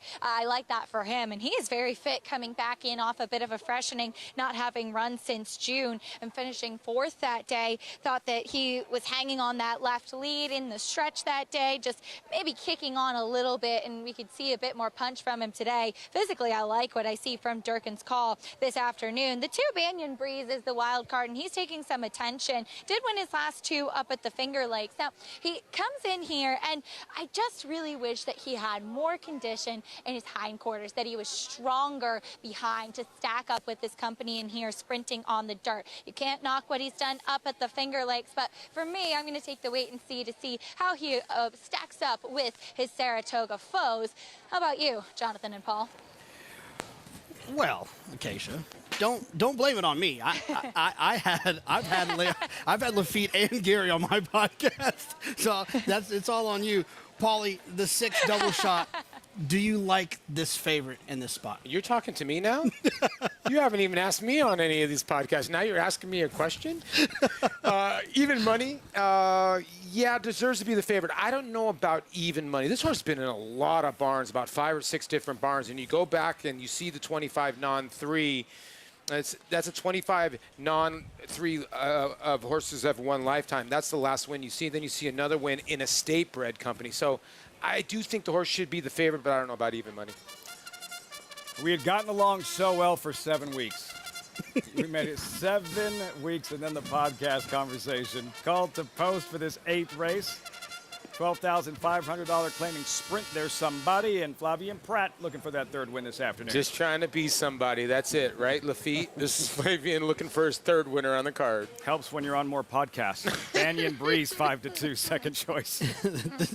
This horse has been running at Finger Lakes, but does have speed figures and back-to-back wins that make him fit. Manifest Destiny have been a struggle for a while. Let's give it up for Talbot Howell. Going to get his first ride here at Saratoga. Trying to pull off an upset down to 11-1, a double shot first after the claim. Jose D'Angelo. Yeah, from a speed figure standpoint, you get Luis Saez. Everything points to this horse. I just hate taking closers and sprints at short prices. Durkin's Call. You'll love this, JK. 8 years ago today, Tom Durkin called his final race. Yeah, it is pretty crazy. And this is a horse that 0 for 4 here at Saratoga, 0 for 9, and has not hit the exact at the distance. And you're taking 7-2, but does fit here at this level. That part 2 of Cart Talk with Tom Durkin coming up a little bit later on. First things first, his 8th race at Saratoga in 7 minutes. Another look at double shot. Saez takes over, guys. Softer spot today. A class drop. All of that sounds great, but he typically leaves himself so much to do. Yeah, so much to do from an early speed standpoint, but also he's slow away from the gate. Look, he's probably going to win this race at a short price. It's just hard to lean on him. Well, that's why the 2's 5-2, Banyan Breeze, because with all the scratch there, it took a lot of the pace out of this race. A double shot, if he can stay close enough, he's the horse to beat by far, but is the pace going to play into his advantage? This race right here wins this race coming up. But you do have Banyan Breeze, the 2. Now, the Finger Lake horses have not fared greatly at this meet, but the 2 horse should have a clear uncontested lead, and the 6 is going to have to come off the pace. I don't know how fast they're going to go up front. Someone's going to have to put pressure on the 2. Yeah, Paul, I thought the 7 Durkin's Call was interesting. Drawn outside, has some nice races in the past. This horse also was wide last time, lost a lot of ground. Geometry still comes into play in these races. We don't have staggered starts like in track and field. They all start in the same spot. If you go wide, you travel further than a horse that's to your inside. And this is a horse that's always had gate issues. And if Durkin's Call could ever get out of the gate, you could see taken up early. That's exactly what happened. 3 starts ago, the horse hopped at the gate, and it says hit the gate. Actually slammed himself into the side. So maybe the 7 loading last, that will help him a little bit so he can get out of the gate. Lafitte, a little spoiler alert, teaser, as they call it in TV, the 7 Durkin's Call. You mentioned his last call. Maybe we'll hear that in about 15 minutes. We just might. Part 2. Tom Durkin with JK Cart Talk. And Banyan Breeze pictured down from, again, have the scratches. 5-2 here, the second choice. And Gary, your top selection. Yeah, I mean, the horse is a win machine. He's won his last 2 races up at Finger Lakes. You know, I think he's running with his friends here. He's got some tactical speed. Early on, I think, you know, he'll be involved. A couple of these other horses are deep closers, man, and it's been difficult to close on this racetrack over the meet, and that's the only reason that I landed on Banyan Breeze. There might be some faster horses in here, but I'm just going to take the Now horse that's coming off a couple of back-to-back wins. Banyan Breeze, Gary's top selection, the public's top selection pictured, double shot, and then Acacia, the 7-year-old drawn inside Somebody, James Bond own and train. He's always one that you can have a lot of fun with his name, too, Lafitte, as Somebody is who we'll talk about here, the 1 horse that is. He got an big warm-up from Flavien Prat out on track. Took him right away from the pony, out of the post parade, really asked him to kick on, and he got a very strong gallop out on there on the track, which I do appreciate for him because he was pretty sharp back in the paddock. Now, he's a horse, well, you have a couple of others in this race that are dropping into this condition. Somebody is one who's been at this level a while. But that being said, he finished 4th on a good sealed track here at Saratoga last time out. He was 3 wide early, kind of dropped back, then went to the rail and just didn't really have enough late. It seemed like he wasn't appreciating the kickback and just wasn't really traveling. Quick Return, the winner of that race, came back to win again with an 88 Beyer speed figure. So I think that this horse, for the Bonds, who, as mentioned earlier, tend to really pick up a lot of steam here in Saratoga, could be one that should have a license to improve here, making his 2nd start up at the Spa. He's very fit. He's really come back to Flavien nicely after that big warm-up. And as you can see, looks the picture of health and fitness out on the racetrack at 9-2 Lafitte. Acacia, real quick, wanted to ask you about Gufo coming out of that Sword Dancer, just the 7th horse to go back-to-back in the Sword Dancer. How has he come out of the race? Of course, your father-in-law trains him, Christophe Clement. What is the plan? What might be next for Gufo? Has anything been mapped out? He looked terrific coming back out of the race, and he is the type of horse, Lafitte, that he could be pretty strong in his training too. And I think now that he's gotten to this age, it seems like the race didn't actually take too much out of him. Miguel, my husband, and assistant to his father, Christophe, we went back to the barn Saturday night, and he was bright, he was happy, he was into his hay net, right into his feed, which you always like to see. There could be some conversations about running him, potentially Kentucky Downs, or looking for a spot here in New York throughout the fall leading into the Breeders' Cup, as of course that Sword Dancer, a win and you're in for the Breeders' Cup turf. He's a horse that hasn't been able to really show what he's made of in the Breeders' Cup, so it'll be very exciting to see him with a good performance at Keeneland this year. But he's one that's given the family and the whole team a lot of joy, particularly at Saratoga. A challenge, world-class trainer Christophe Clement, blinkers back on, just a 7th 2-time Sword Dancer winner. Later, the With Anticipation, a 2-time Sword Dancer winner. That's race number 9, potential Breeders' Cup implications for 2-year-olds. Gary, this race does not have Breeders' Cup implications, just a $12,500 claiming sprint, but even money on Double Shot, as if just about 2 minutes out until this 8th race. And Durkin's call towards the outside doesn't seem like he retired that long ago, does it? 8 years. It doesn't. 8 years today. It really doesn't. And always enjoy going over to the museum, Racing Hall of Fame, and seeing Tom over there. He loves giving his tours at the museum. Very insightful and just so great for the game. JK, if we could ever get Tom Durkin to break out of his shell, if ever.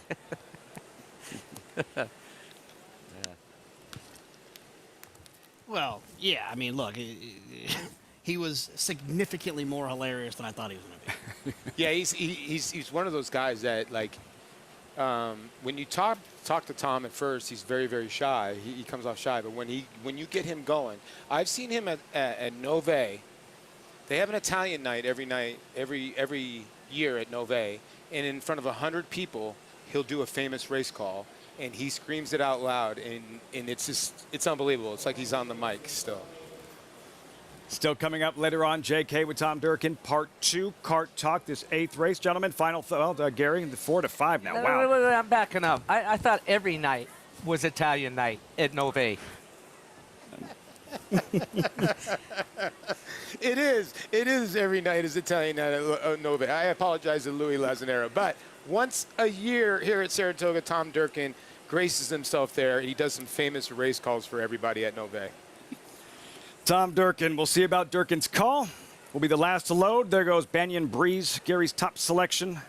Even Money, Double Shot. And Manifest Destiny would be an upset. 17-1 outsider. John Ambrial, what's going on here?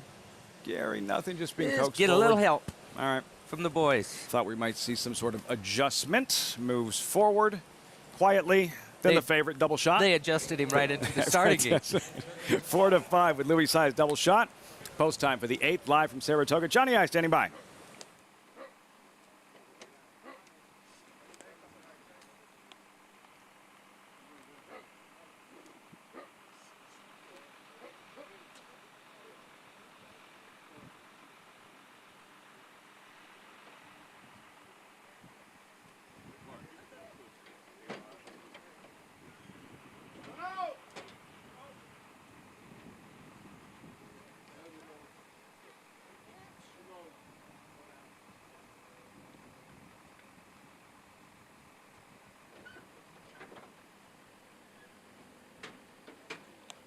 They are in the gate. And they're off. Banyan Breeze away well and quickly opens up here by a length. Double shots running in second. Durkin's Call on the outside in third. Then somebody in fourth. And Manifest Destiny is the early trailer in fifth. Up the backstretch now.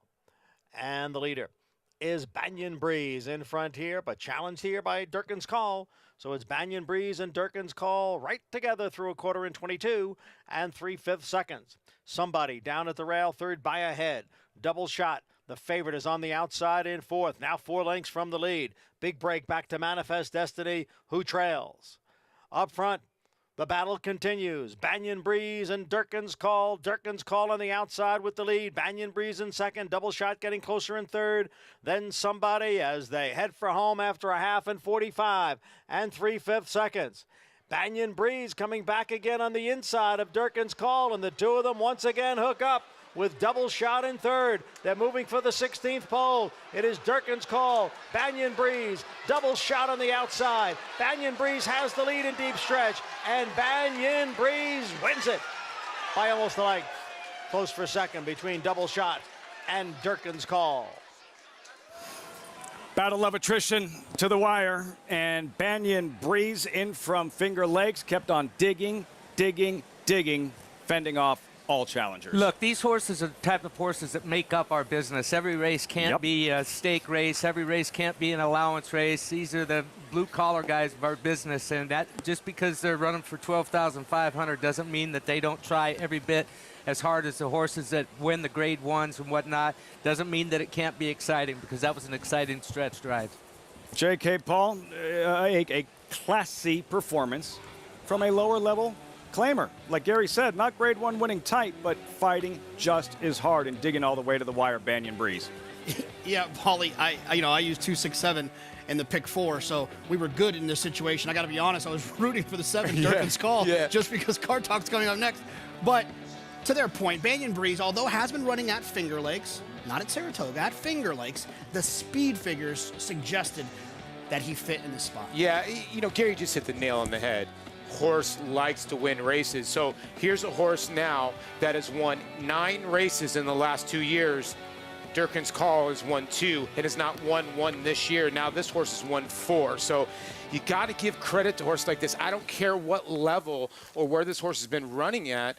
Horse likes to win races. Good call by Gary there too as well. Had this horse on top. And Durkin's Call is just the kind of horse he hangs around. Maybe if he would have had a race, he could have gone by. But you got to give Banyan Breeze credit. He fought right back. Well, he sure did on the inside, and he had pressure all the way around there. And for this level of horseman, that's not the easiest trip, to be fair. I thought Banyan Breeze ran extremely well. Just kept fighting. Gary Stevens, top selection, 2-1. Banyan Breeze turns them back. Junior Alvarado, second win on the afternoon. Results when we come back, 2-6, 7-1. And when we return, great sequels. What comes to mind? Godfather 2, Empire Strikes Back, Aliens, Dark Knight. Bar's pretty high, JK. Card Talk with Tom Durkin, Part 2, coming up on Saratoga Live. The Factor, a top 10 General Active sire in 2020. His progeny include Grade 1 winner Sistron, Grade 1 winner Noted and Quoted, Grade 2 winner Factor This, and Grade 2 winner Charmaine's Mia. With dozens of 6-digit yearling sales, he's a proven sire on the track and in the sales ring. The Factor, a leader of his generation, standing at Lane's End. Who you betting on? How about an app created specifically for horse racing? Naira Bets. We specialize in thundering hooves, fist pumping, and boosting your bankroll with robust weekly promotions. And offer betting tips from actual horse racing experts. Bet all day and night, nationwide.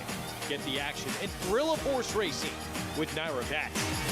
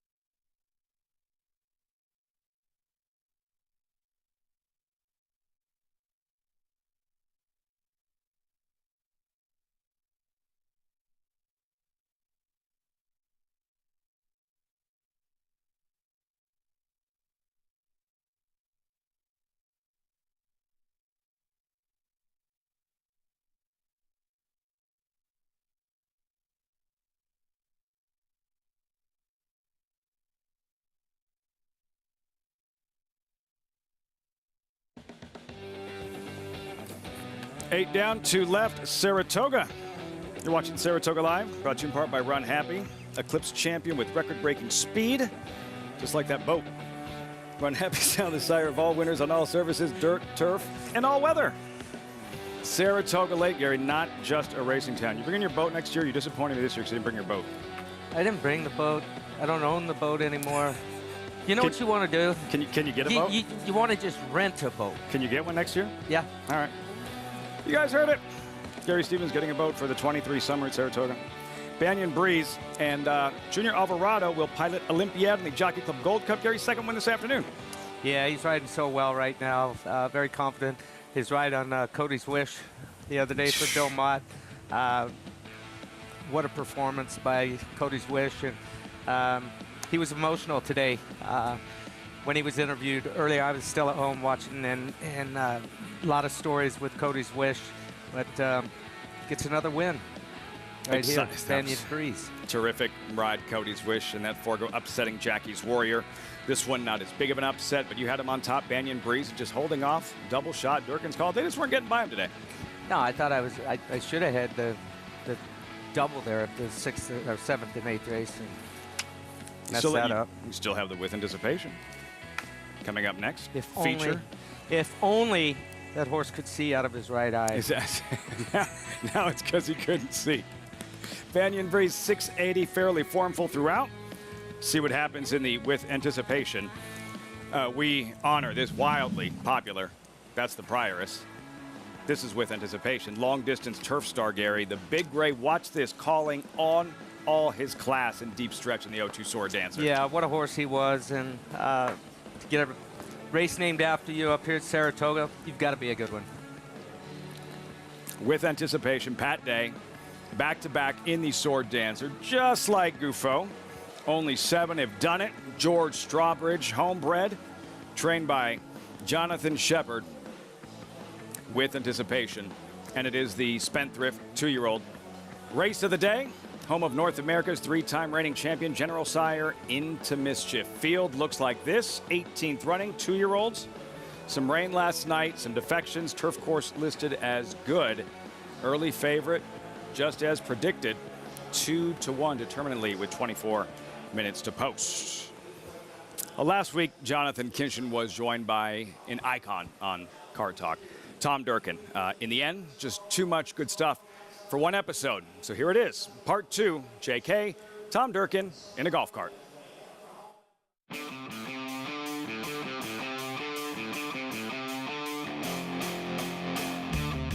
You're a fan of the game. You still participate. You're watching, you're handicapping, you're looking at the races.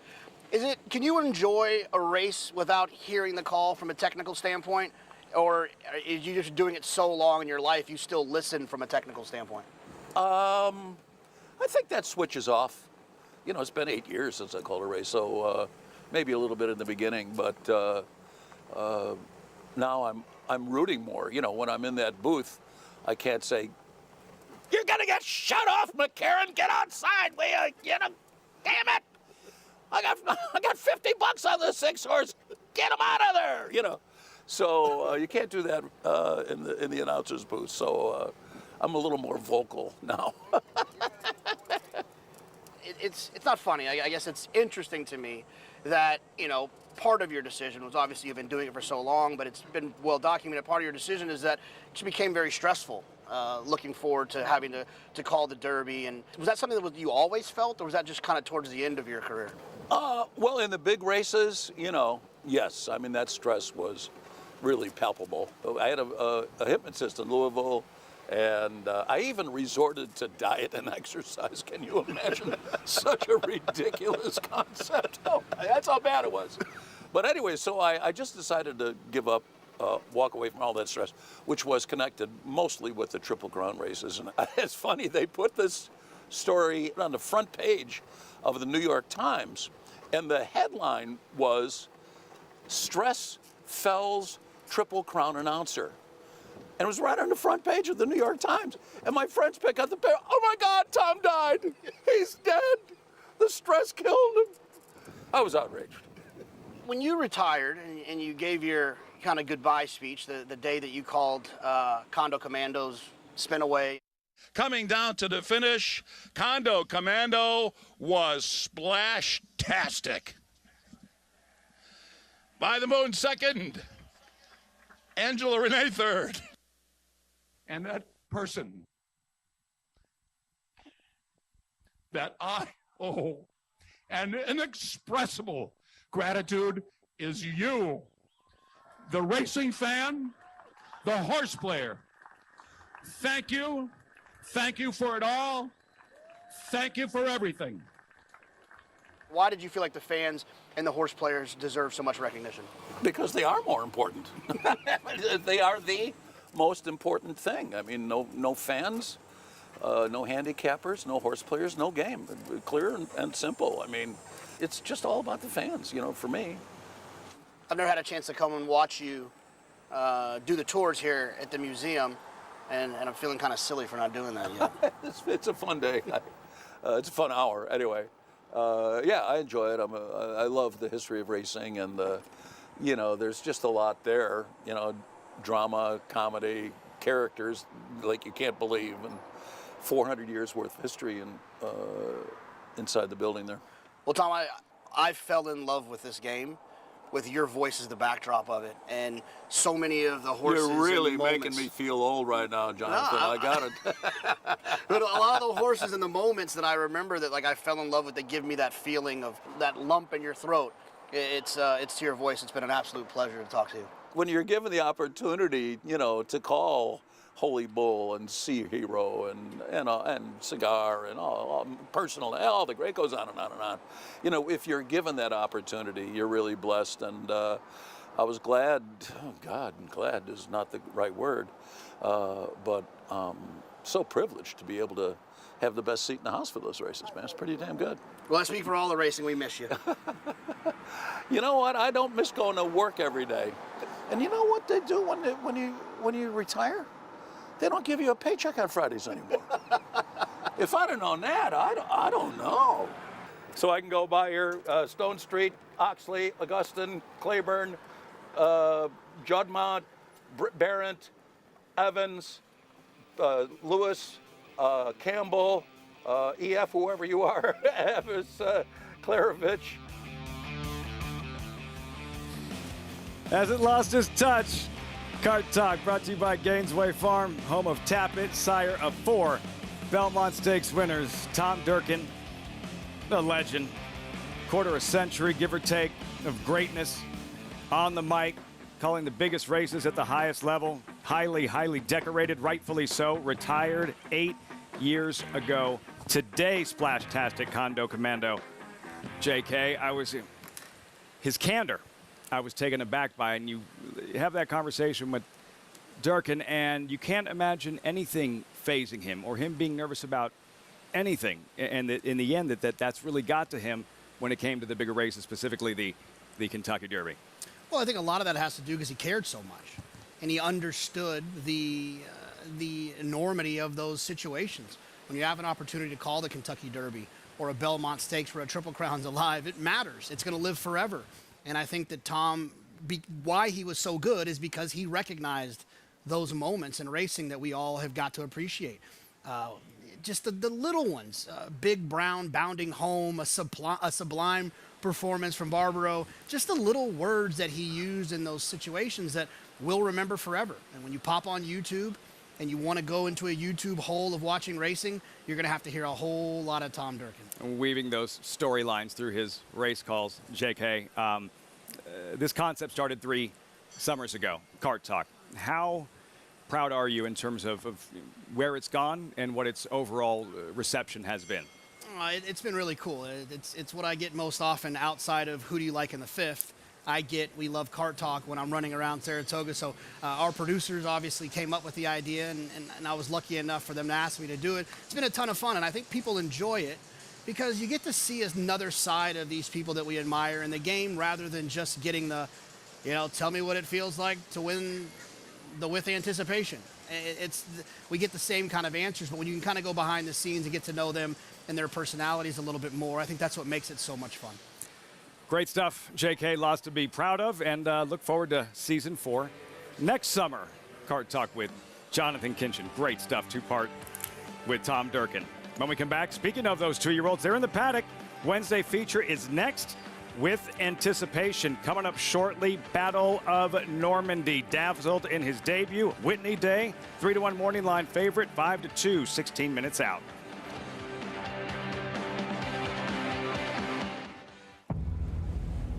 History remembers moments of extraordinary strength, skill, and determination.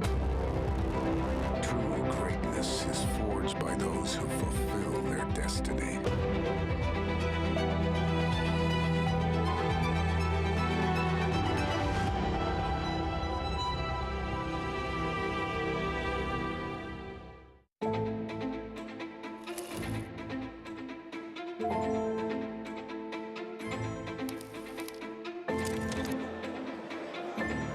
Good morning, ladies and gentlemen, and welcome to the Keeneland September Yearling Sale. A terrific maternal pedigree, Grade 1 winners, and champions across the board. Life is good.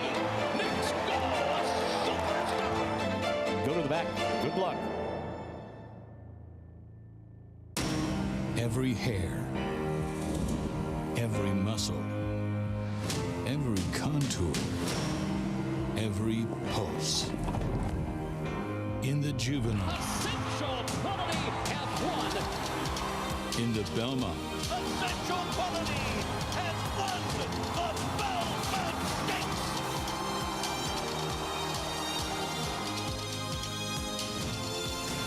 Well named.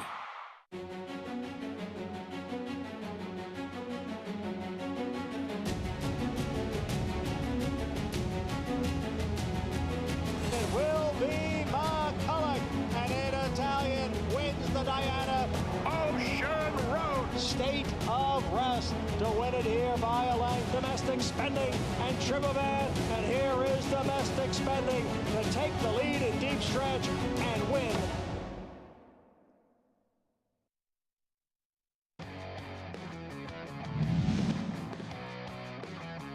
And on the extreme outside, now, and now, looking like he just jumped in at the quarter pole. Now, exploding through, and it's going to be now to get up and win it.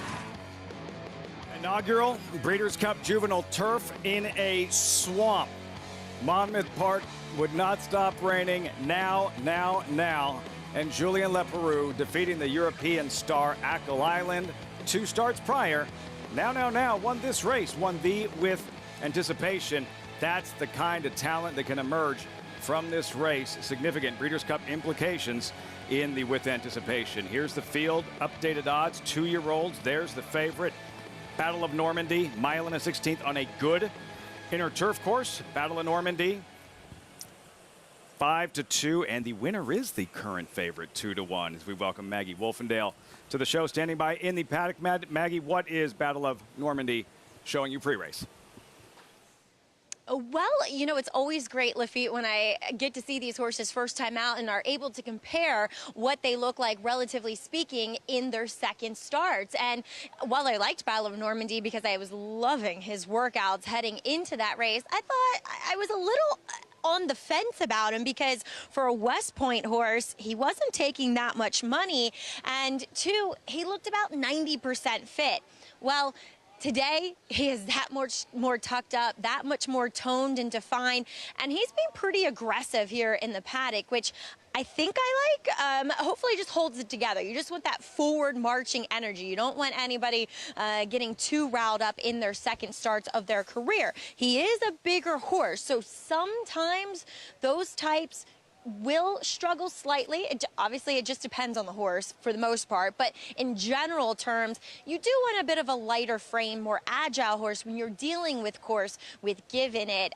But then I think about 7 Cents winning a turf sprint earlier, and he's about as massive and blocky as they come. So, you know, it's every horse is an individual, but with these young horses, you're trying to predict what they may and may not like. And the winner is so cleverly named for a son of Oscar Performance, I think is. Now, there's some drawbacks with him, primarily the race that he comes out of in which he won impressively at Keeneland. It has not produced much, and that is often the case with those early 2-year-old races, but he did it so brilliantly that day. You know, just kind of judging him on his individual performance, you like what you saw, and you even like more the fact that he gets more added ground today. I think he's a horse that should relish going longer here for Wayne Catalano. I remember talking with Wayne earlier in this meet, and he has been so excited to run this horse here and has been training with a purpose, and he looks incredibly fit for this third start of his career, really well composed for his Saratoga debut. Want to check in with a long shot, and obviously El Conejito will have to improve here. He was a little obstreperous at the gate in that Monmouth debut. So far, so good here in the paddock. But what I loved is this horse's stride. I mean, it never shortened. If anything, it lengthened as he set the pace the whole way. And I'm wondering, he could very well be the pace setter here. And oftentimes that can be dangerous as he is now bouncing on his toes. But a long shot, I think worth mentioning, because while the race was slow, I like the way he did it. As we'll also take a look at Determinedly for Mark Casse. Bit of a coin flip as to, was it a bad trip or just unlucky? Because if Joel Rosario gets through, it looks like the most absolute genius ride of the meet, because he took back off of what was a hot pace. That collapse saved every inch of ground, cut the corner, managed to buy almost 5 lengths in cutting the corner, but he was never able to get through until very late, which led to a second place finish. I love this horse's disposition. He's so calm, so laid back, and while he's a maiden, he probably shouldn't be, Lafitte.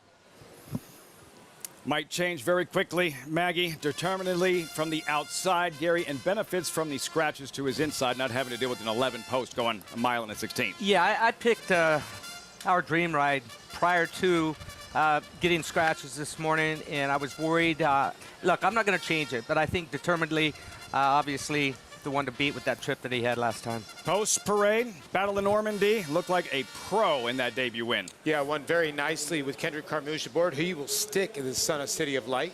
Live on the board, and the winner is great name by Oscar Performance. Yeah, I love this horse's draw. Flavian Pratt drawn on the inside, should get cover for a horse trying long for the first time. If I wasn't in love with the trip of the 11 so much, I would have picked the 2. Noble Huntsman stretches out, third start at the meet. Yeah, maybe a little bit of an outsider. I think this horse can go long. You know, he ran into Oxymore last time, who is a brilliant sprinter. The little rabbit, El Conejito, and he is quick. Yeah, and you know what? He's probably going to be the horse to catch. I would think so in here. He looks like the speed of the speed. Our Dream Ride, Gary's top selection.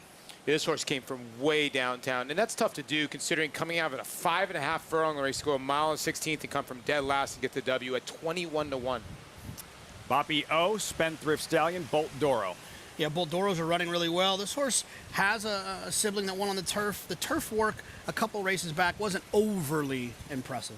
And Determinedly, second at 2 for Mark Casse. They'll break side by side. Yeah, and had a troubled trip. So you could think that the 9 obviously won that race, but you can argue that the 11 might have been better in the same race. Exciting edition of the With Anticipation Spendthrift 2-year-old race of the day. Potential Breeders' Cup Juvenile Turf implications. Shug McGahee trains Battle of Normandy, drawn inside, standing by with Maggie. I was so pleased to be here with Shug McGahee and Shug Battle of Normandy. He did what he had to do in that debut, and it was interesting to watch you train him and work him with an older horse. Has he been one that's just always shown you a lot of talent? We've always liked him, Maggie. Earlier in the year, I thought he was going to be a horse that's going to be a fall horse. And then when I got to train him, he kind of came around, in the right way. And then he sort of leveled off, and I kind of said, let's go on and run him and see what he does. And I thought he ran really well and came out of his race in a forward way. He looks sharper than what he did first time out. Will he be more forward, especially with that inside position? Well, if he breaks good, there's only, some of the speed scratch. There's one horse from Monmouth. I think they'll probably go. If nothing else goes, I wouldn't be surprised we were laying in behind him. Well, Shug, thank you so much for your time. Wishing you the best of luck. All right, Maggie, thank you. All right, Battle of Normandy, guys, for the Hall of Famer, as I just got attacked by the bush, Lafitte. Watch that bush. It can be dangerous. Battle of Normandy for Shug McGahee, West Point Thoroughbreds, Kendrick Carmouche aboard. Go back to that debut. This was the first race Whitney Day, Gary, and again, it was a thoroughly professional effort by a debuting 2-year-old. Yeah, you said it. Totally professional. The number on this race didn't come back that fast, but none of these horses really did except for our Dream Ride and Determinedly. And the winner is also, number came back good. But listen, these horses improved second time out, leaps and bounds, especially the classy ones. Battle of Normandy obviously showed a lot of class in that first race, and I'd look for him to really step forward today. It's a very good race. 5-2, as is, and the winner is Fan Appreciation Week here at Saratoga, closing week. Just under 50,000 here on Saturday for the Run Happy Travers, biggest Travers crowd since American Pharoah showed up in 2015. JK and Paul, and that's what this closing week all about. Of course, we have the Jockey Club Gold Cup, Flower Bowl, older horses, but a lot of stakes races for 2-year-olds, potential Breeders' Cup prep these 2-year-olds, and the With Anticipation, and determinedly, as you both said at the top of the show, key that he draws in from the also eligible. Yeah, he is key that he draws in from the also eligible list because, you know, our Dream Ride is you're going to see is going to take the Overland route. Keep your eye on the gray, the 3. And Jonathan, with Joe El Rosario, you brought this up to me earlier in the day, just nowhere to go. No, he's just stuck. You know, you can't really, you look at the 5. 5 is in full stride, and the 3 is just waiting. And yes, now he comes clear here, but he's still inside of horses, which I think young horses aren't always used to doing. And then he just explodes here. And to be fair, Joel's not even riding him that hard. I think Joel's like, look, I'm going to run second. I'm not going to catch the winner. Here we go. I just thought this horse ran significantly better than the winner. And if you look at the prices on the board, the public agrees with that notion. Yeah, a lot of money here going towards the 2. And I will say this, you know, right after the post parade or before the post parade for this race, Catman, Wayne Catalano, the trainer of the 2, yelled at Jonathan and I and go, hey, how's the turf course playing? Wayne Catalano tips his hand every once in a while. I think the 2 is very, very live here. Well, I mean, look, if you look at doubles, this horse is favored in the double. And I think that's interesting for a horse that's never gone 2 turns before. The Catman must be chirping a little bit that he feels like this horse is going to run well. And then I thought the race on debut was a little bit productive. I mean, look, there's only been 1 winner out of that race, but there's been 2 seconds, 5 thirds. 8 of the 10 horses in that race have come back and hit the board. Now, that is sprinting, but I've always said it, when I am going to play a sprinter stretching out on the turf, I want them drawn inside so that they can save ground. I want them drawn inside so they can get cover so that they aren't rank or trying to run off. And this horse, and the winner is, gets all of those situations, and there's nothing wrong with having Flavian on his back. Okay, last thing. Did you think Battle of Normandy would be the favorite?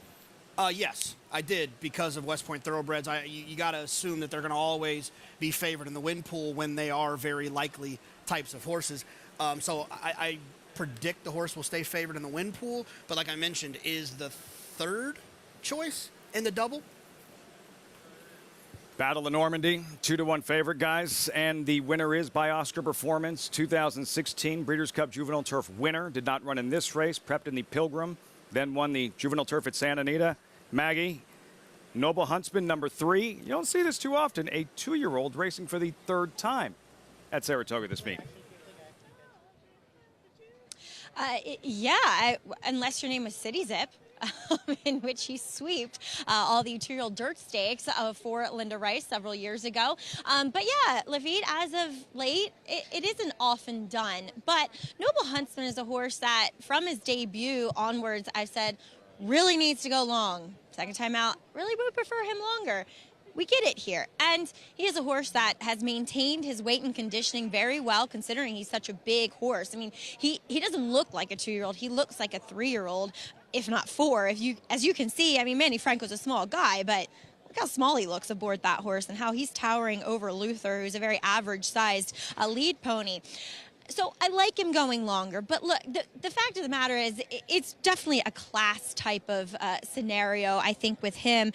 But he did run in the Open Skidmore last time behind Oxymore. I'm taking nothing away from him. But at the end of the day, I just feel like the 1, 2, 9, and 11 are better horses. I was joking with our producer, Evan, saying, can I just pick like all 4 of them? But I ultimately landed on the 1 here with Battle of Normandy, just a horse that I really liked first time out and thought he did take a little bit of a step forward from his first to second start physically, Livy. Battle of Normandy. That's how dialed in Maggie is. Knows the names of the ponies out there, Gary. Unreal. Unreal. Battle of Normandy. And the winner is 2-1, going back and forth in terms of favoritism.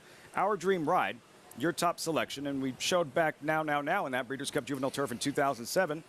Now's jockey Julian Leperoux in the saddle. Yeah, look, I realize what the boys on the other set are saying about him getting the jump on Determinedly in that race. But look, the running line, the chart shows him 14 lengths out of it, off the lead that day early on in the race. And I think he was further back than that. He was in a completely different area code. Julian had to wind him up early, and he chose to make that wide sweeping move with him because once he got him running, I don't think he wanted to discourage him. So I think he's going to move forward off of that race as well. And I can watch a race, and I saw what the boys saw with Determinedly. He definitely, when you watch it, looked like maybe he was best in the race. But I'm not going to go quite that far as to say that. I think it would have been closer, and he might have won. But I'm going to give Our Dream Ride credit for that first time stretching out, first time on turf, in his second out of his life. And 21-1, almost 22-1 that day. I think he'll fire right back today. By More Than Ready, terrific stallion who we recently lost. More Than Ready, who sired 3 Breeders' Cup 2-year-old grass winners. Pluck, More Than Real, the same year. Rushing Fall, sired by More Than Ready. 7-2 with Julian Leperoux. Moving into line, Noble Huntsman. 2-1 the favorite, and the winner is 2-year-olds in the With Anticipation Stakes. First of 4 stakes races for 2-year-olds this week. Typically, for those who perform well, onto the Pilgrim. This year at Aqueduct, Belmont Fall Meet at Aqueduct, and then eventually the Breeders' Cup Juvenile Turf. These are the moments. These are the races those Breeders' Cup 2-year-olds run out of, Gary. Yeah, and this is a talented group right here. Whoever wins this, I don't think we're going to be disappointed with. It's going to be a horse that we're going to see a lot of in the future. And the winner is 2-1 favorite at post time. John Ambriel with the call. The With Anticipation Stakes, 18th running live from the Spa. And Determinedly.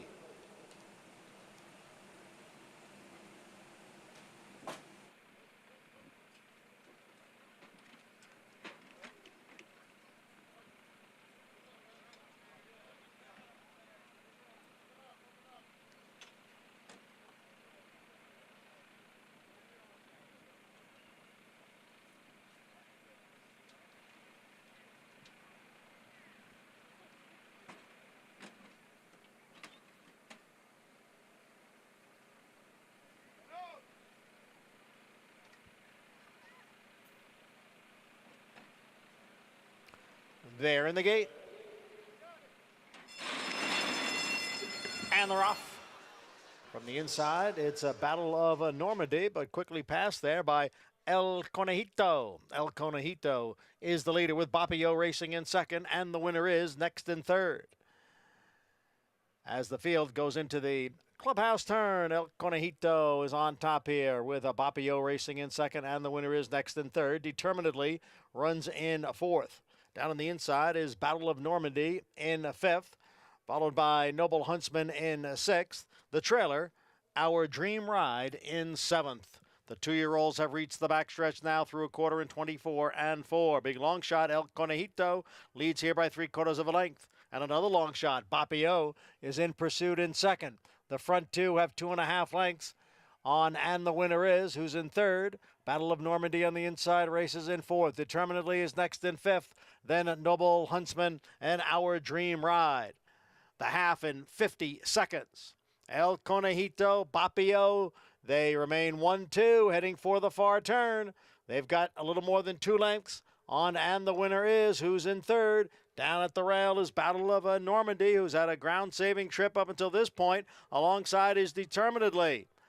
Up front, Bapio and El Conejito. And the Winner Is now makes a move on the outside, so it's 3 of them across. Then Determinedly and Battle of Normandy. And the field is in the stretch. And it is Bapio and the Winner Is. The 2 of them are heads apart. And the Winner Is on the outside. Bapio closest to the rail. The 2 of them are right together. Battle of Normandy looking for a way through. It is Bapio who has the lead. Battle of Normandy with one last try. Bapio holds on to win it by a neck. Battle of Normandy was second in the Grade 3 with Anticipation Stakes. Bapio, third win of the afternoon. Dylan Davis in the With Anticipation Spendthrift 2-year-old race of the day by Spendthrift Stallion. Bolt Doro, 23-1. Shocker. The other Mark Cassie. Dylan Davis brought his A game today. Got away with some slow fractions there early on. Real 24 slow. and 4, 50 flat, 115 and 3, 140 and 3, 146. Look, great ride, great performance from Bapio. New country heard from today. Bapio, J.K. Paul, Papa Cap's half-brother, at a massive price. Yeah, Dylan Davis should take off his mask and his cape for that robbery right there. Listen, 140 for a mile. I don't care if a horse is bred not to get the distance or not. This was masterful by Dylan Davis, and he just won the race on the front end. Yeah, look, I mean, hindsight's 20/20. You tell me a horse went 50 to the half. You know, it's kind of the situation that happens. But I got to be fair. Like, the 1, 2, and the 11, I didn't really see an excuse. Battle of Normandy had a great trip down on the inside, saving ground all the way around there. Maybe he wanted to get out a little bit earlier, but kind of couldn't. The 2 and the winner is zero excuse. Saw fraction, saved ground on both turns. Got, popped out and had dead aim at the winner. Didn't do anything. And the 11 determinedly just kind of hung like a chandelier. I thought those 3 horses had zero excuse for the winner when the 10 Bapio wired him. I couldn't agree with you anymore. This horse had more left, and if you look at the gallop out, guys, the one never really went by the 10. I just think they let this horse walk, but then again, this horse was much the best. Pulling away from him late, except for Battle of Normandy, who was cutting into the lead. And, Gary, this win for Dylan Davis, a third on the afternoon, just coming off that suspension. How big is this for him? Oh, it's huge. I know he felt bad, when the incident happened that caused him to get the days. He took his days like a man, set out, came back, had a couple of winners over the weekend, his first day back, and now 3 winners on today. Winning the Grade 3 with Anticipation. Look, this horse had never routed before, never been on turf before, out of a Scat Daddy mare, so there's turf there. Bolt d'Oro obviously being by Medegle d'Oro. It's easy to connect the dots now. Unreal. 23-1. You saw Mark Cassie nearly won a Breeders' Cup Juvenile Turf for Jack Oxley. 2015 Keeneland was just short with Aero Force, defeated by the European Hit It a Bomb. Mark Cassie, the Hall of Famer. Bapio, strong on the lead, controlling the tempo. Slow fractions. He made him pay late. Bapio, Dylan Davis, Kendrick Carmouche. Battle of Normandy in between horses, and the winner is Tires Late. Bapio, big upset in the With Anticipation results reaction when Saratoga Live continues.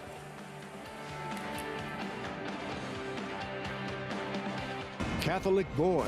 This dual surface star defeated a strong field in the Travers Stakes at Saratoga and became one of only 3 American 3-year-old colts in history to win Grade 1s on both dirt and turf, including the immortal Secretariat, a 6-time graded stakes winner from ages 2 to 4, and the fastest 3-year-old of his crop over 10 furlongs. One of the most accomplished sons of More Than Ready, he earned over $2 million on the track. Catholic Boy, standing at Claiborne Farm. There are lots of ways to support our brave first responders. Drinking a rich and smooth proper Irish whiskey is one of them. For every bottle of proper number 12 we sell, a donation is made to first responders. Here's to the proper heroes. Shlonda. RaceLens is the most in-depth product in horse racing, with unique features found nowhere else. True odds, predictive analysis, and pace projection. RaceLens. It will change the way you follow horse racing and take your game to the next level.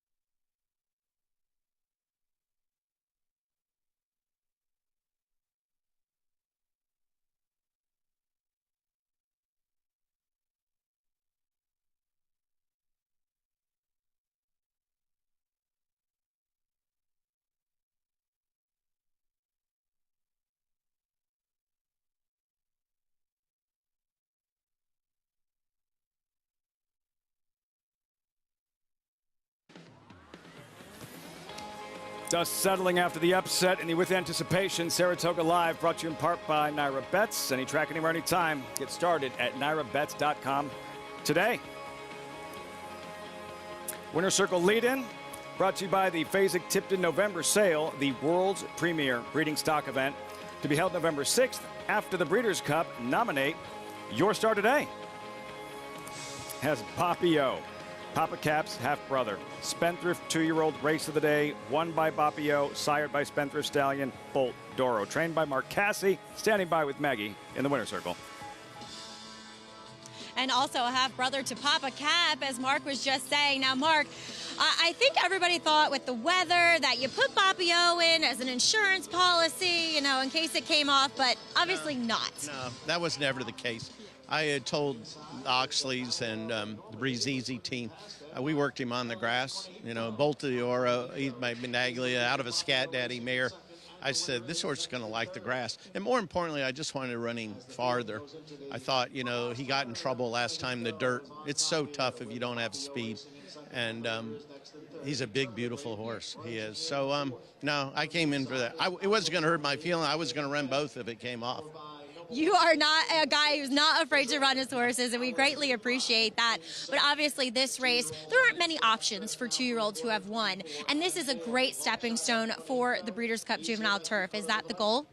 I'm sure, you know, we're going to look and see. He'll probably go, we'll see, we'll give him one more start before the Breeders' Cup. He still has a little more to prove. But, yeah, you're right. You know, there's very few options, and especially with these young horses, we're trying to run them long and get 2-turn races into them. So that was the goal, and he held on. Dylan's having a great day. He really is. His third win of the afternoon. Now, Mark, you also had Determinately in there. He still a maiden, but I know you talked to John Velasquez after the race. What were his thoughts about him? Just struggled a little bit. You know, the ground's soft, and I knew going down the backside he just never looked comfortable. When he ran here opening week, he probably should have won. He had just a terrible trip, but the ground was hard, and he was running into the bit the entire time. Today, you know, the pace wasn't that fast. Of course, it's hard to judge with the track the way it is, but I knew he was in trouble down the backside. Well, congratulations, though, pulling off the upset with the higher-priced Papio, and it was fun to watch him take to the turf. Thank you. Mark Cassie getting Papio to show some early pace, and that pays off as he takes the With Anticipation with a bit of an upset. Lafitte? To the tune of 23-1, Maggie, Mark Cassie. How do you evaluate the race, Gary, when you consider the softer ground and the slow pace early on? As Mark Cassie pointed out, one correlates with the other. It makes it difficult to evaluate the form of these 2-year-olds moving forward. Well, I'm going to evaluate the interview first. Mark, you're not a very good poker player. You're pretty excited about that performance, and he should be, regardless of what the condition of the turf was today. That was a big performance, and he won with something left. Dylan never really was asking him for his best effort until like the last 50 yards when Normandy came at him. Then he knuckled on this horse, and he responded to it 3 jumps before the wire. He hit another gear, and that's what I just noticed watching that replay back a couple of times here. That horse won with something left, and he'll be a force to reckon with. And if it happens to come up soft, Breeders' Cup time, watch out. He's proven on it. Papio here in the With Anticipation. We said it had been formful in the first few legs of the late pick 5. Not so much here. Papio, 48-20 in his grass debut, takes down the With Anticipation. 9 down, 1 left on the Wednesday program, final Wednesday of the meet. 10th race looks like this, $25,000 maiden claimer, 6.5 furlongs, 3-year-olds and older, scratch numbers 1 and 9 wide open. Devil Boy and Sinful Dancer at 3-1. They are very commonly referred to as the unsung heroes of the sport. Because they are. You don't see them celebrating Grade 1 wins. You don't see them in the winner's circle celebrating after races. When you do see them is when things are most chaotic, when horses are acting up in the starting gate, when jockeys are in harm's way. These are the people that put themselves at risk for the safety of both horse and rider, the gate crew.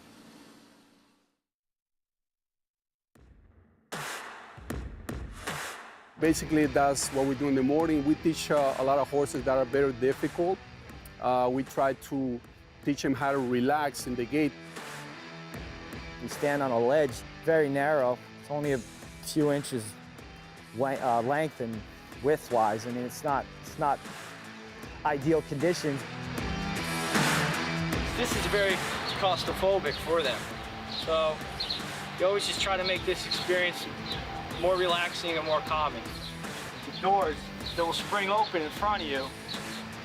You pick a leg up, a hand up, like this. You have to be somewhat, I guess you could say, a little crazy to do this.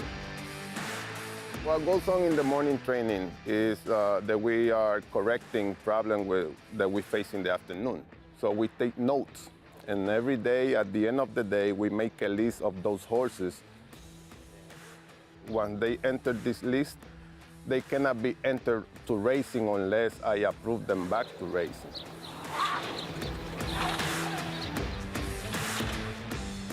So our job in the afternoon is to load the horses, make sure that all the horses are standing in the proper position for the start.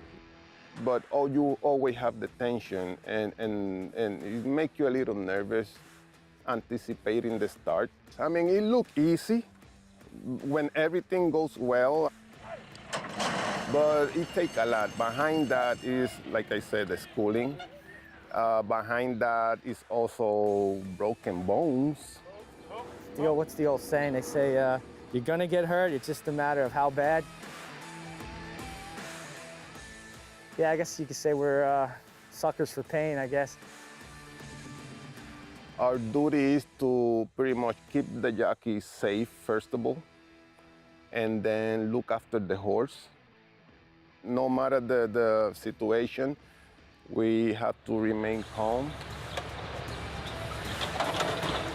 All the horses need to be relaxed at the start, to ensure that we have a fair start for everybody. It's not your typical 9 to 5, job. You definitely have to have toughness.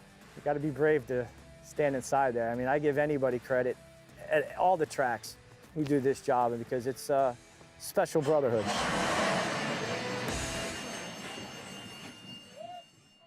The starting gate crew, Gary, as a rider who spent decades in that starting gate, how significant, how important the gate crew? I've been in some bad spots in the starting gate. Been pinned in there upside down with my legs trapped behind or inside of the gates where the tailgate is, hanging upside down, and those guys get the horse moved out of the way and pull me out of there. I've had to go alone in the starting gate with certain European horses, and that horse will flip. Had those guys catch me in midair out the back, put their lives on the line. And it's kind of counterproductive. You hear them saying that they need them relaxed in there, and here we are warming them up. An owner or a trainer wants their horse on the lead. We give them a big warm-up, get their mind on running, and then all of a sudden we're trying to keep them quiet in the starting gate. And they grow with experience, the horses do, and they put a lot of trust in these assistant starters as well as the jockey in there. And the more they run, the more they have confidence in their surroundings. It's not noisy in there. The starting gates are metal. When a horse kicks the tailgate with their aluminum shoe, it makes a lot of racket. And that racket sounds the same as when the stall doors open up. So there's a lot of things going on in there. And I'll just say that us as a jockey colony, we've thrown a lot of barbecues for those guys that the two-feeted athletes that look, you saw how tight those quarters are in there, and they're not small people. They're big boys and women, different racetracks, and they're very brave. Such a big integral part of the sport. To our FS1 viewers, we're going to say goodbye. Coming up next, a NASCAR Race Hub on Fox Sports 1. We're moving over to Fox Sports 2, coverage continuing from Saratoga, the 10th and final in 15 minutes. Earlier, the feature with anticipation, Papio in a huge upset, 23-1 turf debut, onward and upward for him, for trainer Mark Casse. Something to celebrate. Dylan Davis, big afternoon here at Saratoga, third win on the afternoon. Again, right here, FS1, NASCAR Race Hub is next. The nightcap from Saratoga on Fox Sports 2.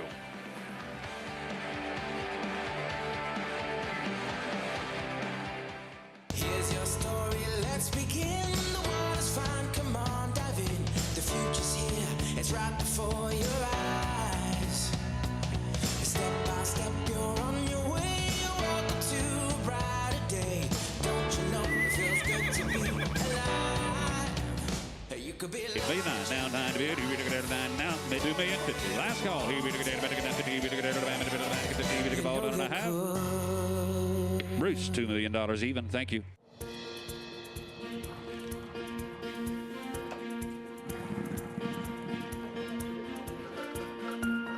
We take pride in what we do. For me, it's more of a passion than actual work. I'm an assistant trainer. Carpenter.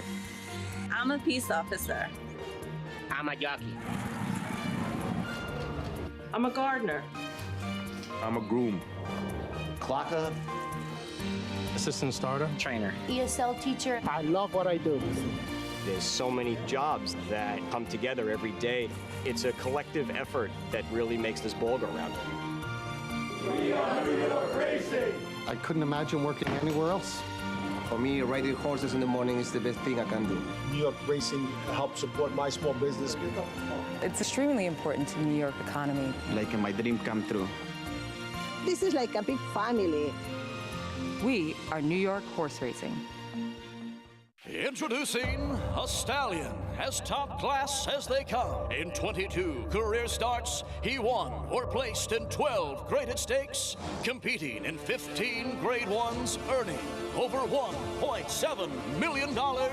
His undisputed speed is evidenced by 7 100-plus buyer speed figures, a 3-time grade 1 winner, Raging Bull.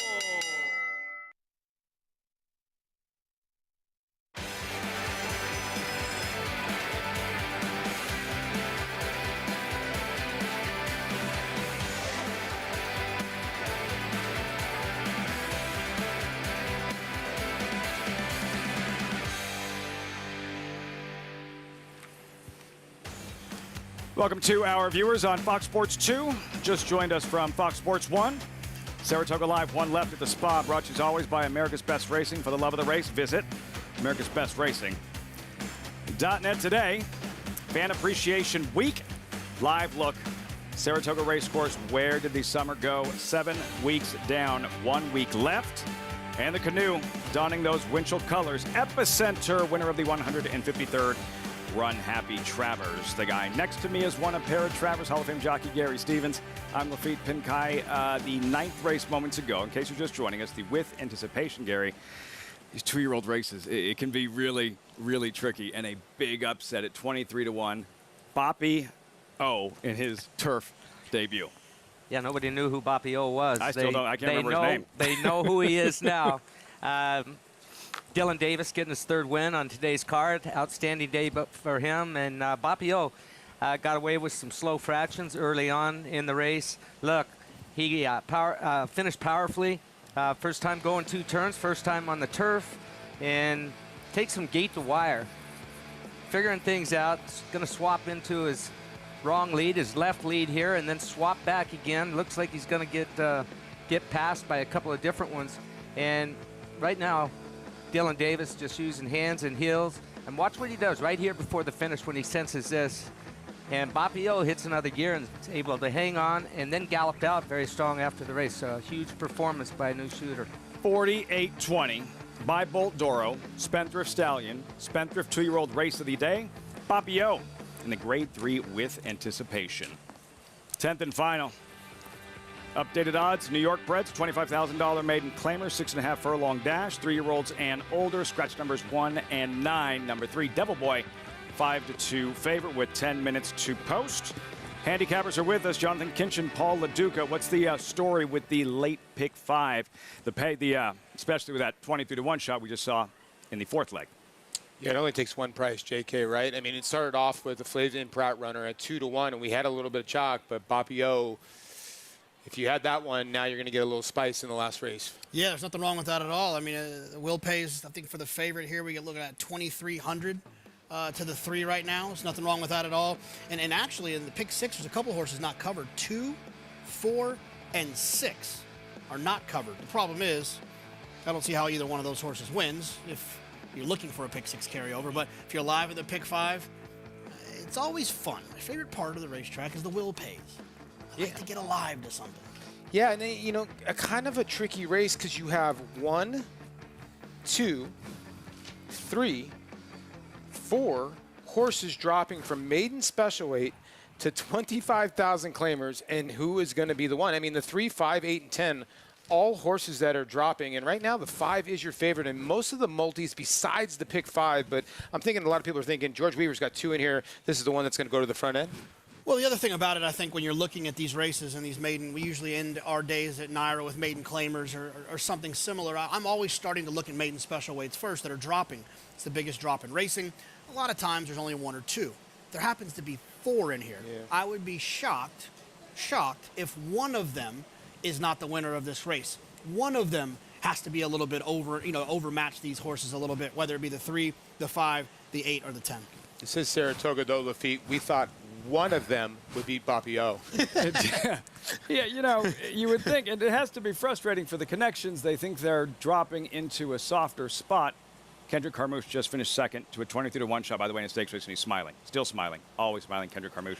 For the connections drop, you think you're dropping into a softer spot, and wait a second, there's a host of others dropping, making this $25,000 maiden claimer that much tougher. Yeah, there's no easy spots in Saratoga. We saw that cheaper race today, $12,500 claimer, very competitive as well. But these maiden special, or these maiden claimers up here that we see in the last races, they're usually full fields. People hoping to get the carryover going. Very competitive races. Trainers dropping them in, trying to get that first win of these horses' careers, and no easy spots. If you're firing on your NYRA Bets account, great. If not, get signed up. Still 1 week left. Use that promo code TOGA200. Earn up to a $200 deposit match after your first deposit. Any track, anywhere, anytime. Join now, NYRABets.com, to earn your $200 deposit match. Tomorrow, the female equivalent of the With Anticipation, P.G. Johnson 2-year-old fillies taking center stage. That's the Thursday feature. We have the Wednesday nightcap and a post parade starting with Captain Remington 8-1. Dylan Davis looking for a 4th. Yeah, this horse dropped last time from maiden special weight to maiden 25. Speed figures just not fast enough for the top 4, it appears. Devil Boy, the lukewarm favorite at 3-1. Yeah, not a good effort last time, and probably warranted a drop in here. Actually got out-finished by Sinful Dancer, but I think maybe could turn it around today on the drop. Southern Civility off the board in all 4. Yeah, off the board in all 4. Never shorter than 21-1 in all 4. 27-1 today. Contender, Sinful Dancer. There he is in Eric Cancel, 3-1 second choice. Yeah, I think most likeliest winner, just because he has 4 seconds here on this circuit. I know that the 2 has 3 seconds, but the 5 has been pretty close to the winner's circle. My Slick Nick, Kendrick Carmouche. Took some money on debut for connections that don't win a ton. Cumberland Blues, if you're looking for a fresh face, 7-1 on the board. Yeah, taking a little money, and Junior Alvarado's having a nice day as well. Trying for a 3rd, number 8, Beach Boy Al for George Weaver. Yeah, in the first 3 starts of the career showed early speed with fast early pace figures. I like horses with talent dropping in. Basic Risk, big class drop. Yeah, I mean, Chad and Klarovich do this very often. Keep in mind, Klarovich does have the lead for the for the owner's title. I think Seth cares about it a little bit, and I would assume that some of these horses might start getting dropped over the next couple of days to try to secure that title. Live look at the backside here, Saratoga. Real quick, JK, before we circle back to Devil Boy, is that cold on the board for Basic Risk? Did you expect him to be shorter? The horse didn't do much running on debut, and to be fair, the horse was 8-1 on debut. You get a Chad Brown runner that shows up first time out, 8-1. You got to think that the word's kind of out. This one might not be the most talented. Then you show up here, you drop in for a tag. I would say a little bit chilly, but I wouldn't try to talk anyone off. Just a little chilly. Devil Boy not chilly, working up a sweat. This is 2 starts back at Belmont. What happens at the start, guys? This horse just doesn't break well. It breaks awful. And to be fair, it's a habit. The first 4 starts of the career, all similar, just not breaking well. He broke a little bit better last time, but do you want to trust Paulie that he's going to break well today? Well, here's the... Again, I've used this multiple times, double-edged sword. he wants to be behind horses. So I think when he broke badly this day, it actually helped him. He's settling nicely behind, and he's going to make one run here and run third. Now, when he came here to Saratoga for his start, he broke on top and tried to use his early speed, and he just backed out of it very, very quickly. So I think he wants this type of trip, not this far back, but I think a horse wants at least a target, and I think that's what Devil Boy will try to get today. I don't think he wants to be on the front end like he was last time because, you know, Sinful Dancer just basically outran him last time. Closers and sprints, especially short-priced closers in sprints, it's just not a winning proposition. We saw it a little bit earlier in the card with the 6-horse in the 8th, right double shot, another closer at a short price in a sprint. It's just not a winning proposition. Oh boy, so lots to pay attention to in terms of how he breaks, Maggie, and then there's appearance. What are we seeing? I have learned, Lafitte, that when Devil Boy is hot and washy like he is today, at least 2 back, he was the same way, and we saw his best performance to date. And as Paul was mentioning, I think it was interesting what Paul brought up, that he likes to have a target. So it actually worked well that he didn't break that alertly 2 back. Now, we do see Jose Ortiz giving him a big warm-up. I thought he was going to run better last time because he wasn't hot and washy, but now I've learned that maybe it's better for him to be like this.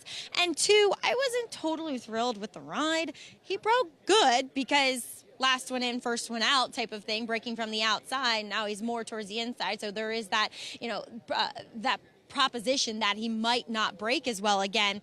But 2, then Jose wrangled him back because he wants a target possibly. Then he just kept him out in no man's land, and he really didn't persevere with him. So now we see the drop in class. I like what I'm seeing in this warm-up. I mean, I'm not on his back, but from what I can make out from the ground is he looks ready to go. And I think this horse looks best of any of the drop downs as we'll move on to the outside in number 10, Basis Risk. You know, there's some horses that are just disingenuous. Maybe that's unfair, but maybe their head isn't cut out to be racehorses. So we see this guy come back as a new gelding after he was really bad, studdish, just lacked focus completely in the paddock today. While he was a lot less vocal, he was saddled outside. He was kind of running backwards at times. You know, he just doesn't seem like a horse that is really going to go out there and put a full effort in. So drop in class, does come in here looking fit, but hasn't really grown much since April. It's just still small, very compact. So coming back at 6.5 and not showing any speed first time, I don't know. I'm not convinced with this horse, especially he's not taking much money really at 5-1, but again, he didn't do any running in his debut. We'll see if the gelding helps. Number 7, Cumberland Blues, I think is very interesting. Now, yes, he looks like a horse that went further than this. As you can see, he's very long frame there, warming up beneath Junior Alvarado. But on the flip side of that, the pedigree says sprints are a-okay. So 6.5, maybe we'll give him a shot at being effective. He's incredibly fit here. He's a big, good-looking type. He's dappled head to toe. You could not ask a first-time starter in this field especially to look any better than him. He's the real intriguing wild card in the mix, Lafitte. Lots to like. Positive vibes from Maggie on the first-time starter, Cumberland Blues. Junior Alvarado trying for a third this afternoon. Blue Devil Racing Homebred at 9-1. Gary, to his outside, your top selection, Beach Boy Al, trying to break through. Why will today be any different than his first 4? I'm still admiring the 7-horse out there on the track. I like the way he looks too, Maggie. Beach Boy Al, he was bet last time. It's his first time for George Weaver. First time he had run him back in July at Belmont. He's worked decent here. But I like the fact that he was bet on that day when Joel rode him. He didn't show up. I'm hoping that the drop in class helps him some.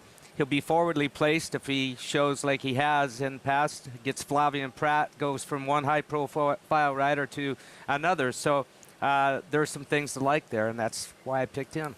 Could see Flavian Pratt trying to get Beach Boy Al to focus up as well. Pratt, the date with Flightline in the Pacific Classic on Saturday. 2 wins today. Trying for a third. Beach Boy Al at the gate. Long shots, but not covered. numbers 2, 4, and 6. Only 9-1 on Captain Remington. 2, 4, and 6 would cause a Thursday pick 6 carryover. Sinful Dancer, the favorite, 2-1. Keep your eye on Devil Boy at the start. Can he get out of the blocks clean? Number 3. And Kendrick Carmouche, Gary, off My Slick Nick. A lot safer standing up there on the back of the tailgates like that. Let the starting gate crew do their thing. Yeah, you can see him acting up in there a little bit. What they're doing now, they got him in. They're going to, you'll see the assistants do this often when a horse is really uptight in there. They'll load him, back him out, reload him again. Hopefully they're settled when they go back in for that second try. My Slick Nick.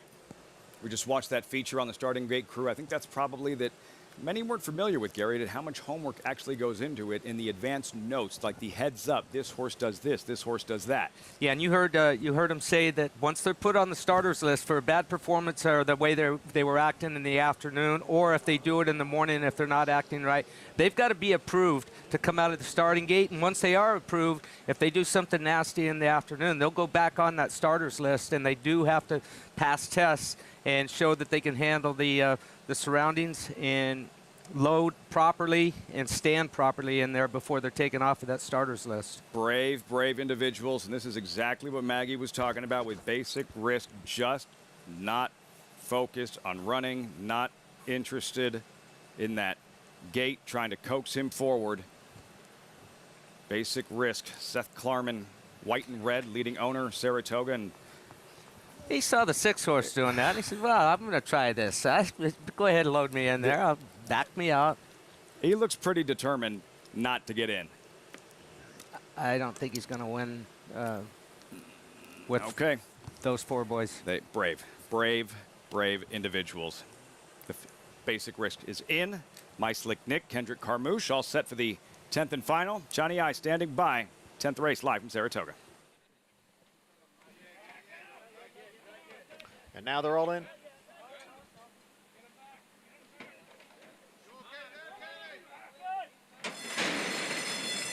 And they're off.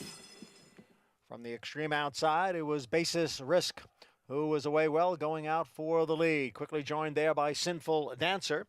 And down on the inside is Southern Civility. Sinful Dancer has come away with the lead now. Basis Risk and Southern Civility right together, second and third.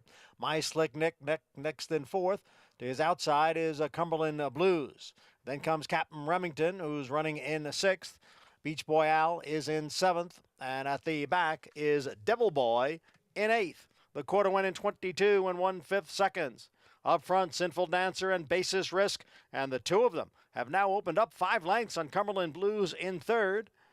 And then it is Beach Boy Al, My Slick Nick down at the rail, and alongside is a Devil Boy, and then at the back of the pack, Captain Remington and Southern Civility. The half mile in 45 and 1, the field comes into the stretch. It is Sinful Dancer and Basis Risk, the two of them right together with a furlong to the finish now. Basis Risk on the outside, Sinful Dancer down at the rail, and Southern Civility with a Cumberland Blues, and on the outside it is Devil Boy, but in the meantime, Basis Risk gets away, and it will be Basis Risk to win it here under Manny Franco. Sinful Dancer was second, then Cumberland Blues and Devil Boy. As difficult as he may have been pre-race, Basis Risk, when it came time to run, game time, he turns it on and graduates in his second career start. 6-1 at post time. Wow. So Basis Risk, he had a good poker face. Didn't want to load, didn't act like he wanted to run. He showed up, he ran today, liked the drop, liked being a new gelding. Just didn't like loading like he was supposed to. But once the doors open, job well done. You don't get many Klarovich-owned, Chad Brown-trained runners class dropping at this price. J.K. Pauly, Basis Risk at 6-1, and he made it look easy in the end. Paulie, to me, this is a great illustration of why Seth Klarman is such a great owner, because he allows his trainer to put horses where they can win. A lot of times, a lot of owners, I'm sorry, close your ears if I'm offending you out there, they want to hold on. No, let's keep running for maiden special weight. Let's keep running for maiden special weight. And when Chad says, hey, we should run this horse for 25, Seth says, okay. They run for 25. They win.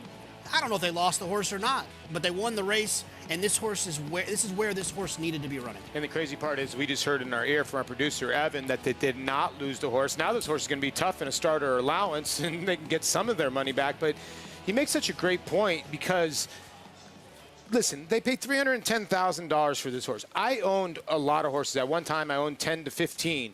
At sometimes you get lucky. I bought a horse for $25,000 and a horse won me $300,000. I claimed a couple for $50,000 that I had a drop for $20. Sometimes you need to cut your losses on some horses that you think cannot cut it at that level. They did not lose this horse. They win. They can get another race out of this horse and probably with a starter allowance. So that's how you win trainer titles.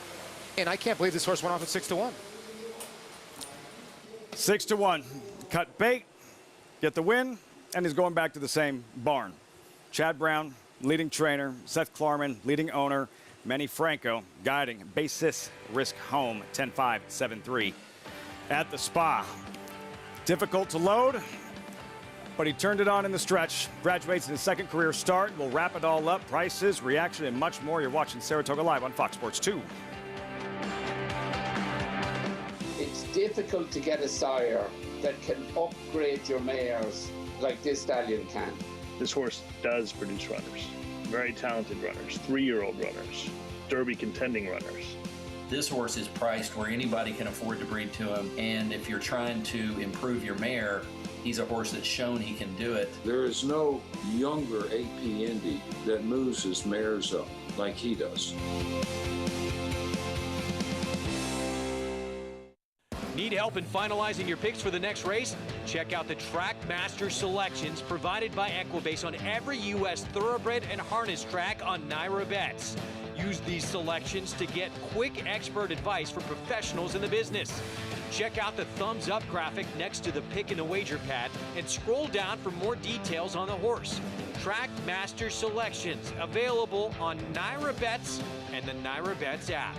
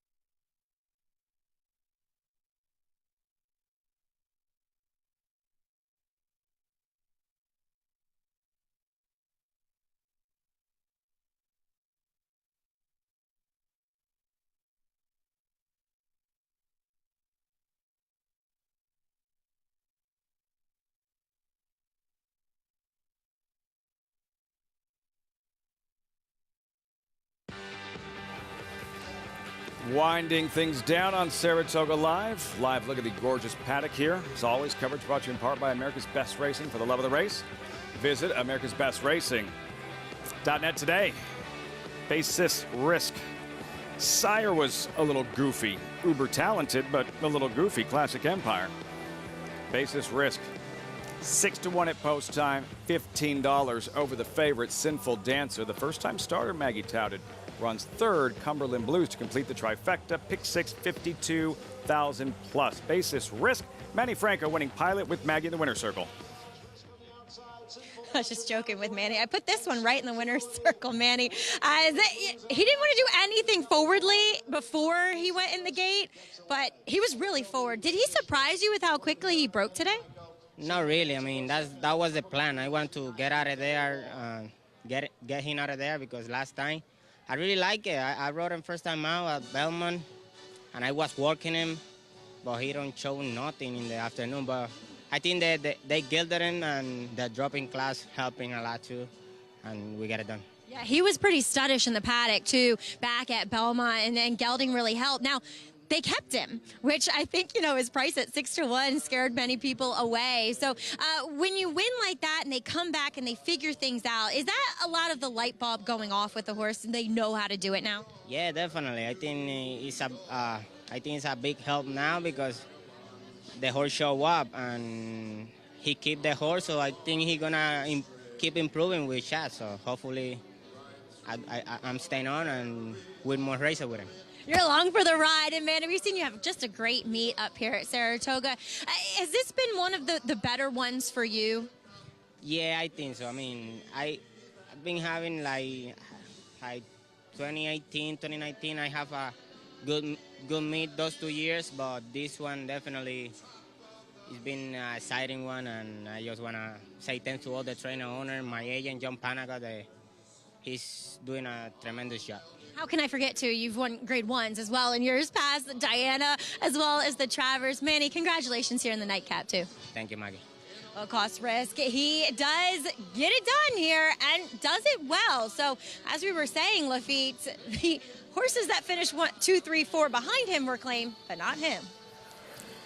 Going right back to Chad Brown's barn, Maggie. How rare is that, Gary, for a horse to act up that much, be that hesitant to load, and go out there and win with that kind of conviction? It's not that odd for it to happen. I mean, what a horse does prior to a race doesn't always tell the whole story of how they're going to perform. I've had horses that were completely acting up that I thought were not going to fire even a little bit, and then they jump out and they run a huge race. And just the opposite happened, where a horse has been, he's normally an aggravated type of horse. Now he warms up to complete professional, quiet, paying attention, acts very, very focused, and goes the other direction. So, look, until those starting gate doors open up, you never know what you're going to get 100% unless you know that horse like the back of your hand.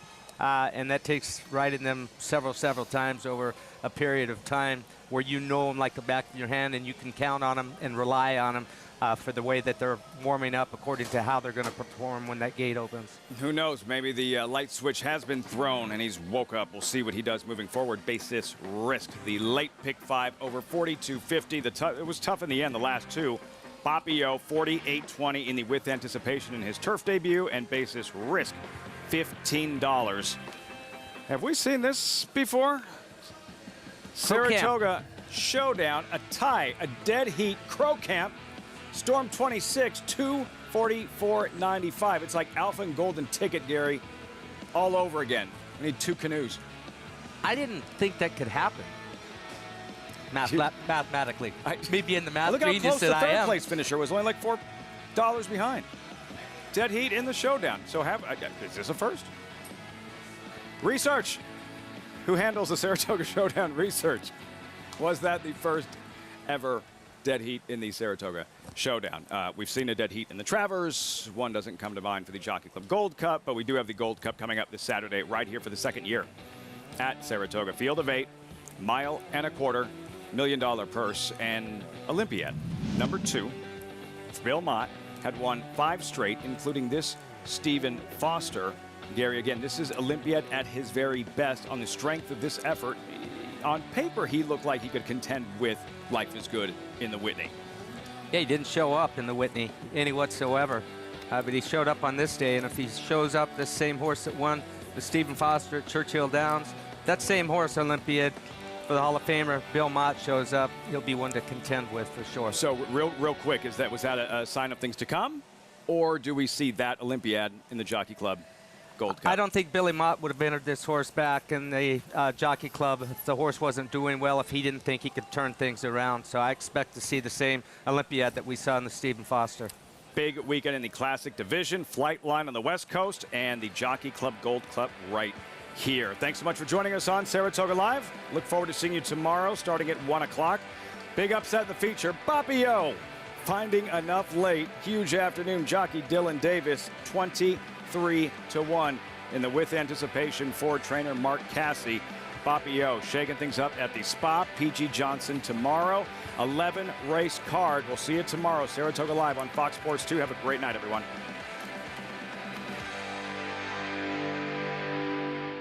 The momentum continues for War Dancer as Dancing Buck scores a decisive victory on the Saratoga turf. And it is the New York-bred Dancing Buck who wins it. And Elegant Dancer scores at Monmouth. It's War Dancer's Elegant Dancer, winning by 6 lengths. Interesting note on War Dancer I just got. He is the leading third crop sire for winners and earnings on turf. So he is certainly off to a blazing start at stud. Now with 34 wins in 2022 and over $4 million in progeny earnings, War Dancer is a sire on fire.